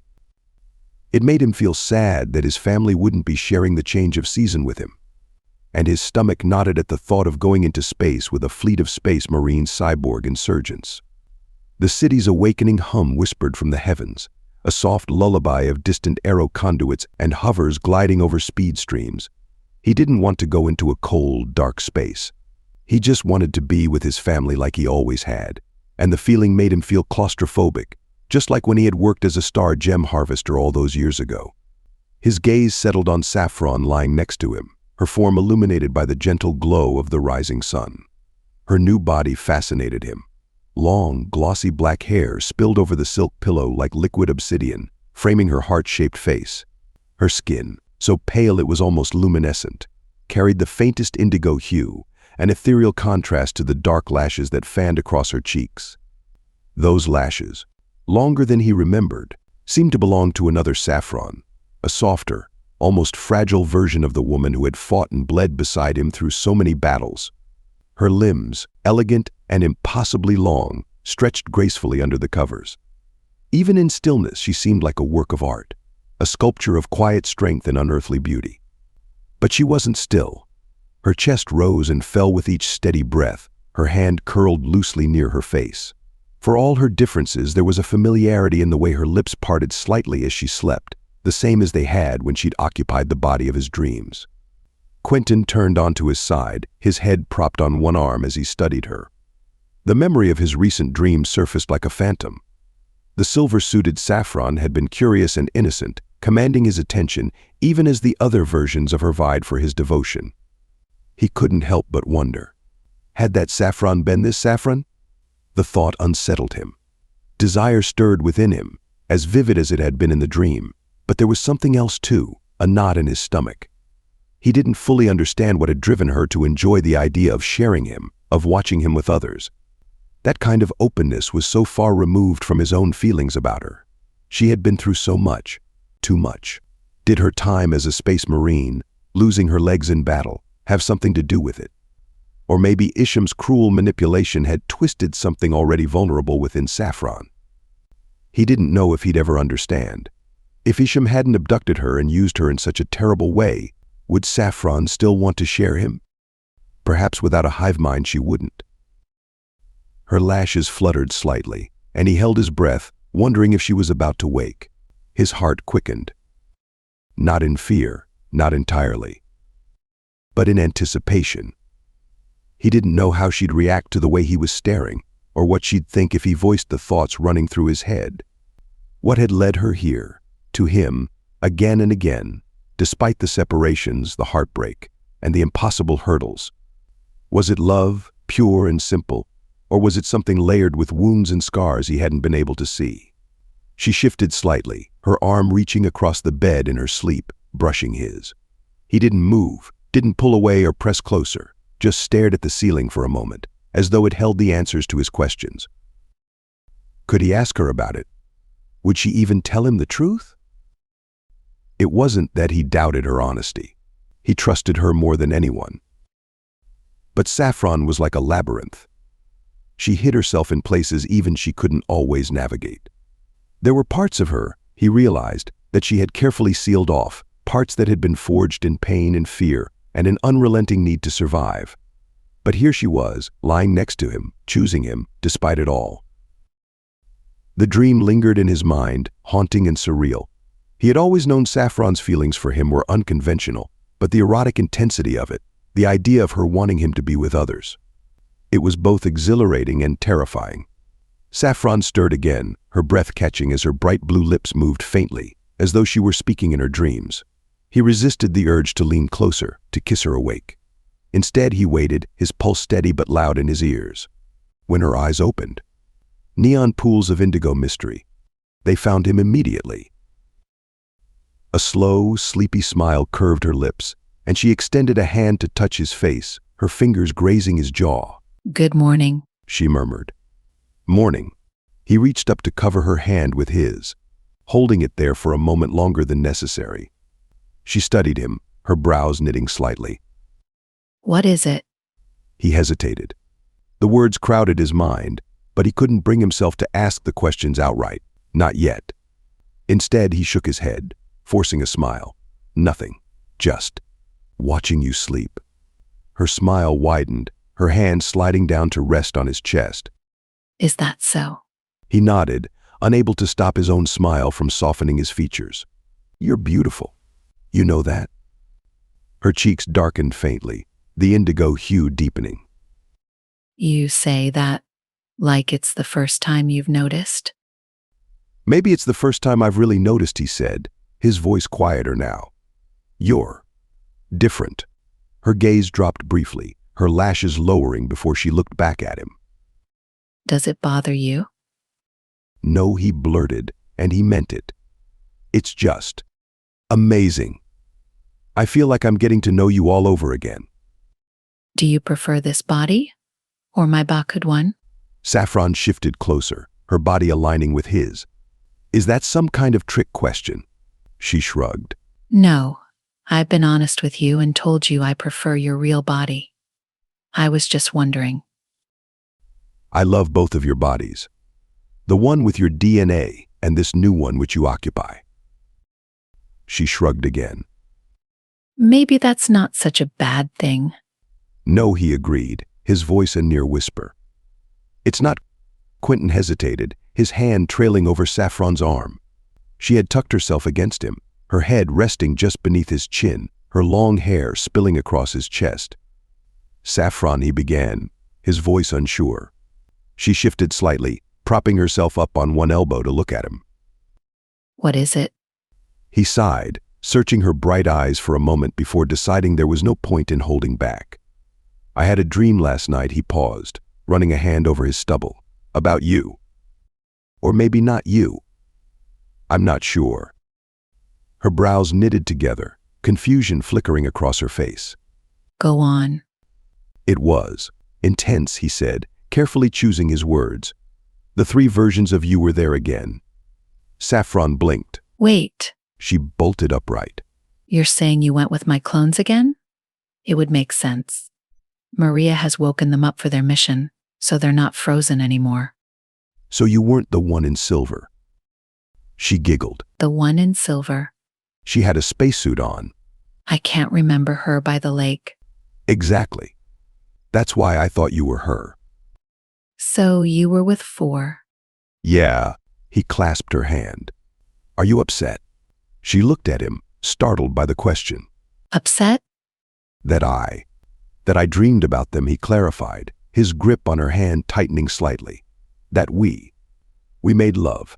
For a moment, Saffron didn't respond. Then she let out a soft laugh, shaking her head. Upset? Quentin, no, not about that. Then you're upset about something else. He pressed, his brow furrowing. I'm upset I couldn't have watched, she said simply, her voice carrying an edge of amusement. I didn't know. So I didn't connect my mind-link interface and share in the joy that you and they were experiencing. Quentin froze, his mouth opening slightly as her words registered. You're serious. Her gaze was steady, her expression calm. Completely? She tilted her head, studying his reaction. Why are you so surprised? You know how I feel about this. How many times do I have to keep telling you? I know, he said slowly. But I guess I didn't realize just how far it went. Saffron leaned closer, her hand brushing against his cheek. Quentin, you're my anchor, my love. But that doesn't mean I can't find joy in seeing you experience pleasure in ways that go beyond us. It's not a weakness. It's not a flaw. It's just me. He sniffed and shifted on his backside. It's still strange to me. But I want to understand. I want to understand you. Her lips curved into a small, genuine smile. You already do. That's why you told me about the dream. You trusted me enough to share it. Quentin nodded, the knot in his chest loosening as he mirrored her smile. I guess I did. Good. Saffron said, leaning in to kiss him softly. Because trust is the only thing that really matters, isn't it? Yeah, he murmured against her lips, pulling her closer. It is. Quentin, she began softly. I want to ask you for something. He shifted again, already sensing the weight of her request. What is it? She bit her lower lip, hesitating for the briefest moment before speaking. Let me put nanites into your brain. His head jerked back. What? Like what you did to me that time I fell asleep at the hotel? No way. Please? I need to see your memory. That dream. Those clones. I need to feel what you felt. He flinched at her intensity. I said no. That's invasive. It's one thing to tell you, but letting you crawl into my brain, that's a step too far. Her expression hardened, her fingers curling into fists on her lap. You're willing to risk your life on some barren wasteland where you know nothing about what's waiting for you. But you won't let me share this with you? You won't let me understand? There's no need for that, he said, trying to keep his tone calm. We can be intimate now, here, just us. Isn't that enough? Her laugh was hollow. You don't understand. You have no idea what it's like to have a hive mind, to feel connected to those women. Not just experiencing them, but living them in every fiber of your being. Her gaze searched his face, desperate. Quentin, it would make me feel alive, in a way you can't imagine. It's like being high beyond belief. He recoiled slightly. Saffron, you sound like some kind of addict. Her lips pressed into a thin line, but her eyes never wavered from his. Addicted to connection. She corrected. Addicted to you. Please, Quentin, trust me with this. Let me in. He let out a pent-up breath. The vulnerability in her voice was too much to deny. All right, he said finally, but only this once. And when you have sexual encounters in your dreams or in reality, please contact and connect with me through our MindLink interface. He was about to speak, but she wagged a finger, a gesture she was not yet finished. And if you come across anyone who is not me and is not one of my clones, I would like to be involved too. You really want that, he grimaced. Yes. Please. Okay. Her face lit with gratitude. Thank you.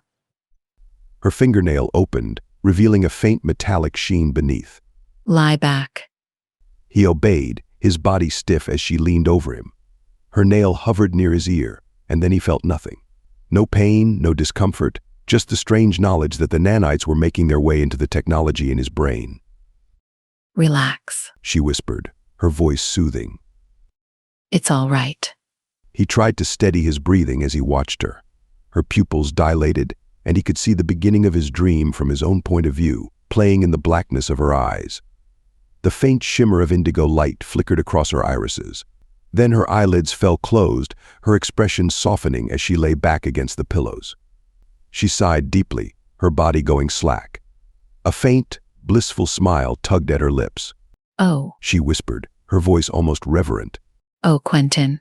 He didn't move, watching her intently. What do you see? She didn't answer. Her breathing had slowed, her face serene as though she was floating somewhere far away, beyond him. He wanted to reach out, to hold her, but he stayed still, letting her take what she needed. Minutes passed, and then her lashes fluttered open. She turned her head toward him, her gaze heavy with emotion. Thank you. I needed that. Quentin swallowed hard, unsure whether to feel relieved or uneasy. Did it help? Her smile was faint but genuine. More than you know. What a wonderful dream. Chapter 19. A Lunar Sanctuary. The sky bubble glowed with the golden warmth of the setting sun, its translucent panels capturing the shifting hues of the horizon.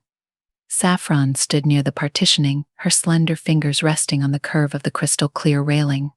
Behind her, Lyria sat cross-legged on the barraglass circular sofa, her small face scrunched up as she hugged her favorite blue bunny toy tightly to her chest.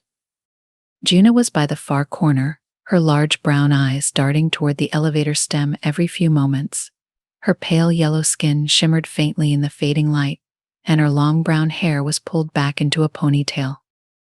Her hover case sat neatly by her side, and in her lap was the small box of umnulls, the creatures peeking out curiously. She fidgeted in her hover chair, her broken leg elevated slightly and secured with stabilizers. Quentin paced near the center of the room, his shoulders stiff, his lips pressed into a thin line. Every so often, he glanced at Juna, then out toward the shimmering sky. Saffron turned, her delicate indigo features softened with concern. Are you all packed, Juna? Juna nodded quickly, though her fingers toyed with the edges of the umnull box. Yeah, I think so. She smiled nervously at Lyria. And Blazer, Nibbler, and Bullet are all ready for their new adventure. Lyria's lower lip trembled as she looked at her sister. Do you think you'll like it there? Juna smiled softly, though her hands fidgeted with the edges of the umnull box. I think so, Lyria. It'll be different, but exciting. Will you bring Blazer, Nibbler, and Bullet back to visit us when we come home in the winter? Lyria clutched her plush bunny tightly. Of course I will. Juna promised.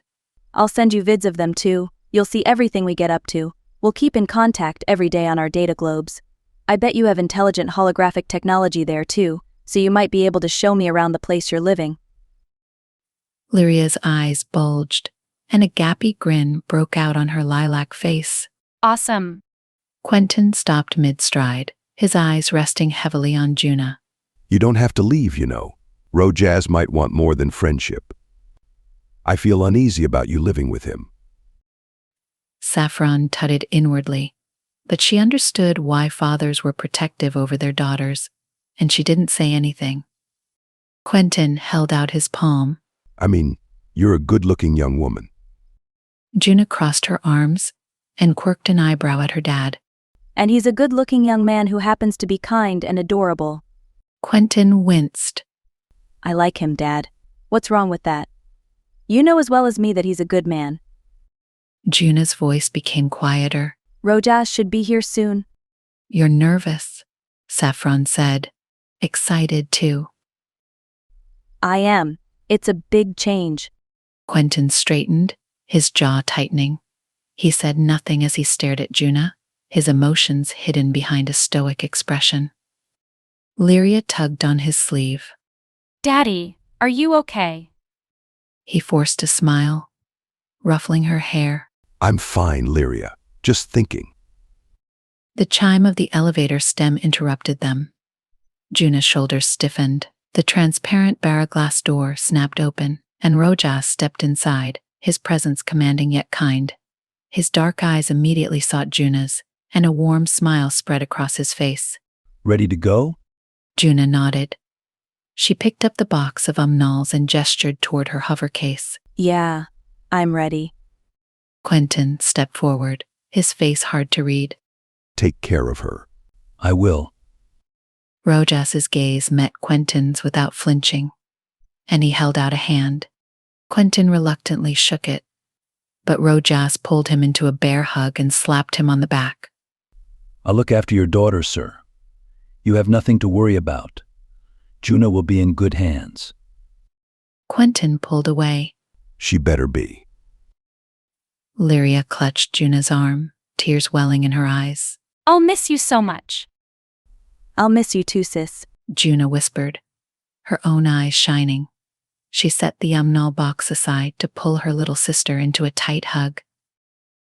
I'll send you messages all the time. You'll see. It'll be like I'm still here. Quentin's throat bobbed as he swallowed, his gaze fixed on the two sisters. Juna pulled back from Lyria, her chin dimpling and nose twitching as she tried her best to hold back the tears. Dad, we'll always have each other. But this is my chance to do something for myself. You've always supported me, and I know you will now. The words seemed to hit Quentin hard, and his shoulders sagged. He nodded slowly, a hand coming up to rub the back of his neck. I wasn't ready for this. For everyone to go their separate ways. At that point, Saffron realized she had been selfish again. But this time, instead of putting her own needs before Quentin's, she had put Lyria's future first, and for that she didn't feel guilty. It was something every good mom should do. That didn't stop her fear about his coming mission to Veltheron, though. Who knew what or who he'd be up against? Saffron stepped closer, resting a hand on his arm. None of us are ready to part our separate ways, but it's not forever. Rojas cleared his throat. I'll make sure she's okay, and you can visit when you return from space. The cove isn't so far away. Quentin gave a short nod. Juna's hover case hummed softly as it followed her toward the elevator stem. She turned back to her family, her eyes locking with Quentin's. I'll call as soon as I get there. Quentin nodded, his voice low. You better. Saffron hugged Juna tightly before she levitated into the elevator. We're proud of you, she whispered, kissing her cheek. The elevator door melded together, and the sky bubble felt emptier without her. Quentin stood silently for a long moment, staring at the closed door. Then, he turned to Saffron and Lyria, his face softening as he pulled them both into a warm embrace. Guess it's just us now for 2 more days, he said, his voice heavy with emotion. The last 2 days had passed in a blur. Saffron had spent every moment savoring the little things. Quentin's smile when he brewed her tea just right, Lyria's infectious laughter as she showed off her new moon school supplies, and even the quiet, comforting presence of the sky bubble around them. But now the moment she dreaded had arrived. Lyria sat on the floor by the curved shell of the newly erected space elevator port. She hugged her stuffed bunny and stared at the spaceship which hovered in the distance. As the sun rose, the silver spaceship shimmered, reminding Saffron it was time to start the day. Saffron adjusted the strap on her bag, her long indigo fingers brushing the soft leather. She glanced at Quentin, who leaned against the wall, his face unreadable. She could tell he wasn't as emotionless as he pretended to be. A wave of sadness from him washed over her, like a pulse in the air between them. Almost ready, sweetheart? She asked Lyria gently. Lyria nodded, though her lips trembled. I don't want to say goodbye, Daddy. Quentin crouched down beside her, brushing a strand of black hair from Lyria's face. It's not goodbye, my love. It's just, see you later. Lyria sniffled, clutching her toy tighter. Promise? I promise. Quentin pulled her into a warm hug. After a while, Quentin cleared his throat and stood, meeting Saffron's gaze. His blue eyes betrayed the emotions he tried to hide. You'll keep her safe. Always, Saffron replied. She'll be my whole world while we're away. He nodded, his jaw tightening. That's good. Quentin dropped into a squat again and let Lyria run back into his arms. I'll miss you, honeybee, he murmured, holding her close. You're gonna have so much fun, though. You'll learn all about those ecosystems and greenhouses you're so excited about. Lyria pulled back slightly, looking up at him with teary eyes. And you'll be okay while we're gone. I'll be fine, he said, forcing a smile. I'll have work to keep me busy. Saffron stepped closer, her heart aching as she watched them. Quentin, she began softly, you know we'll still be connected. My clones are going with you on the mission. You won't really be alone. He looked at her sharply. That's not the same, Saffron. You know it's not. No, it's not, she admitted. But it's something. You can talk to me through them. You'll feel me there, even if it's not in the way you want. His brow furrowed, and he let out a heavy sigh. It's still strange to think about, you being in two places at once. Saffron tilted her head, her long lashes catching the light. It's strange for me, too, but it means I can keep an eye on you. I can be there for you when you need me. Quentin's lips pressed into a thin line, and he nodded slowly. Just don't forget to focus on Lyria, too. I won't, Saffron promised. She placed a hand on his arm, her touch light but firm. You're both my priority. The sound of the approaching space elevator echoed through the port. Saffron bent down to pick up her bag and then knelt to help Lyria with hers. As they turned toward the door, Saffron hesitated. She reached out, her fingers brushing Quentin's cheek. Take care of yourself. They shared one last look before Saffron took Lyria's hand and led her toward the elevator stem. The door hissed shut behind them, cutting off her view of Quentin. She closed her eyes, her heart heavy. The whir of the space elevator was a low, steady vibration beneath Saffron's feet as she and Lyria stepped into the pod. It had been hastily constructed over the last year, one of the first completed projects in the infrastructure overhaul after the devastation wrought by the cloned Saffrons. The sleek glass walls of the pod offered a panoramic view of Zars, a landscape still scarred by destruction yet dotted with glimmers of rebuilding. Saffron pulled Lyria closer as the doors slid shut, sealing them in with a soft hiss. The child clutched her toy tightly, her wide eyes flicking between the city below and the rapidly disappearing ground port in the distance. Is this scary, Mommy? Saffron crouched beside her, smoothing a hand over Lyria's dark hair. A little, but it's also exciting, isn't it? We're going to the moon. How many kids get to say that? Lyria nodded, her expression brightening slightly. It's like an adventure. That's exactly what it is. Saffron kissed her on the temple and stood, watching as the ground fell away beneath them. The pod moved with an almost imperceptible motion, its trajectory vertical yet so smooth it felt as if they were floating. Outside, the devastation of the planet's surface came into sharper view. The skeletal remains of aero conduits jutted from the ground, like broken ribs, their once bustling hubs now eerily silent. Craters scarred the land, some still blackened by the energy blasts that had rained down during the worldwide terror attacks. Yet, amidst the destruction, green shoots of recovery were visible. Solar fields gleaming under the sun, modular housing units neatly arranged in grids, and clusters of vehicles winding their way along newly rebuilt roads.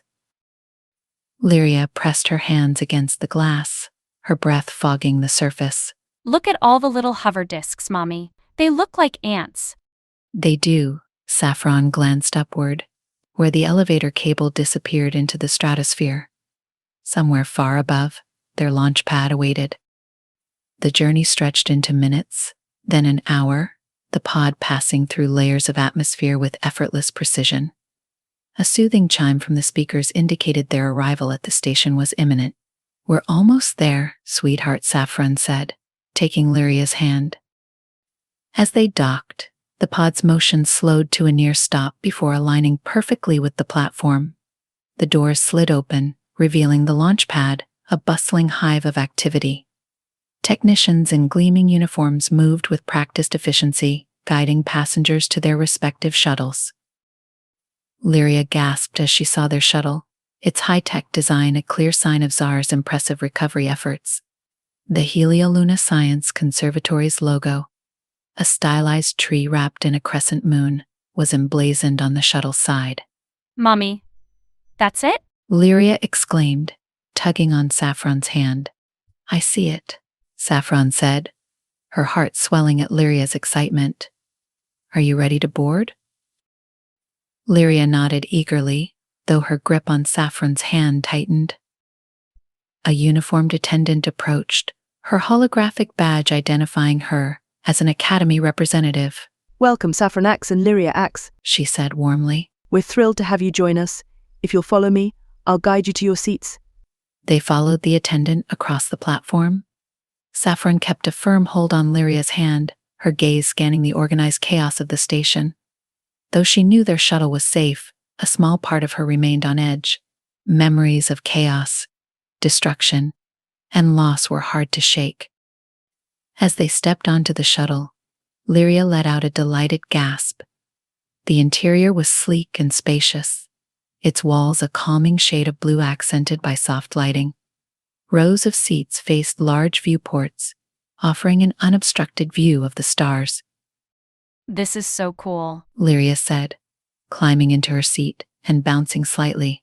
Saffron smiled, adjusting Lyria's harness, and then her own. She took a deep breath, letting the steady rhythm of the shuttle system soothe her nerves. The Academy's representatives had promised the trip would be smooth, and she trusted them. A voice crackled over the intercom. Ladies and gentlemen, welcome aboard the Lunar Breeze. Please ensure your harnesses are secure as we prepare for launch. Our journey to the Helioluna Science Conservatory will take approximately 3 hours. Saffron reached over to squeeze Lyria's hand. 3 hours, and we'll be at your new school. Will Daddy be okay while we're gone? Lyria asked, her forehead creased with concern. Saffron's heart ached, but she forced a reassuring smile. Daddy will be fine. You know he's strong, and he has his mission to focus on. Lyria nodded, though her lower lip trembled. Saffron leaned over to press a kiss to her forehead, silently vowing to keep her promise to both Quentin and Lyria. With her hivemind clones accompanying Quentin, she could watch over him, ensuring he was never truly alone. As the shuttle's engines roared to life and they began their ascent, Saffron gazed out the viewport, her thoughts a mix of hope and longing. The star-studded sky above them was a breathtaking spectacle. It didn't matter how immense the universe was, though. Their love was the strongest connection, no matter how far apart they might be. Chapter 20. Orders from Command. Quentin adjusted the strap of his travel bag. He wasn't used to the sky bubble being so quiet, and the absence of Juna, Saffron, and Lyria gnawed at him. At least he was leaving the same night, so he didn't have to be too lonely in familiar territory. The bell of the elevator stem broke the silence. He turned as the bara glass partitioning popped open, revealing Maria flanked by 2 cat agents. Although Cat's ancestors originated from Lilron, they had populated the other white sun worlds since space travel first became a thing, thousands of years ago. Ruby's mom, Fuyuka, had been a cat, though she hadn't been brought up as one, on the terrible lunar concubine training camp. The agents stepped inside first. Their agility was unmistakable, even in their sleek combat suits, which bore the insignia of the Luranese Interstellar Police. They wore high-tech tactical gear, complete with holstered plasma pistols and datapads strapped to their forearms. Maria entered behind them, her petite figure exuding authority. Her black braids, tied in a severe top knot, gleamed under the yellow glow balls, which levitated around the living quarters like tiny planets, and her brown skin contrasted with her dark tactical suit. Her full lips curved into a faint smirk as she surveyed the room. Quentin, hope you've got some coffee. It's going to be a long briefing.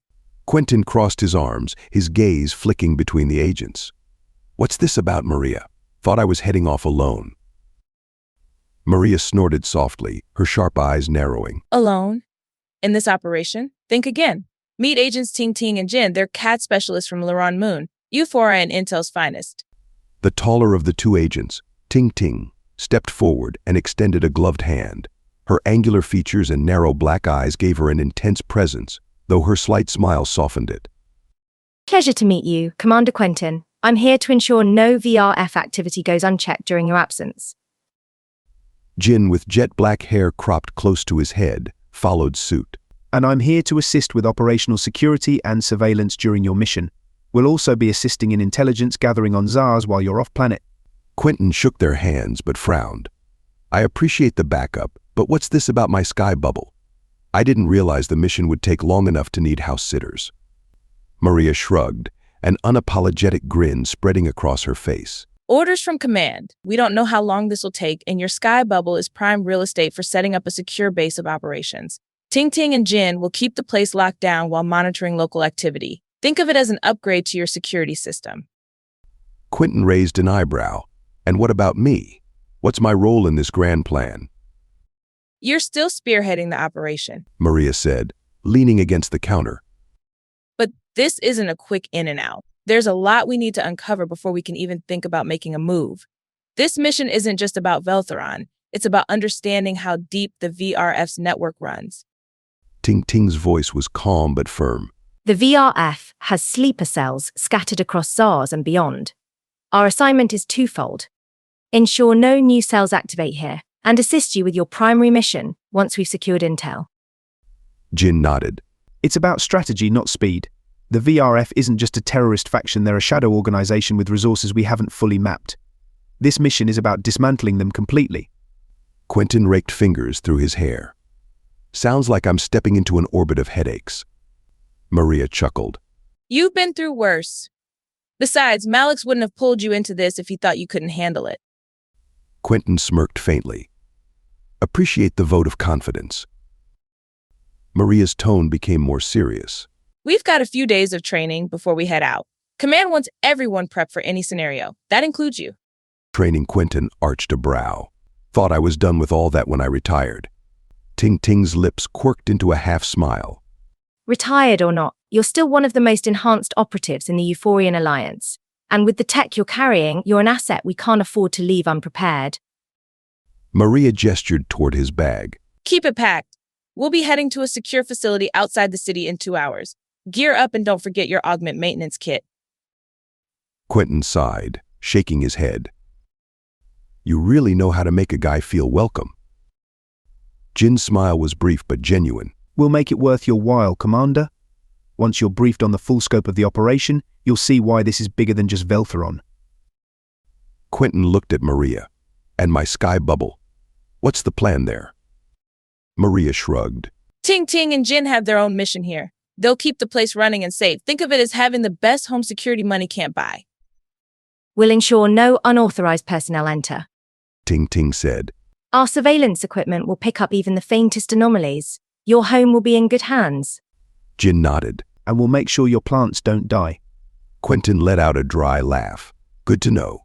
Maria straightened, her expression serious again. You've got 2 hours. Meet us at the coordinates I sent to your data globe. There's a manual hover disk waiting at your closest Gem Plaza, and you can only take the speed streams in the Terrestria Commons, remember. I know. Don't be late, or you'll regret it. Quentin nodded, his gaze steady. Wouldn't dream of it. Maria turned toward the elevator stem, motioning for Ting Ting and Jin to follow. The two agents offered Quentin a final nod before disappearing behind the melding partitioning. The sky bubble fell silent again, but the weight of their words lingered. Quentin exhaled, slinging his bag over his shoulder. Training again. Missions again. He glanced out at the horizon, the vast expanse of green hills stretching beyond the translucent shell of his sky bubble. The quiet wouldn't last, but for now he took a moment to savor it. Because once the mission began, there'd be no turning back. The training dome hummed with energy, its walls shimmering with reactive nanomaterial that shifted to mimic various terrains. Quentin stood in the center of the vast space, his cyborg augmentations buzzing faintly as they calibrated to the environment. Around him, the Saffron clones moved with eerie synchronicity. Around him, the Saffron clones waited, ready for action, and he wondered whether any of them were the four from his most recent erotic dream. Ready for this, Quentin? One of the clones asked, her voice layered with faint echoes of the others. Her eyes gleamed with the telltale light of the hivemind connection. But her expression also showed desire, as her lips parted ever so slightly. Quentin flexed his hands, the servomotors in his fingers emitting a soft whir. Ready as I'll ever be. Just try not to outpace me too much. Another clone smirked. We'll try to keep it fair. The dome's lights dimmed, replaced by holographic projections of a dense, alien jungle. The air around them cooled, and the faint hum of simulated insects created a surreal sense of immersion. Quentin's cyborg optics adjusted instantly, mapping the terrain and highlighting heat signatures hidden among the digital foliage. Phase 1. Infiltration. A disembodied voice announced, the AI trainer's tone calm and mechanical. The clones spread out in perfect formation, and their movements were coordinated. Quentin took a breath, activating his stealth module. His body shimmered, light bending around him as he became nearly invisible. He wasn't as silent as the clones. They moved like shadows. But his cybernetic enhancements gave him a speed and accuracy that rivaled their genetic mutations. Targets ahead, one of the clones whispered through the comm link. Quentin's HUD displayed a cluster of humanoid figures moving through the simulated jungle. The AI-generated combatants were armed and patrolling in a staggered formation. The clones didn't wait for orders. They melted into the surroundings, their enhanced senses pinpointing weaknesses in the enemy's formation. Quentin followed, his augmented muscles propelling him forward with calculated efficiency. A clone to his left vaulted silently into the trees, her long legs gripping a branch as she swung down to land directly behind a target. With a single fluid motion, she neutralized the holographic combatant, her blade humming as it phased through the projection. Another clone darted forward, her genetic enhancements allowing her to bend unnaturally around obstacles. Her fingertips glowed faintly as she hacked into the enemy's comm link, feeding false coordinates to confuse their movements. Quentin focused on a pair of enemies ahead, their heat signatures bright against the jungle backdrop. His targeting system locked onto them, and with a mental command, his arm-mounted plasma launcher unfolded. A silent pulse of energy shot forward, incapacitating one while he closed the gap on the other. His cybernetic arm extended, gripping the target and slamming it into the ground with a forceful thud. Not bad, one of the clones remarked as she appeared beside him, her hivemind glowing through her amused expression.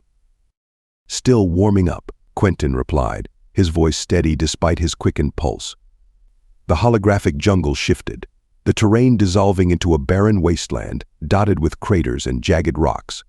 A high-pitched alarm blared, signaling the start of Phase 2 assault. Drones incoming, one of the clones announced. Quentin's sensors picked up the swarm before they appeared, a cluster of metallic orbs streaking toward them. The clones moved instantly, splitting into pairs and taking up defensive positions among the rocks. Quentin activated his kinetic shield. The barrier glimmered when it opened around him. The first wave of drones descended. He fired his plasma launcher. 3 drones were quickly shot down by the bursts of energy. To his right, 2 clones leaped into the air, their enhanced agility allowing them to twist mid-flight. One grabbed a drone and hurled it into another, causing them to explode. Watch your 6. A clone's voice cut through the comm. Quentin spun, his cybernetic reflexes engaging as a drone charged toward him. He raised his arm, his energy blade snapping to life, just in time to slice the drone in half. The pieces clattered to the ground, sparking wildly before dissolving into digital fragments. The clones regrouped around him. They communicated without words, their hive mind enabling them to anticipate each other's actions. Quentin couldn't help but feel like an outsider. Final phase, extraction, the AI trainer announced. The wasteland morphed into a sprawling industrial complex, its towering walls bristling with automated defenses. This one's all you, Quentin, one of the clones said, stepping back with a playful grin. Thanks for the vote of confidence, Quentin muttered, his focus sharpening as his HUD mapped out the complex. The clones stayed close, their role now supportive as Quentin moved toward the central objective. A glowing core guarded by a series of turrets and holographic sentries.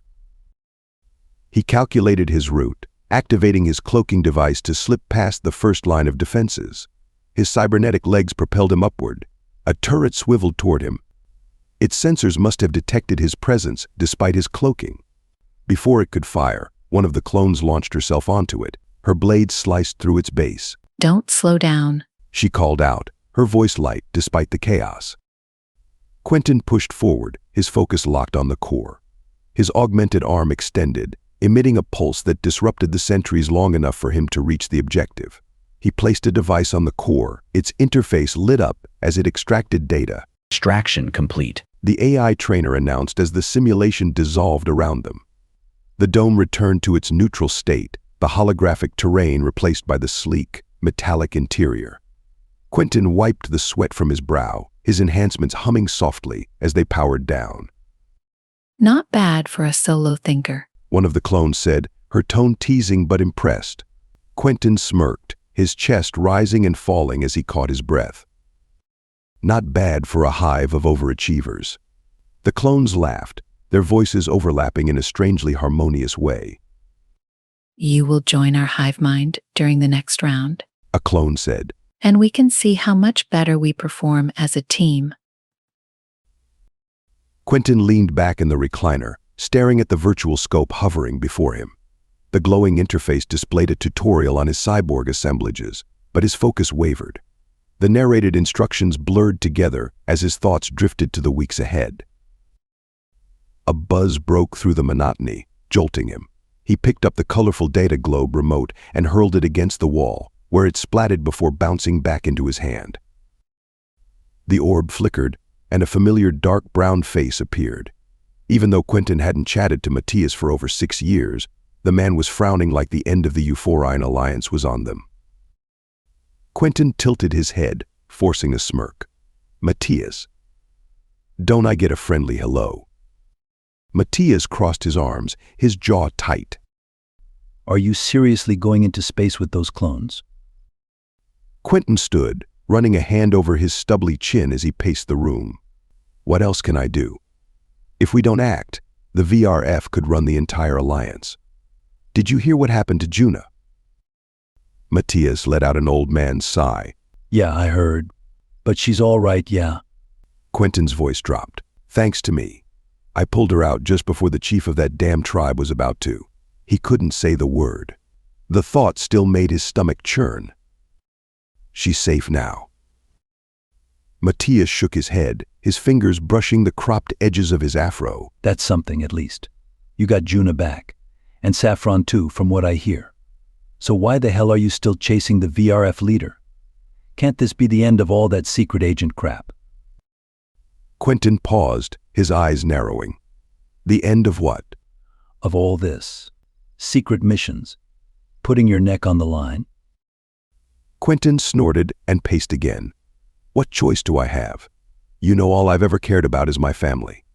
Matthias leaned forward, his voice firm. Don't give me that. You've done more than enough. You helped us rescue those women on Kronos. You've already given everything.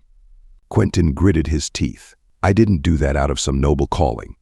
Liron's government twisted my arm, threatened to throw me in a cell if I didn't help. And you still did the right thing. Matthias countered. Whatever the reason, it mattered. Quentin shook his head. This time it's different. This time I want to do something. Not for my family. Not because I have to. For strangers. For people I'll never meet. Matthias's face softened for a moment, but then his nostrils flared. I met Arch-Luminary Ristev once. Quentin stopped pacing. What? Matthias leaned back in his chair, his expression unreadable. Back when I lived in the Crimson Scar. With Darwin. Quentin pictured the portals in the pyramids, the strange, glowing light, and the secrets the two of them had buried for years. What does he know? Matthias rubbed a hand over his face. Too much. He saw things he shouldn't have. Me and Darwin stepping out of that purple light. He's been sniffing around ever since. Quentin's throat dried. Does he know I know? Matthias shrugged. Can't say for sure. But he was obsessed with getting answers. And you know Darwin. He helped close the portals. Quentin let out a shaky breath. You don't want me to go, do you? Not really. But if you're hell-bent on this mission, let me make a suggestion. Go on. Get the memories wiped. Quentin stared at him. You're kidding. I'm serious. LSSN Glasscastle can do it. It's got the tech. Quentin's mind reeled. And if I need them back? Then you can have them restored. If Arch-Luminary Ristev gets caught, it won't matter anymore. Quentin's hand gripped the back of the chair tightly. I'll think about it. Matthias's voice softened. It's not just about you, man. You've got your family on Zars and on Liron. What happens to them if this all goes sideways? Quentin looked away, his thoughts shifting. How's Anna? He asked quietly. Matthias's lips twitched into a faint smile. She's good. Indigo's keeping her busy. You wouldn't believe how much energy a 5-year-old has. Quentin chuckled softly, though his heart ached.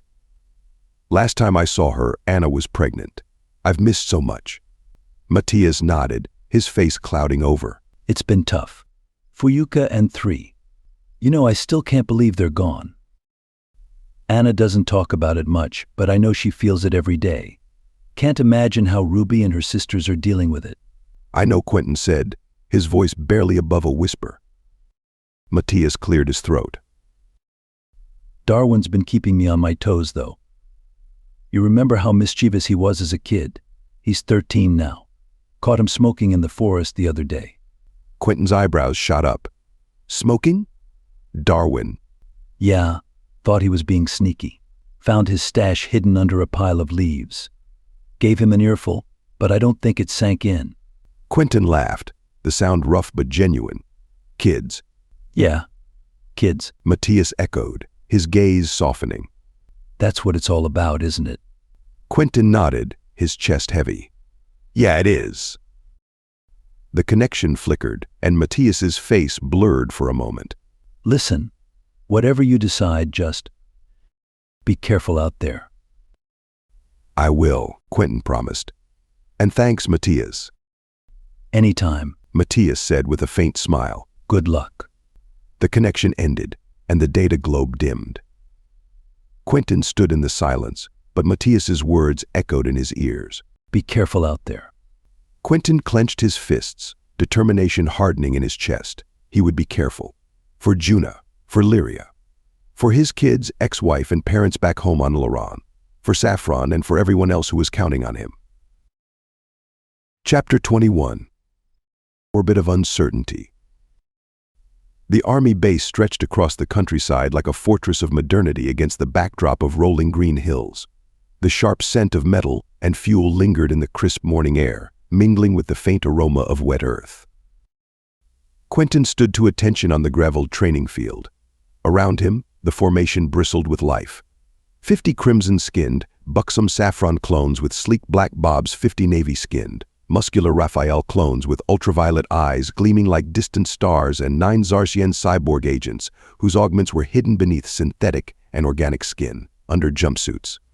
At the front of the assembled lines, Maria stood poised and commanding. The top knot, formed from her tightly braided hair, gave her an air of effortless authority.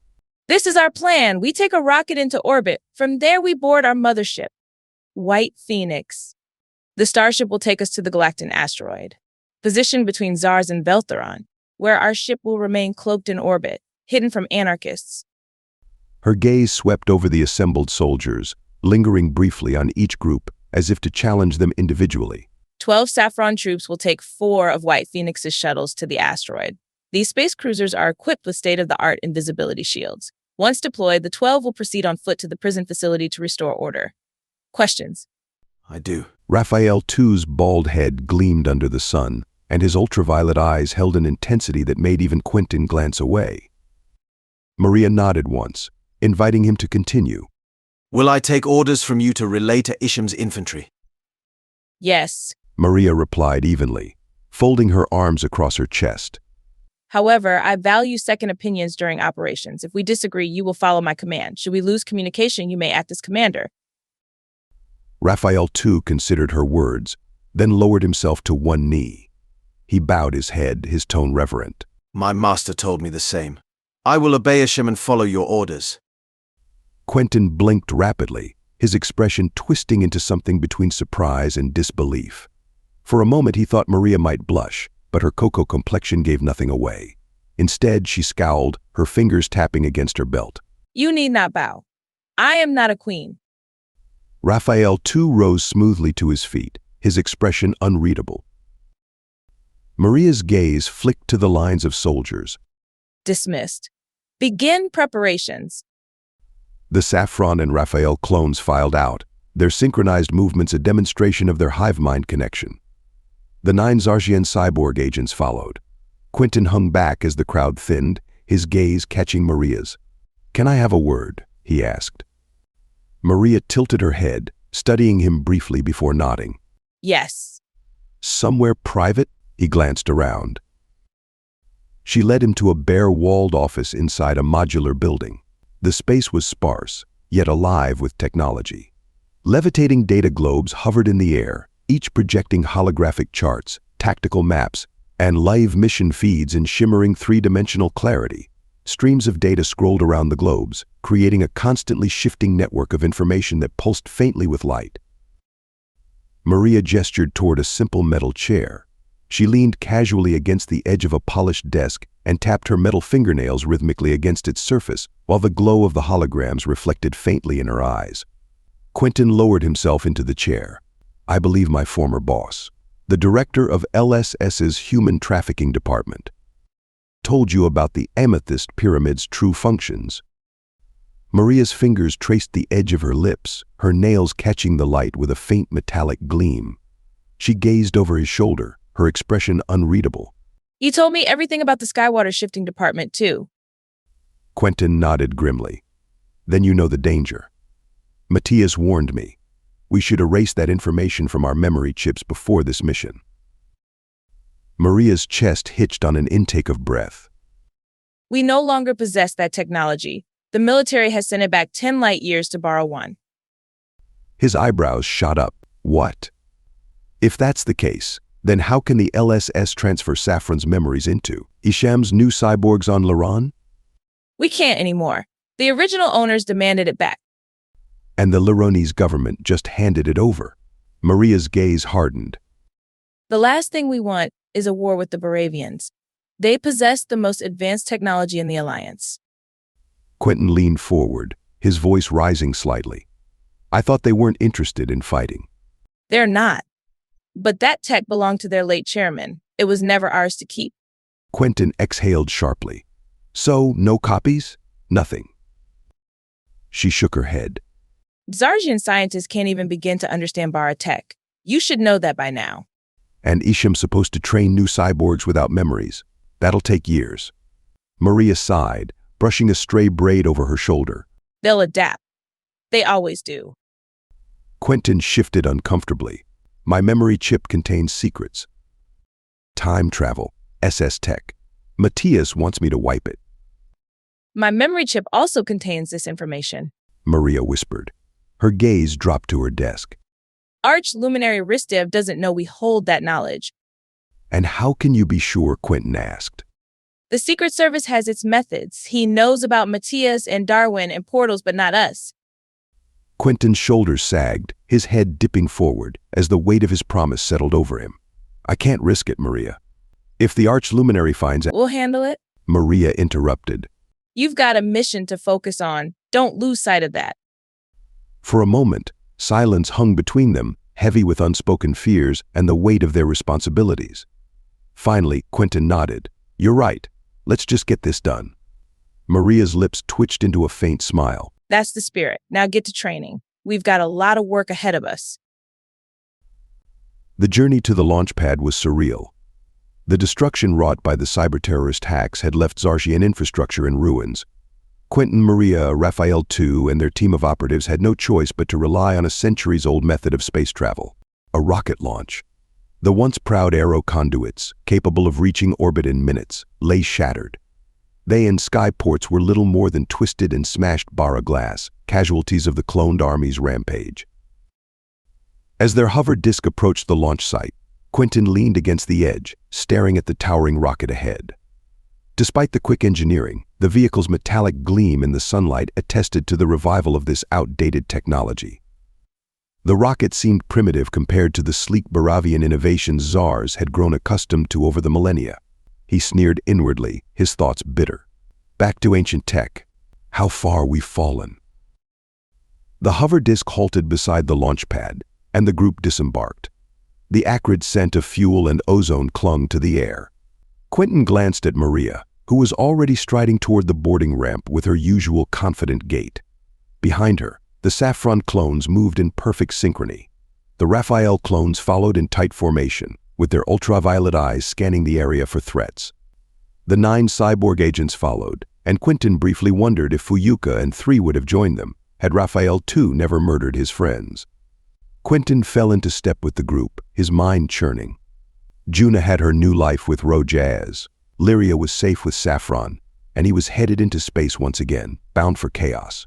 Perhaps this time he wouldn't come back. The thought lingered, heavy and unwelcome. When they arrived at the ramp, Maria turned briefly, her gaze lingering on Quentin. Keep up, we've got a mission to run. He nodded, adjusting his pack and following her into the orbital cabin. Rows of concentric seating lined the cabin, each equipped with inertia belts and reinforced harnesses. The Saffrons filed in seamlessly, followed by Raphael's and Zarshian cyborgs. Maria took her place in the center, flanked by Raphael II and a Saffron clone. Quentin strapped himself into a seat opposite her. The rocket's interior was utilitarian, with holographic displays embedded in the walls showing trajectory data, atmospheric conditions, and structural integrity metrics. The hum of pre-launch systems filled the cabin, a low vibration that seemed to resonate in Quentin's chest. He clenched his fists, his muscles twitching with anticipation. Will this old beast even hold together?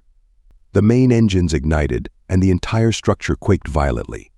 The roar was deafening, rattling through Quentin's skull as the rocket prepared for liftoff. Around him, the Zarshian cyborg agents gripped their harnesses tightly, their faces stoic. The Saffron and Raphael clones remained perfectly composed, their expressions calm. Raphael II's thoughts reached Quentin's mind-link interface. Fear isn't in our genetic makeup, Quentin, but love? That's something even Isham couldn't take from us. Quentin's jaw tightened as he processed the words. Before he could respond, the intercom crackled to life. Prepare for liftoff. T-5, 4, 3, 2, 1. Liftoff. The engines roared to full power, slamming Quentin back into his seat. The G-forces pressed down on his chest with crushing intensity. His ribs felt like they might snap as the rocket climbed through the lower atmosphere. Vibrations rocked the cabin violently, the sound of the slipstream outside a deafening scream.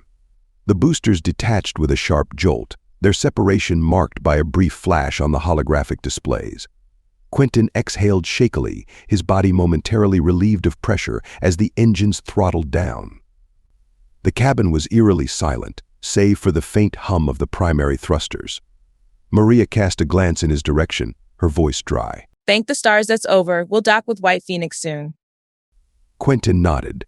His attention lingered on the levitating data globe projecting an intricate holographic display. The mothership dominated the center, and its design and engineering tugged at his fascination. Its streamlined form mimicked a bird mid-flight, every detail painstakingly rendered in glowing, high-resolution light. His gaze traced the long, arching wings lined with arrays of glowing thrusters, which shimmered faintly in the hologram's simulated vacuum. Each thruster pod appeared modular, no doubt capable of independent movement for precision navigation. The central fuselage tapered elegantly, housing what looked like multi-tiered hangar bays with external access points. A shimmering ring encircled the aft section, likely a field generator for enhanced shielding or gravitational control.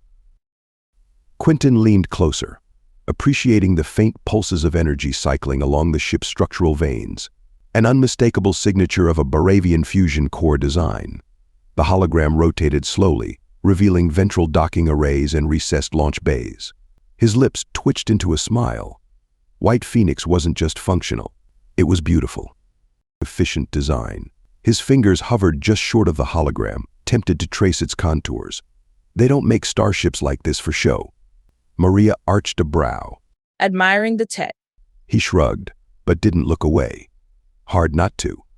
Whoever designed this knew how to marry form and function.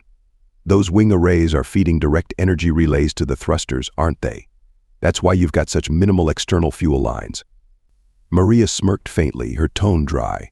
Trust you to notice. Anything else catch your eye, Quentin Valentine? He gestured at the glowing ring around the aft section. That's not just shielding, is it? Looks like a dual-purpose setup. Gravitational stabilization for long-haul maneuvers.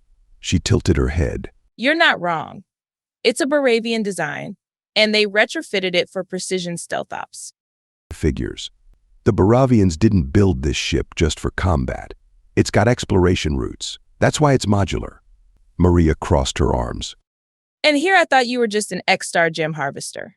Quentin smirked, but kept his eyes on the hologram. I might be out of my depth on Veltheron, but when it comes to starships, Commander, I know my stuff.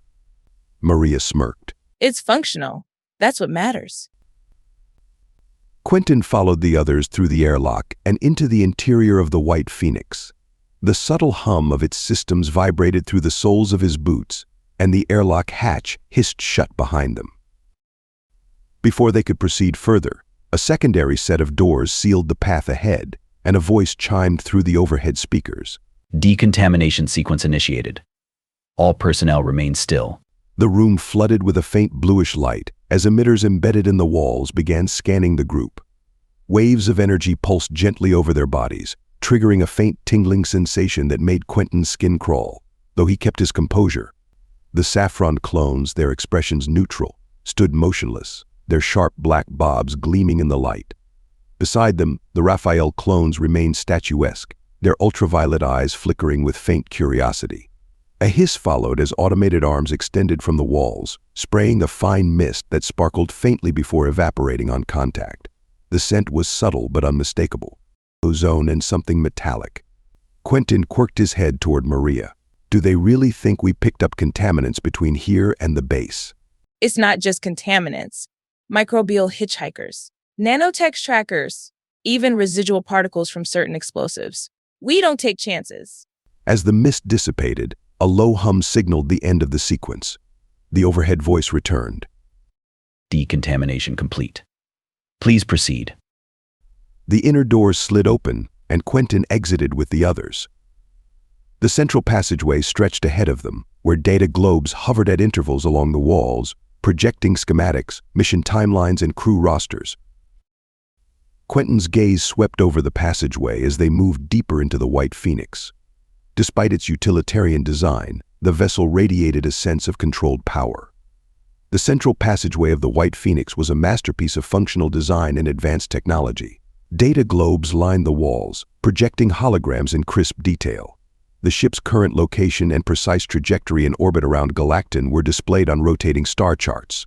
Operational protocols scrolled alongside three-dimensional schematics of the asteroid they were bound for, while another projection listed crew assignments and task rotations. Quentin's gaze lingered on a holographic display of the ship's systems. The energy relays pulsed in real time and fed power to the ship's thrusters and subsystems. Lines of code flickered in one corner, monitoring the engine output and atmospheric stability. He fell into step beside Maria as the group moved deeper into the ship. The Saffron and Raphael clones split off into smaller teams, guided by orders transmitted through their mind-link interfaces. How long to Velthron? Quentin asked Maria in a casual voice. She cast him a sidelong glance. From Galacton, 30 days at sublight speed. Quentin's brows furrowed. 30 days for 200 million miles? Feels like we're crawling. We've got a lot to prepare for. Rushing into an unknown situation doesn't help anyone. He squeezed the back of his neck. I suppose it's better than rushing into disaster. Maria led him and a smaller group into a cabin nestled near the ship's central axis. The space was compact and designed for practicality rather than comfort. The walls displayed a muted interface, glowing softly with touch-activated icons. Overhead, dim lighting adjusted automatically to occupants. Food and drink dispensers are over there. Maria gestured toward a section of the wall. Help yourselves and strap in when ordered. Just in case. A Saffron clone approached Quentin with a bottle of water in hand, which she squished between her round breasts, pressed tightly under her Black Ops suit. She winked at him as he took the water. You're worried? Quentin hesitated, then nodded. About a lot of things. She tilted her head slightly, her gaze unblinking. Worry less. You're among capable allies. Then, she said in his mind. Saffron is well with Lyria on the moon. She is watching you from our eyes. She loves you. He flinched. His lips twitched in a faint smile, but before he could reply, Maria interrupted. I'll check on the bridge, she said, already heading toward the door. Stay here. Quentin raised an eyebrow. Can I join you? Maria turned, her smirk widening. Not a chance. Senior personnel only. Left behind, Quentin settled into one of the cabin's seats, idly sipping his water as he watched the holographic display of their ship's position relative to Galacton. The asteroid loomed large in the projection, its irregular surface mapped in stunning detail. A shimmer of blue indicated the weak magnetic field generated by its metal-rich core. Hours later, the White Phoenix shifted into geostationary orbit. The hum of the engines softened, and the holograms updated with new data. Quentin glanced at a nearby display, watching as Maria and Raphael too conversed on the bridge. Their dialogue filtered through his MindLink interface, but he could also see a projection of their discussion in a side panel of the cabin. Take 10 clones in 3 shuttles to this location. Maria instructed, her tone crisp as she displayed a detailed map of the asteroid's surface. Upload the coordinates to your neural networks. Raphael too nodded, his ultraviolet eyes narrowing slightly. What if they detect the suits? Maria's expression tightened. Use every defensive measure available. Minimal casualties, prioritize restoring order and safeguarding personnel. The conversation faded into the background as Quentin's attention drifted to another display. A holographic rendering of Veltheron. The inhospitable planet rotated slowly in the projection, its extremes laid bare. On one side, scorching temperatures rendered the surface a searing wasteland. On the other, perpetual darkness turned the terrain into a frozen abyss. The sheer hostility of the environment sent a shiver down his spine. A Raphael clone approached him. The man's navy blue skin caught the dim light, his expression calm but curious. You seem troubled. Quentin glanced up. And you don't. The clone's lips curled in a faint smile. We all process emotions differently, even with shared memories. Another Raphael clone joined them, his demeanor gruffer. Some of us don't feel guilt or fear. Others do. It's part of what makes us adaptable. Quentin studied them both, his unease easing slightly. For all their differences, the clones carried an undeniable humanity. Their friendliness was strange but reassuring. At least he was not alone. Chapter 22.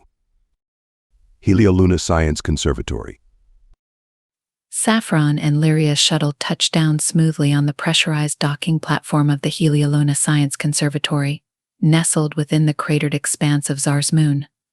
After the shuttle door slid open, they descended a ramp into an airtight chamber. Around them, other families emerged from the shuttle. A symphony of excited squeals and hushed whispers, filled with wonder and excitement, arose from their voices. Children clutched parents' hands or carried small backpacks adorned with patches of moons and stars. Before they could proceed, an overhead voice chimed in the Zarshan language, instructing all passengers to remain still. Soft pulses of blue light washed over the group, scanning for potential contaminants. Lyria's eyes widened as she clutched Saffron's hand, watching the glowing beams sweep up and down their bodies. It's okay, sweetheart. Saffron squeezed her daughter's hand reassuringly. A faint mist filled the walkway, dissipating quickly as it settled on their clothes and skin. The air carried a metallic tang, and Lyria wrinkled her nose at the strange sensation. What is this, Mommy? It's a cleaning mist. They're making sure we bring nothing harmful inside. The mist evaporated almost as quickly as it appeared, leaving a faintly fresh scent in its wake. A soft chime signaled the end of the disinfection process, and the walkway ahead lit up, inviting them to proceed. See? All done. Saffron nudged Lyria forward when a partitioning slid open and the group moved on. Saffron entered a wide transparent passage, her hand tightly clasping Lyria's. The group moved steadily through the barraglass tunnel. Outside, the lunar surface stretched barren and vast. Scattered across the cratered expanse, the glowing domes of the Helioluna Science Conservatory shimmered like gemstones. A mother ahead of them balanced a giggling toddler on her hip, the little one's chubby hands reaching out toward the stars over the lunarscape, visible beyond the transparent walls of the tunnel. A scientist welcomed them. Her holographic badge glowed faintly against her silver catsuit. She was a rare water person from a tiny red sun world which spun extremely fast on its sideways axis, The planet was called Bazagua and renowned for its strange array of sentient lifeforms. Saffron had never seen a Bazaguan before, except on a VR Discovery Channel. No one traveled to or from that windy planet where only the natives of the world lived. Centuries ago, the Euphorian Alliance enacted a law designating the planet as a protected preserve, ensuring its ancient traditions and untouched DNA remained unaltered. The natives lived simply, their lives shaped by instinct and tradition, much like the animals they coexisted with. While others might look down on their modest ways, Saffron found a quiet admiration for their humility and connection to the natural world. The water woman, with her distinct features suggesting Bazaguan heritage, likely had never seen her ancestral planet, let alone set foot on its surface. She must have been born elsewhere. The scientific attendant was an attractive young woman about 5 foot tall, slim and dainty. She had pale blue skin, a crop of silver hair, and gills under her ears. Saffron couldn't help but admire her petite frame as she walked ahead of the group. Speaking in the Zarshian language, she gestured toward the various domes visible through the walls of the tunnel. Each of these habitats serves as a living laboratory. We have miniature rainforests, engineered wetlands, and grassy meadows designed to replicate the conditions of the 8 habitable worlds of the Euphorian Alliance. She answered a couple of questions about her ethnic origin, with a watery smile pasted across her pale blue face before continuing. Inside the various domes you'll find a balance of flora and fauna, light which mimics the 7 different suns of Euphorian, and many species bioengineered for sustainability and long-term viability in extraterrestrial environments. Saffron glanced down at Lyria, whose eyes widened in wonder as the scientist continued. These environments not only serve educational purposes, but are also essential for testing sustainable ecosystems for future off-world colonies. Mummy, do you think there are animals in there? Lyria pressed her face against the curved glass. Saffron smiled and brushed a hand over Lyria's dark hair. Let's keep our eyes open. I'm sure we'll see plenty. One boy pointed excitedly at a dome with black sand and blue cacti. Large black spiders roamed the dunes. A girl with braided pigtails gasped before running to her mom and hugging the woman's legs. The scientist scraped pale blue fingers through her crop of silver hair and turned slightly, continuing her explanation. A network of tunnels like this connects the domes. Each serves as a controlled environment with unique conditions, from humidity levels to bioluminescent adaptations. Our educational hub is the central dome, where we are going now. That will be your starting point. She gestured towards a broad staircase. We will now proceed underground and take a maglev to the dome which contains our learning center. The group followed her, murmuring avidly along the way. They arrived at an underground platform for the maglev, then traveled on it for 10 minutes. After disembarking and ascending to the upper floor through a large elevator, they entered a vast circular building, positioned in a clearing. The scientist explained it was the learning atrium at the center of one of the larger domes. The building's walls were made entirely of baraglass, offering an unobstructed view of green fields and silver forests, which stretched as far as the eyes could see. Inside, holographic displays projected maps of the conservatory, rotating models of planetary ecosystems, and the smiling faces of the teaching staff, dressed in emerald green jumpsuits and scientists in silver. Sunlight streamed through the baraglass ceiling, illuminating the conservatory's ingenious architecture. The water woman who had ushered them here was approached by an equally young and pretty teacher in emerald. The teacher tossed her strawberry blonde waves over a shoulder and laughed as they conversed, before the water woman bid her goodbye and left through the elevator. The woman in emerald stamped in the center of the atrium, and a little stage with a glass mic on a stand arose from the floor. She waited until the other teachers and clusters of new arrivals stopped talking. Welcome to the Silverleaf Grove. If you would like to follow me, I will take you on a tour of the dome. She gestured for the group to follow her through an opening in the baraglass partitioning, and then onto comfortable levitating baraglass platforms with soft baraglass cozy seats. A gentle chill embraced them, the air crisp and invigorating like an early fall morning. Lyria shivered slightly, eyes wide with wonder, as she took in the breathtaking scene before them. As their platform hovered slowly, towering trees with silver leaves arched gracefully over their winding hover trail, their branches forming a shimmering canopy that reflected the soft light filtering through the dome's translucent ceiling.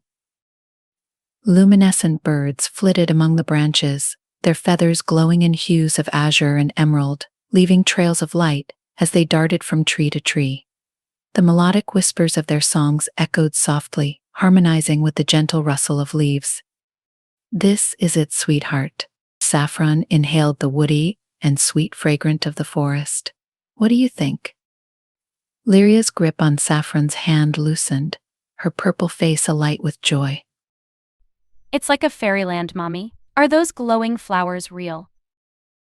Beside them, a cat mother with dark hair and honey-colored skin pulled her son onto her lap. See?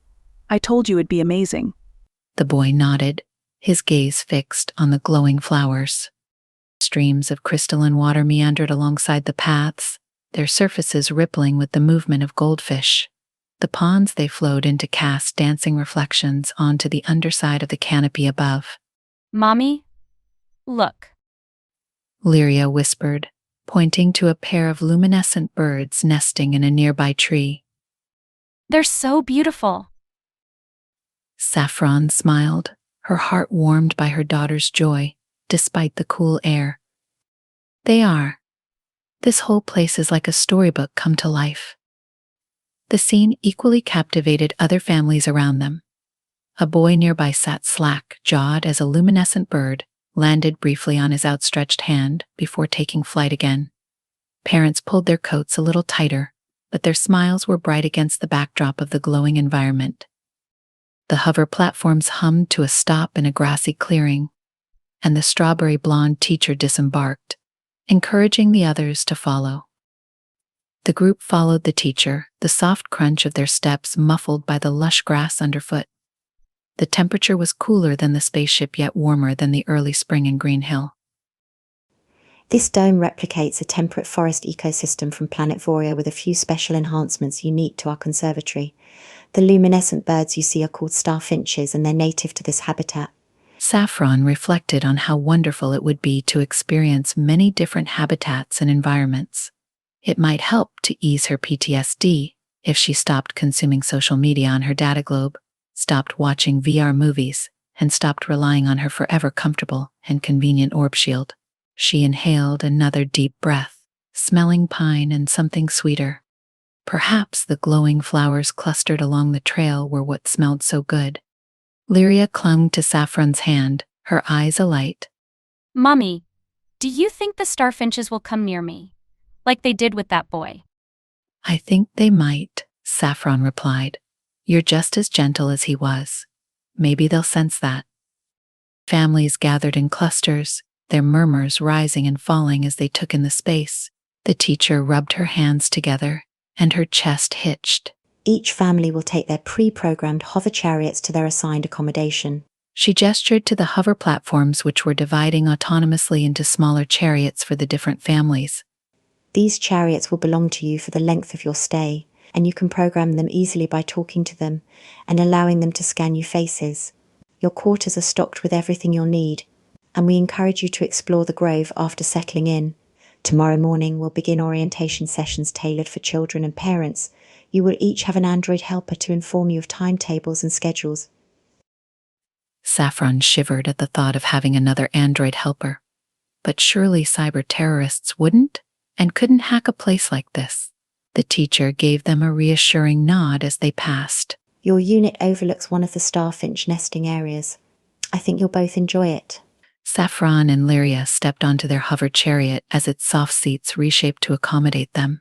The baraglass platform hummed gently, its surface warm to the touch, despite the chilly air. A holographic interface projected in front of them, displaying their names floating above their little chariot. Saffron leaned forward. Take us to our quarters. The chariot beeped in acknowledgement and began gliding smoothly along the designated hover trail. Around them, other families' chariots dispersed, heading toward various points within the vast dome.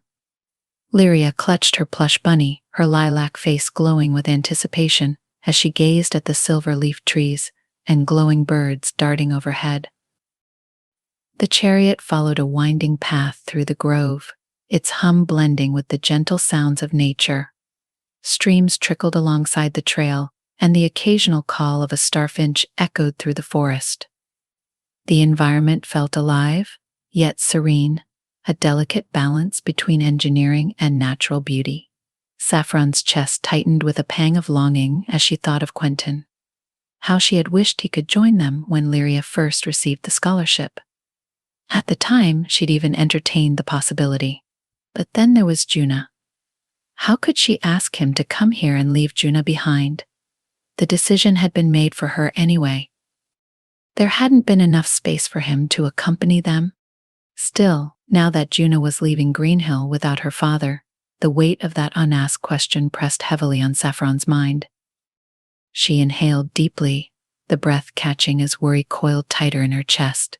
She hadn't admitted it to him, but fear for his safety gnawed at her every day. The mission he had undertaken was perilous, and the thought of losing him left her cold with dread. Her throat ached as the memory of their parting played over in her mind, each detail a sharp reminder of the risks he faced. If anything happened to him, she knew she would never forgive herself. After a few minutes, the chariot veered onto a smaller trail, its path bordered by clusters of glowing flowers. Ahead, a bare-glass treehouse came into view, nestled high among the silver-leafed branches. Its structure seemed to grow organically from the tree itself, with a spiral staircase winding around the trunk and soft lights illuminating its form. "This is it," Saffron said, as the chariot came to a gentle stop at the base of the tree. Lyria gasped, her eyes wide with delight. A treehouse? We're staying in a treehouse. "It looks like it." Saffron stepped off the chariot and helped Lyria down. A holographic panel projected from the staircase railing, displaying their names once more. Welcome, Saffron Axe and Lyria Axe. A soothing voice greeted. Your quarters are prepared. Please ascend the staircase to access your accommodations. Lyria darted toward the staircase, her excitement barely contained. Can we go up, Mummy? Please. Saffron chuckled, following her daughter. Let's see what it's like. The spiral staircase felt sturdy, despite its elegant design, and as they climbed, the view of the grove opened up around them. Lyria paused halfway up, leaning over the railing to peer at the glowing forest below. It's so pretty from up here. It is. Saffron's heart banged in her chest at Lyria's happiness. When they arrived at the top, the hole popped open in the entrance to the treehouse. Inside, the quarters were spacious yet cozy, with walls of bare glass offering uninterrupted views of the grove. Soft, adaptive furniture filled the main room, and a holographic interface projected along one wall displayed their schedule for the next day. Lyria ran to the nearest window, pressing her face against the glass. I can see the starfinches from here. Saffron set her bag down and strolled over, resting a hand on Lyria's shoulder. We're going to have a wonderful time here. A soft chime sounded, and an android helper emerged gracefully from a recessed alcove in the wall. Designed to resemble a kindly Tlishua elder, her purple-toned synthetic skin mirrored the hues of Saffron and Lyria's own. The android's figure was plump and comforting, her appearance reminiscent of someone in her 60s, complete with white streaks accenting her neatly bobbed black perm. Her voice was warm as she addressed them. Greetings, Saffron Axe and Lyria Axe. I am your personal assistant for the duration of your stay. My name is Talira. If you require anything, simply call for me. Lyria giggled, waving at the android. Hi, can you tell me about the starfinches? The android got down on her knees and cupped her purple hands in her lap, smiling. Crow-feet lines radiated around her eyes as she gazed at little Lyria. Starfinches are native to the planet Voria. Their feathers emit bioluminescence because of a unique protein that reacts to the surrounding light spectrum. They thrive in temperate forest environments like this grove. Lyria turned to Saffron, her face alight with curiosity. Mommy, can we go look for starfinches tomorrow? We can do anything you want, Saffron promised, pulling her into a hug. For the first time in a long while, she felt a sense of peace. This place, with its beauty and wonder, was exactly what they both needed. Chapter 23. New Beginnings. Moonlight poured through the tall windows, spilling across the sleek surfaces of Rojas's coastal home. The soft sound of waves lapping against the shore made her relax, as if she was meditating. Juna stood by the window, holding her mug of tea, and stared at the shimmering ocean. The lights of the floating solar farms glowed faintly in the distance. Their soft radiance dotted the dark waters, like stars resting on the waves. It felt unreal to her, as if she were in someone else's life. It's beautiful, isn't it? Rojas's voice broke the quiet.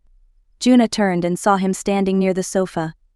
He watched her with a gentle smile, his dark eyes warm and steady. She smiled back and nodded. It is. I still can't believe I'm here. Rojas strolled to her side and leaned against the window frame. You deserve to be here.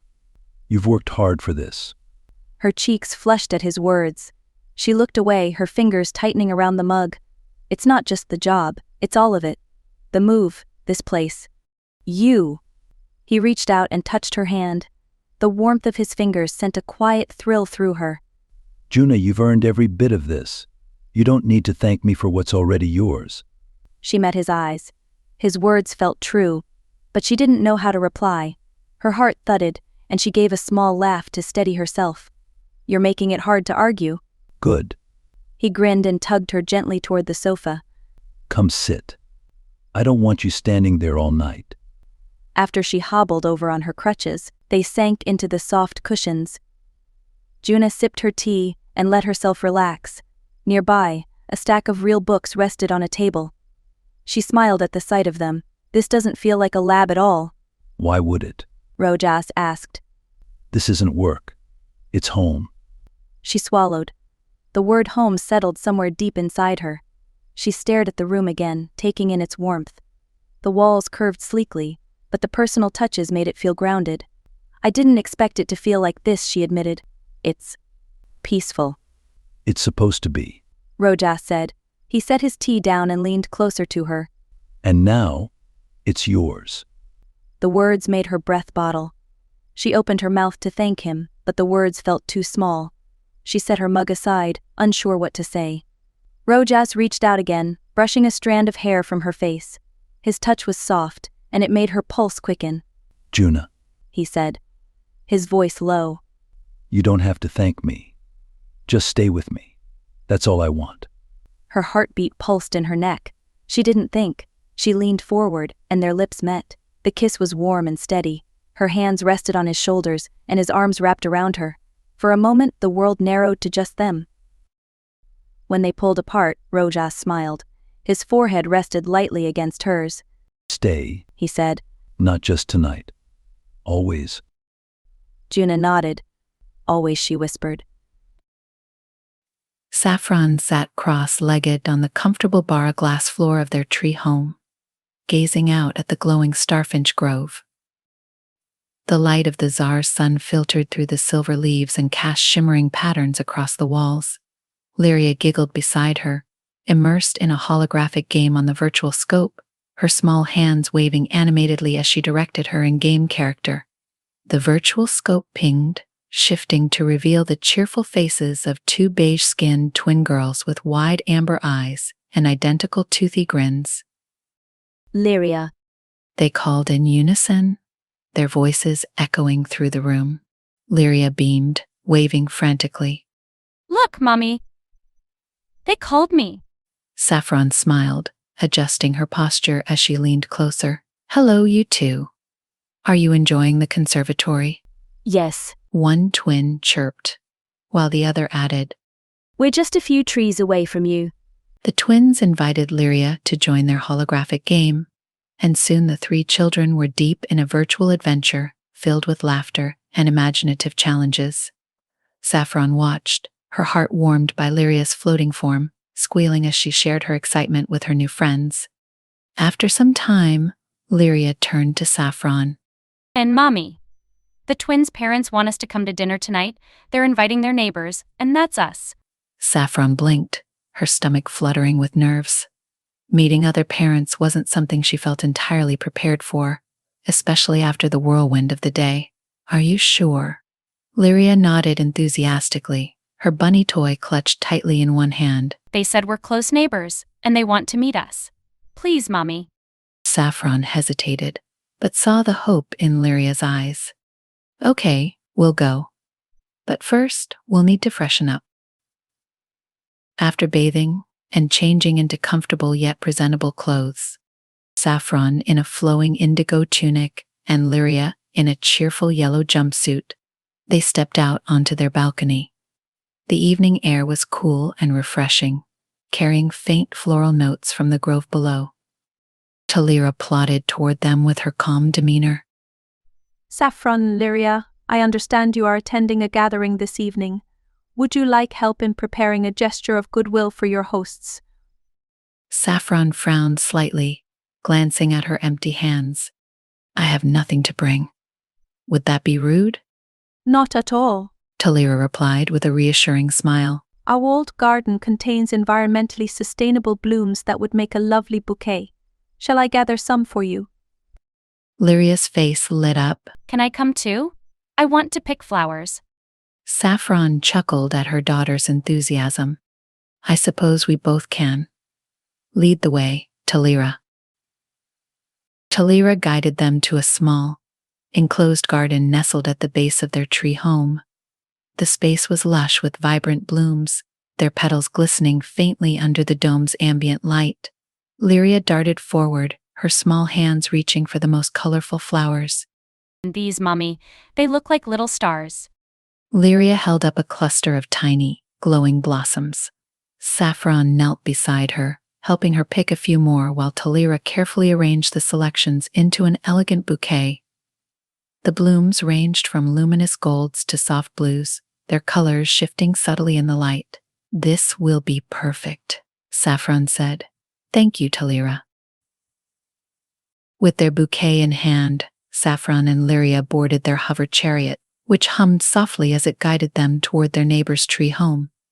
Saffron didn't know how, but the sky, which had earlier looked blue and then had a sunset, was now twilight. The starfinch grove shimmered, casting soft light over the winding trails below. The twins' family tree home came into view, its expansive balcony adorned with softly glowing lanterns. Voices and laughter floated down from above, mingling with the faint trill of starfinches in the trees. Lyria practically bounced out of the chariot. Come on, Mommy. They're waiting for us. Saffron took a steadying breath, smoothing the fabric of her tunic before Lyria tugged her hand, eager to introduce her to their new friends. Let's meet them together, Saffron said softly, her nerves easing as she glanced at her daughter's beaming face. The twins waved excitedly from the balcony as their parents, a warm and welcoming couple, descended the stairs to greet them. Saffron lay on her bar glass bed, the soft glow of the starfinch grove filtering through the windows of her treehouse. She whispered a command to her mind-link interface, her voice steady but full of longing. Connect me to Quentin. Dream state mode. A soft buzz in her mind acknowledged her request. Saffron felt the familiar pull of the interface, like sinking into a warm current. Her surroundings faded, and a serene, crystalline lake came into view. The water mirrored the pine trees around it, their reflection rippling softly. She stood on the shore, barefoot, the sand cool beneath her feet. She looked down at her naked body and smiled. Her lilac skin marked her as still a Tlishwa. Her heart raced with anticipation as she scanned the horizon. There he was. Quentin lounged on the grassy bank in his original form, before he'd had to possess the body of the blonde man. 4 completely naked red-skinned Saffron clones framed his relaxed posture. They sat close to him as they laughed and chatted. Quentin, Saffron called out, her voice echoing across the water. His head turned, a wide grin spreading across his face when he saw her. He stood and strode toward her, his steps unhurried but eager. Saffron, He said, his voice warm and full of affection. I was hoping you'd show up. She threw her arms around him, holding him tightly. I missed you, she murmured against his chest. I missed you too. How's the Helio-Luna Science Conservatory? Is Lyria happy? Saffron glanced at the clones. You already know, don't you? My memories are synced to your mind link. The nearest clone, a perfect copy of her original self, smirked. We do. We've seen everything. The treehouse, the glowing birds, the forest dome. Another clone added, we've shared your awe. It's incredible. Quentin chuckled, taking Saffron's hand. But I want to hear it from you. It's different when you tell me. Saffron felt her cheeks warm, a shy smile creeping onto her face. It's magical, Quentin. The domes are immense, like entire worlds in miniature. Lyria's overjoyed, and the habitats. They're unlike anything I've ever seen. She described the grove, the bioluminescent flowers, the starfinches, and the friends she'd made at the dinner party that night. The clones listened attentively, occasionally nodding or exchanging knowing smiles. When she finished, Quentin kissed her cheek. I'm glad. It sounds like a dream come true for Lyria. And for you. She hesitated, then asked, What about you? How's the mission? The third clone, her expression serious, leaned forward. Saffron 1. You don't have access to those details. It's classified. Saffron's brow furrowed. But I'm part of this. My clones are there. Shouldn't I know what's happening? The second clone, her tone softer, said, You're linked to us. But this information is restricted for security reasons. Quentin let out a pent-up breath. They're right, Saffron. It's not about trust. It's about keeping everyone safe. She crossed her arms, frustration bubbling beneath her skin. I don't like being left out, Quentin. He placed a hand on her shoulder, his touch grounding her. I know. But trust me, everything's under control. Your clones have been invaluable. You're with me, even when you're not. Saffron sighed, her shoulders relaxing slightly. I just want to be there for you. You are. Always.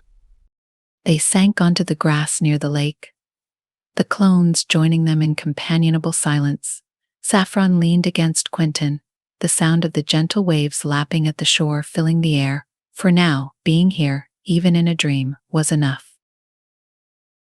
Chapter 24. The Hidden Stronghold. Quentin stirred awake in the dim light of his starship suite, the subtle hum of the White Phoenix's systems vibrating through the walls. The bed beneath him felt oddly empty after the vivid dream. He stretched, staring at the barra-glass ceiling, a small smile tugging at his lips. Spending time with Saffron 1 and her clones, even in a dream, had been a rare gift. They weren't just replicas. Each clone had their own quirks, their own way of interacting. One clone had a sharp sense of humor, another was quiet and thoughtful, and a third had shown a deep curiosity about him. It amazed him how individuality thrived, even among beings who shared a hive mind. He wondered if missions and subtle environmental shifts had shaped them, just as choices shaped anyone else. Swinging his legs over the edge of the bed, he rubbed his temples. The differences among the clones highlighted how intricate consciousness could be. No matter the starting point, the details always varied. It was a humbling thought. A soft chime signaled the day cycle. Quentin rose, stretched his arms, and moved to the observation panel. Beyond the smooth barra-glass, the endless stars flickered like distant embers. Quentin entered the White Phoenix's main briefing hall. Softly pulsing tactical displays lit up its walls.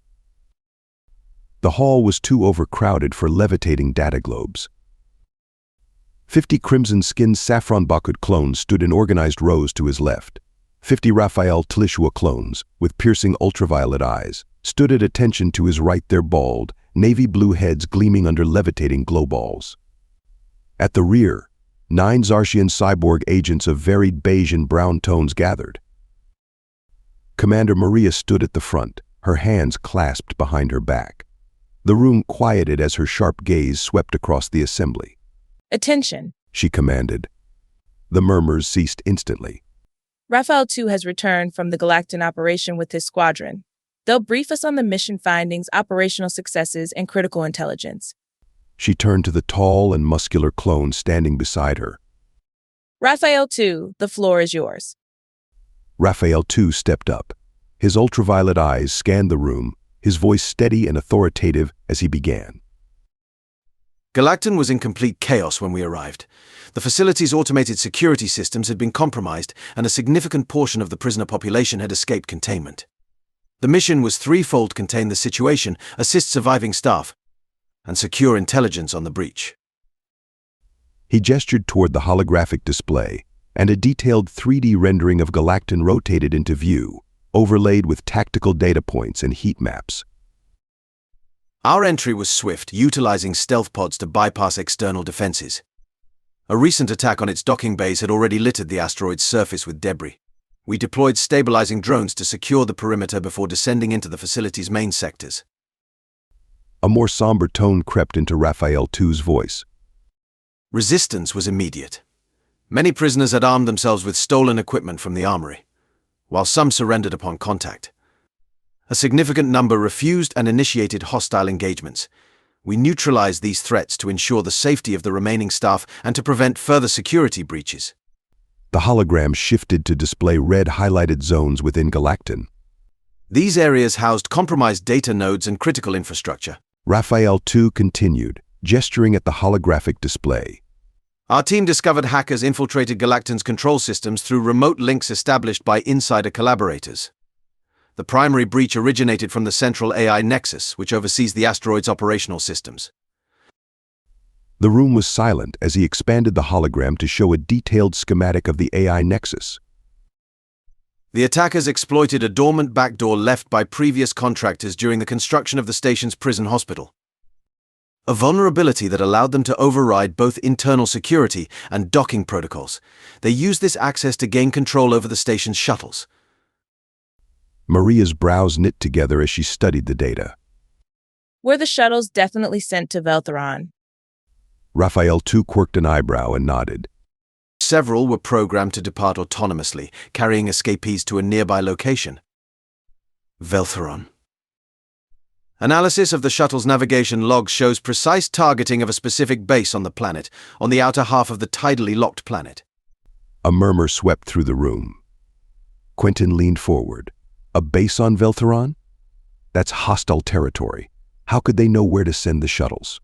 Raphael 2 nodded. That's the critical question. The navigational commands were too complex to be coincidence. Whoever orchestrated this had intimate knowledge of Veltheron's terrain and the ability to bypass standard navigational protocols. The shuttles were outfitted with stealth modules and false transponders, masking them as mining vessels. But here's the twist. There shouldn't be anything there to detect them. Maria's brows furrowed. Veltheron is uninhabited, no colonies, no infrastructure, no settlements. It's officially classified as too hostile for habitation. Raphael 2 nodded. That's the official line, Commander. Raphael 2 said. But our findings suggest our ex-captain of the Tsar's Royal Navy, Captain Luca, was correct. The shuttle's logs show that something guided them to a specific location, a remote, heavily shielded area. This wasn't an act of desperation, it was coordinated. The destination is a functional base with advanced counter-surveillance systems. A murmur rippled through the room, the clones exchanging uneasy glances. Quentin leaned forward, his gaze sharp. A hidden base on Veltheron. For how long? How did no one know? The base's shielding and the planet's natural magnetic interference would have made it nearly impossible to detect remotely. Raphael 2 explained, pulling up a holographic map. The terrain is harsh. Volcanic ridges, corrosive atmospheric pockets, and gravitational shifts. Perfect for hiding in plain sight. Maria crossed her arms. And the shuttles, how were they programmed? The navigation data was embedded in Galactan's central AI nexus, likely during the breach. Raphael 2 said, zooming in on a schematic of the asteroid systems. We traced the origin of the programming to a dormant AI process buried deep within the network. It was activated remotely during the chaos. Quentin's stomach turned. And you're saying this was all to get to Veltheron? Raphael II's ultraviolet eyes glimmered. Not just to get there, but to reinforce the base. The shuttles carried Arch-Luminary Ristev and his top Vulesha Revolutionary Federation operatives. Maria sucked her teeth and shook her head slowly. We've assumed Veltheron was uninhabited for thousands of years. The Euphorian Alliance declared it too dangerous for colonization. If a hidden base exists there, it changes everything. Raphael II nodded. The base could have been built decades ago or longer. Its purpose and scale remain unclear, but the resources needed to establish and maintain it suggest it's part of something significant. Maria turned to the assembly. If there's a VRF base on Veltheron, it's a threat to the entire Euphorian Alliance. We need reconnaissance, intelligence, and a plan to neutralize it. The room fell into a tense silence, the weight of the revelation sinking in. Raphael II paused, his ultraviolet gaze sweeping the assembly. This wasn't a chaotic escape. It was a planned exodus to regroup and merge VRF forces on Veltheron. Maria's expression hardened. How many shuttles made it there? 3 were successfully launched. The hologram shifted to display a map of Veltheron, highlighting the region where the shuttles landed. Our scans show significant electromagnetic activity in the landing area. Raphael II added. The base is shielded, and the interference suggests advanced counter-surveillance systems. It's a stronghold, Commander. Maria crossed her arms. And the insiders, how deep does their network go? Raphael II adjusted the display, zooming in on Galacton's personnel records. The primary collaborator was a mid-level technician, as previously mentioned. However, their neural implant logs show communication with multiple off-world entities. Some signals were traced to Veltheron, suggesting that operatives on the planet coordinated the entire breach. Maria glanced over the assembly, her sharp gaze assessing the tense expressions of her clones and agents. She stamped her foot firmly, and the smooth barraglass floor rippled, forming rows of angular, ergonomic chairs. I apologize for having you stand. Take your seats, she commanded. The clones and agents settled into the chairs as they emerged. Maria waited until the room stilled before turning her attention back to Raphael II. Continue. Raphael II nodded, his ultraviolet eyes narrowing slightly as he refocused on the holographic display. The involvement of insiders complicates this further. The technician we detained wasn't acting alone. Their neural implant logs indicate frequent communication with off-world nodes. Several signals trace back to Veltheron, confirming an active network operating from the base. Maria's jaw tightened. This wasn't just a prison break. It was a coordinated strike. The VRF isn't just hiding on Veltheron. They're building something. Raphael II gestured toward the hologram, which now highlighted areas of Veltheron's surface. The landing coordinates are in a region riddled with volcanic ridges and electromagnetic anomalies. These natural defenses make it ideal for concealment. The shuttles carried Arch-Luminary Ristev, his top operatives, and likely supplies or stolen tech. Quentin leaned forward, his elbows resting on his knees. What's the base's purpose? If it's been hidden for this long, why act now? We don't know the full scope yet, Raphael II admitted. But the coordinated nature of the breach, the advanced technology used, and the deliberate targeting of key personnel suggest the base isn't just a safe house. It's a staging ground. For what? A Saffron clone asked, her crimson skin catching the glow of the hologram. Raphael II's gaze swept the room. We suspect they're consolidating power. Resources, personnel, and intelligence. The personnel they extracted from Galacton weren't just rank-and-file prisoners. They were specialists. Engineers, hackers, and combat strategists. The VRF is preparing for something large-scale. Maria leaned against the holographic console, her fingers tapping a rhythmic pattern on its edge. This base on Veltheron poses a threat to the entire Euphorian Alliance. If they're building an army or developing advanced weapons, we cannot afford to wait. She pointed at Quentin. You'll oversee the operation from the White Phoenix. Squadron Commander Quentin Valentine. Your Saffron squadron will be named the Saffron Vanguard and will handle the infiltration of the Veltheron base. You'll coordinate their movements and provide tactical support from the ship's command hub. It's too dangerous for you to go down there directly. We need a clear chain of command, and you're it. Quentin straightened in his seat. Understood. She turned to Raphael too. Your team will remain on standby as the rapid response unit, prepared to deploy in case of emergencies or reinforcement needs. I expect you to coordinate with Quentin and adjust plans on my command. However, we will need your help briefing and equipping Quentin's Saffron Vanguard. The hologram adjusted, zooming into Veltheron's coordinates. The terrain glowed in harsh reds and oranges, a visual representation of the volcanic ridges and electromagnetic hotspots. Commander Maria nodded at Raphael too to continue. Veltheron's natural conditions will be a challenge.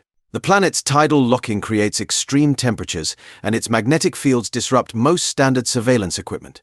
We'll need specialized tech to navigate and monitor the base. Maria nodded. Prepare the necessary equipment. We'll mobilize within 48 hours. She paused, her gaze sweeping the room again. We face a coordinated enemy with advanced technology and significant resources. This will not be a simple operation. Stay sharp. Dismissed. The clones and agents rose in unison, chairs retracting seamlessly into the baroglass floor as they moved. Quentin lingered, his eyes fixed on the glowing hologram of Veltheron. The gravity of the mission weighed on him. Veltheron will test us all. Commander Maria said softly to him. But we don't have a choice. We'll be ready, Quentin said. Maria gave a small nod before striding toward the exit, her commanding presence leaving no room for doubt. Quentin followed moments later, his thoughts racing as he prepared for the challenges ahead. The briefing might be over, but the battle was just beginning. Chapter 25. Hosts of the Mind. The drone of fluorescent globules greeted Isham as her consciousness returned. Her limbs felt heavy, her body foreign. A wave of disorientation rippled through her as she blinked against the sterile white walls of the Lebanese Secret Service lab.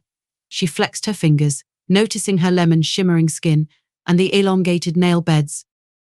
They had put her in a borrowed body again. She no longer shared Commander Maria's consciousness, and it somehow felt lonely. A voice broke the silence. Professor Isham. She turned her head slowly, her muscles stiff. A man stood at the foot of the medical slab. His uniform was unmistakable. Dark grey with the Lebanese Secret Service crest embroidered on his chest. His face was sharp and dark plum, his hair neatly cropped, his expression cold but professional. You're awake, he continued. Your father has arranged for your return to Laran. Your bail has been paid in full. Isham stared at him, her thoughts sluggish. Why bother? Her voice came out softer than she intended, the vocal cords of her borrowed body still unfamiliar. The man's brow furrowed slightly. It was a considerable sum. Your family has ensured your safety. My father, you mean? I don't have a family, only a father. Excuse me. Your father has ensured your safety. Safety, she echoed, almost to herself. A hollow laugh escaped her lips. No one's safe. The man ignored her comment. You'll be transported to the cryosleep lounge shortly. Once aboard the vessel, you'll remain in cryostasis for the duration of your journey back to Laran Moon. Isham turned her head away, staring at the blank wall. The weight of his words barely registered. Zars was behind her now. Its fiery skies, its desperate screams, its endless echoes of regret. And she could never return. Professor Isham, the man said, his tone more insistent now. Do you understand? You are forbidden from setting foot on Zars again. The terms of your release are non-negotiable. She didn't respond, her fingers curling against the metal slab beneath her. The cold surface bit into her palms, grounding her. She had been looking forward to having her consciousness return to one of her clones, but she was famous in a bad way. She no longer felt hope or dreams or gratitude. What was the point in life? He exhaled sharply, stepping closer. We leave in 1 hour. Be ready. He turned on his heel and left. The baroglass partitioning sealed shut behind him, leaving Isham alone with her thoughts. She sat up slowly, the unfamiliar movements of her borrowed body disjointed. Her mind felt like a shattered pane of glass, each fragment cutting into her psyche. The cyber-terrorists. Saffron too. The civilians. the blood. She curled on her side and retched as the memories surged forward. She pressed her lemon-hued fingers against her temples, as though she could physically force the images away. But the screams, the wide-eyed terror of innocence caught in the crossfire, they would never leave her. She wasn't sure she wanted them to. The cryosleep lounge was quiet, its pale walls lined with glowing panels that displayed ship diagnostics and destination updates.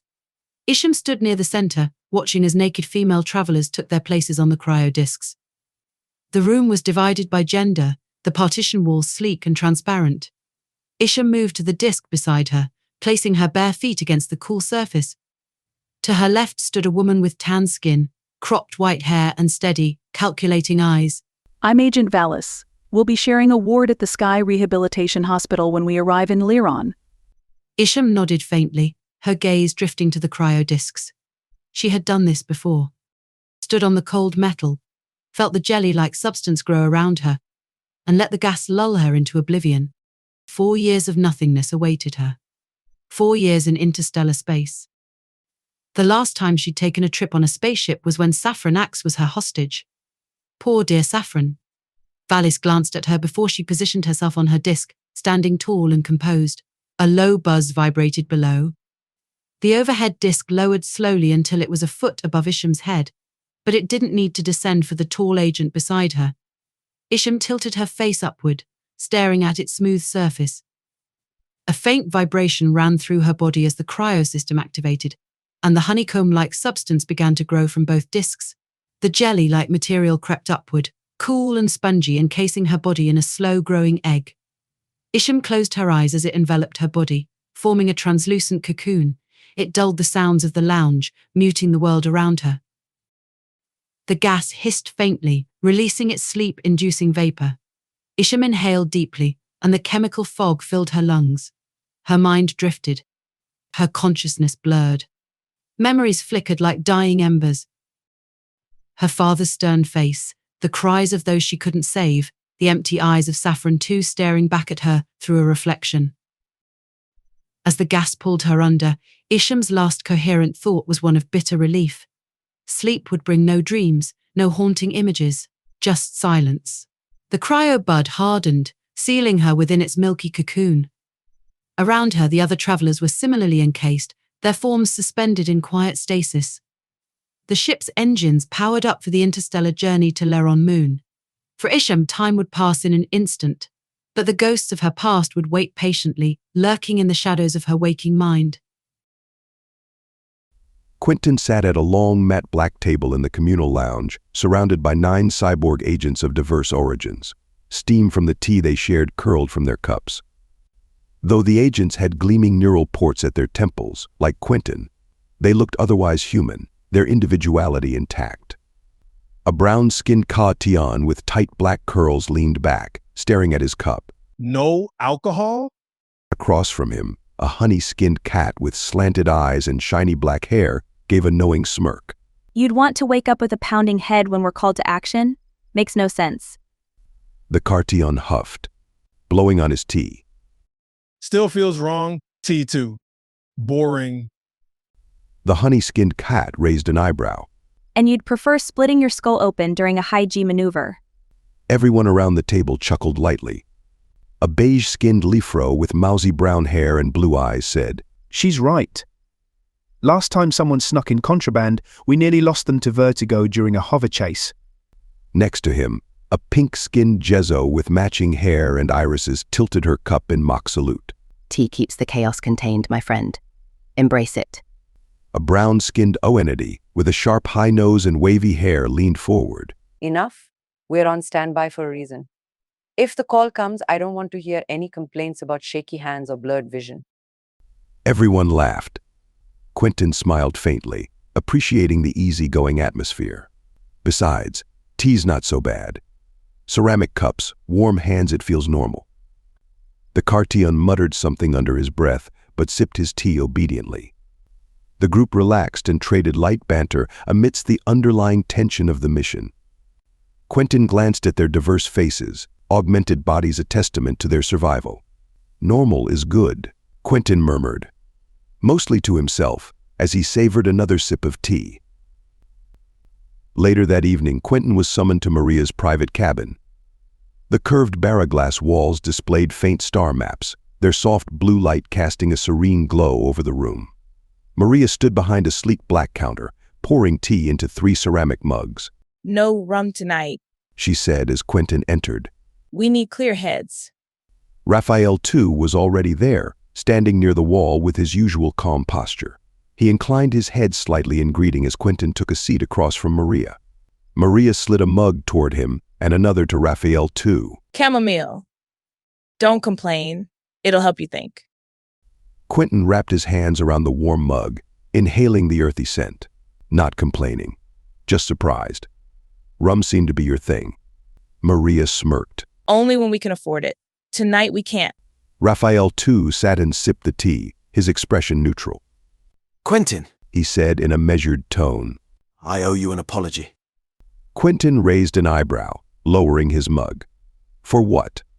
Raphael, too,'s gaze met his directly. "The man Isham cloned me from. He harmed you, nearly blinded you, as I recall. Broke your girlfriend's arms in the same attack." Quentin froze, the memory flashing unbidden in his mind. Liran, Isham's lab. The chaos, the pain. He pushed the thought away, focusing on Raphael, too. That wasn't you. "No, but his actions are part of the history I carry. I am not him, but I know I bear his shadow. For what it's worth, I regret his choices." Quentin studied the clone's face. There was no evasion, no attempt to deflect responsibility. Just an honest acknowledgement. He nodded slowly. "You didn't need to say that, but thanks. It means something. I have you to thank for stopping the massacres on Zars. Thank you." Raphael, too, bowed slightly. "If I was religious, I might say my actions atoned for my sins, but I'm not a religious man. My maker was Isham, but even now I don't see my master as my god." Maria observed quietly. After a beat, she spoke. "Raphael, too, what's the latest from the team?" He straightened.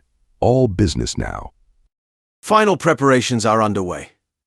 The clones and agents are on standby. We've optimized our reconnaissance plan based on the data recovered from Galacton, but there's one variable we can't control.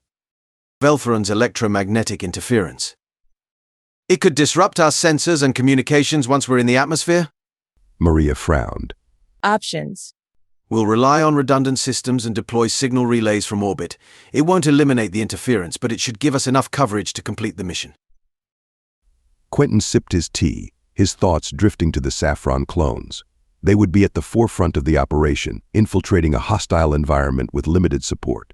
Do they know what they're walking into? Maria's gaze flicked to him, her expression unreadable. "They know enough, and they trust us to bring them back." The room fell into a contemplative silence. Quentin looked down at his mug, the warmth seeping into his hands. The quiet moments were always the hardest. They gave too much room for doubt.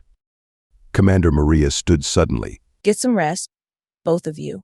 Tomorrow we'll need every advantage we can get." Raphael, too, rose, his chair scraping softly against the floor.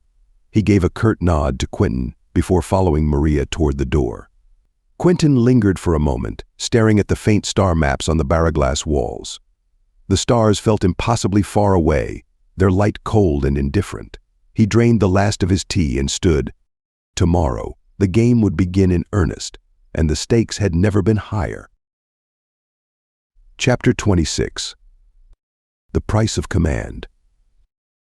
Maria stood on the White Phoenix's bridge, her posture rigid, her arms clasped tightly behind her back. The low hum of the starship systems vibrated beneath her boots. Tactical displays bathed the space in cool blues and greens, illuminating the faces of the bridge crew. Captain Miles, seated at the command station, leaned forward, his sharp, mousy features etched with focus. Beside him, Lieutenant Elera, the co-pilot, ran her fingers over the holographic controls projected in front of her. Around the bridge, Chief Engineer Tyvan, a Zarsian with dark beige skin and silver streaks in his cropped hair, monitored the ship's energy readings while comm specialist Rena manned the long-range scanners. Maria took in the scene, her senses on high alert. The White Phoenix was speeding away from Galacton after retrieving Raphael 2's squadron, but the air in the bridge was heavy with unspoken tension. "Distance from Galacton?" Miles asked, his voice steady but clipped. 2 million miles and increasing. Alara replied, her pale hands hovering over the navigation array. We're still within sub-light range of its debris field. Maria stepped closer to Miles. Captain, I recommend we run a full spectrum scan for anomalies. The Galactan breach wasn't isolated. There's too much coordination in Ristiv's escape. Miles nodded, motioning to Rena. Specialist, initiate a deep spectrum sweep. Yes, Captain. Rena tapped and twisted the holographic displays at her terminal, and the displays shifted to reveal layers of electromagnetic and gravimetric readings. The room fell silent except for the faint hum of the ship's engines. Then came the ping. Contact. Rena called out, her tone sharp. 5 vessels closing in. Distance, 1.7 million miles. Trajectories match pursuit patterns. Miles leaned forward. Our identification. Unable to confirm, sir. They're running masked transponders. Maria's pulse quickened as she studied the tactical display. 5 red blips moved in synchronized formation, their vectors aimed directly at the White Phoenix. They're not here to talk, Maria said grimly. Agreed. Miles turned to Tyvan. Status of defensive systems. Warp shields at full power. Kinetic barriers nominal. Energy reserves at 88%. Good. Miles's gaze swept the room. All stations prepare for evasive maneuvers. Alara, plot an intercept trajectory to minimize their angle of attack. Alara nodded, her hands moving swiftly over her console. Course plotted. Activating inertia dampeners. Maria glanced at the holographic tactical map. The enemy ships had spread out, boxing them in. Whoever was commanding this attack knew the White Phoenix's capabilities. Captain, Rena said, her voice tight. They're charging weapons. Anti-proton beams detected. Miles's jaw clenched. Tyvan, reroute auxiliary power to the orb shields. Alara, initiate evasive protocols pattern Theta 4. The ship shuddered as its thrusters fired, executing a sharp lateral maneuver. Maria gripped the nearest console for balance as the artificial gravity system struggled to compensate. Impact in 30 seconds. Rena announced. 3 torpedoes incoming. Vector adjusted to target our aft engines. Maria stepped closer to Miles. We can't let them cripple our propulsion. If the engines go down, we're dead in the water. Miles nodded. Alara, prepare countermeasures. Tyvan, ready the plasma interceptors. Yes, sir. Tyvan replied. His holographic controls flickered as he engaged the defensive systems. Maria turned her attention to the primary display, which now showed the torpedoes streaking toward them, their signatures glowing ominously. Fire plasma bursts. Miles commanded. Twin bursts of blue plasma shot out from the ship's aft cannons, racing toward the incoming torpedoes. 2 detonated on impact, brilliant flashes lighting up the tactical display. The 3rd torpedo is still on course. Rena shouted. Miles didn't hesitate. Deploy kinetic countermeasures. Divert power from forward shields to the aft quadrant. The ship jolted as the torpedo struck the kinetic barrier. Maria winced at the vibration that reverberated through the hull. Shields holding. Tyvan reported, though his tone was strained. But aft integrity is down to 65%. Before Maria could respond, Rena's console blared again. The enemy vessels are closing in. They're deploying fighters. Damn it. Miles muttered. He turned to Maria. Commander, recommendations. Maria swallowed hard. We need to keep their main vessels at bay. Focus fire on the fighters, but prepare a full burn to break their formation. Raphael 2's team can coordinate a counteroffensive if we need to deploy. Miles nodded. Alara, execute Commander Maria's strategy. Tyvan, prepare the engines for a full burn. Rena, alert the Raphael squadron. The ship lurched as it pivoted, its turret swiveling to target the incoming fighters. Pulses of energy fire lit up the tactical display, cutting through the void. Maria stared at the rear monitor, where the 5 enemy ships loomed closer. They were larger than expected, their hulls bristling with weaponry. Captain, Rena called out, her voice laced with urgency. The enemy vessels are charging particle beams. They're targeting our fuel lines. Tyvan, reinforce shields around the aft quadrant. Miles ordered. Alara, prepare a hyperspace jump. We can't jump within this debris field. Alara countered. The gravimetric interference will tear us apart. Maria's stomach tightened as she watched the tactical display. The White Phoenix was running out of options. Captain. Tyvan winced. The shields won't hold against those particle beams. Miles's expression hardened. Prepare for evacuation. All hands to the docking bays. Maria's chin quivered. There were not enough shuttles for everyone. She knew what this meant. Quentin sat strapped into his seat within the White Phoenix's lower evacuation deck. The hum of the ship's struggling systems reverberated through his bones. Around him, 50 Raphael clones were secured in identical harnesses, their ultraviolet eyes glowing faintly in the dim emergency lighting. Beside him sat Raphael too, his expression calm but focused. Quentin couldn't help but admire the clone's discipline even now faced with impending disaster. The intercom crackled. All hands, prepare for evacuation. Captain Miles's voice ordered. Shuttles launching from bays 2 through 5. Proceed in assigned groups.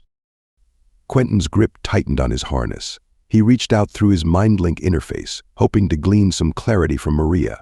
The connection was still blocked. Frustrated, he turned to Raphael 2. What's happening? Raphael 2's ultraviolet eyes flicked toward him, calm but tinged with something deeper. The White Phoenix has sustained critical damage.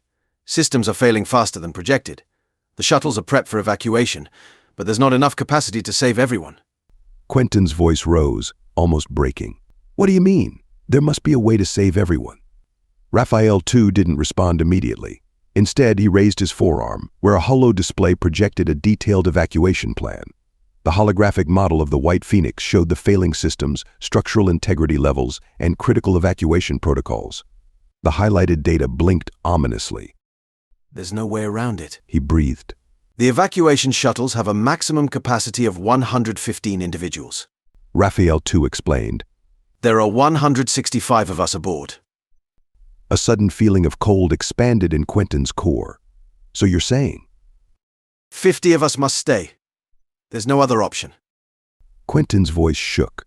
We can make adjustments. Strip the shuttles of non-essentials, cram more people in, anything to save everyone. Raphael 2 shook his head. That would compromise the flight systems and endanger the evacuation. We calculated every possibility. This is the only viable path. Quentin took a sharp breath, ready to argue, but Raphael 2 raised a hand to stop him. Listen. Saffron's clones adore you. They'd follow you anywhere. And you. You love them. I've seen how you treat them like individuals, like they're more than just cloned genetic mutant cyborgs. They deserve to survive. You deserve to protect them. And what about you? What about your brothers? Quentin's knees buckled. Raphael 2's gaze softened, though his voice held steady. Another Raphael army can be cloned. We're replaceable. But love. He paused, a faint, wistful smile crossing his face. That's rare. I've known what it's like to crave love, to fall completely and utterly in love, but I don't think Master ever loved me. She was. Just a nymphomaniac. None of us Raphaels have ever been truly loved. Not by her, not by anyone. But I see it in you and the Saffrons. That bond, that connection. It's something worth preserving. Quentin's throat tightened, words failing him. Raphael 2 placed a hand on his shoulder, his grip steady. This is why we exist, Quentin Valentine. To ensure missions succeed, to ensure the survival of those who can make a difference. Our choice is clear. Quentin looked away, struggling to accept the inevitability. It's not fair. Raphael 2 nodded. Life rarely is. But we can make it meaningful. That's enough. For a moment, neither man spoke. Raphael 2 finally released Quentin's shoulder, his expression calm. Go! Protect them! Lead them! That's your duty now. Quentin's stomach dropped. Then we'll take turns. The second trip. There won't be a second trip. Raphael 2 interrupted. The ship's fuel lines are compromised. If the particle beams breach the core, it will detonate before we clear the blast radius. Quentin's heart pounded. Then we can't just leave you here. We must. Raphael 2 turned to Quentin, his ultraviolet gaze unyielding. The mission must proceed. The shuttles are the only way for you and the Saffron clones to survive. My brothers and I will hold this deck and provide cover until the launch. This isn't right. You've done everything to keep this mission going. You deserve to live. Raphael 2 placed a hand on Quentin's arm. Our purpose has always been service. Sacrifice is a part of that purpose. He glanced at the other clones, who met his gaze with silent agreement. We've calculated every scenario. This is the only logical outcome. Quentin shook his head, anger and sorrow warring within him. You're more than numbers. We're soldiers, Raphael too said firmly. and this is what soldiers do.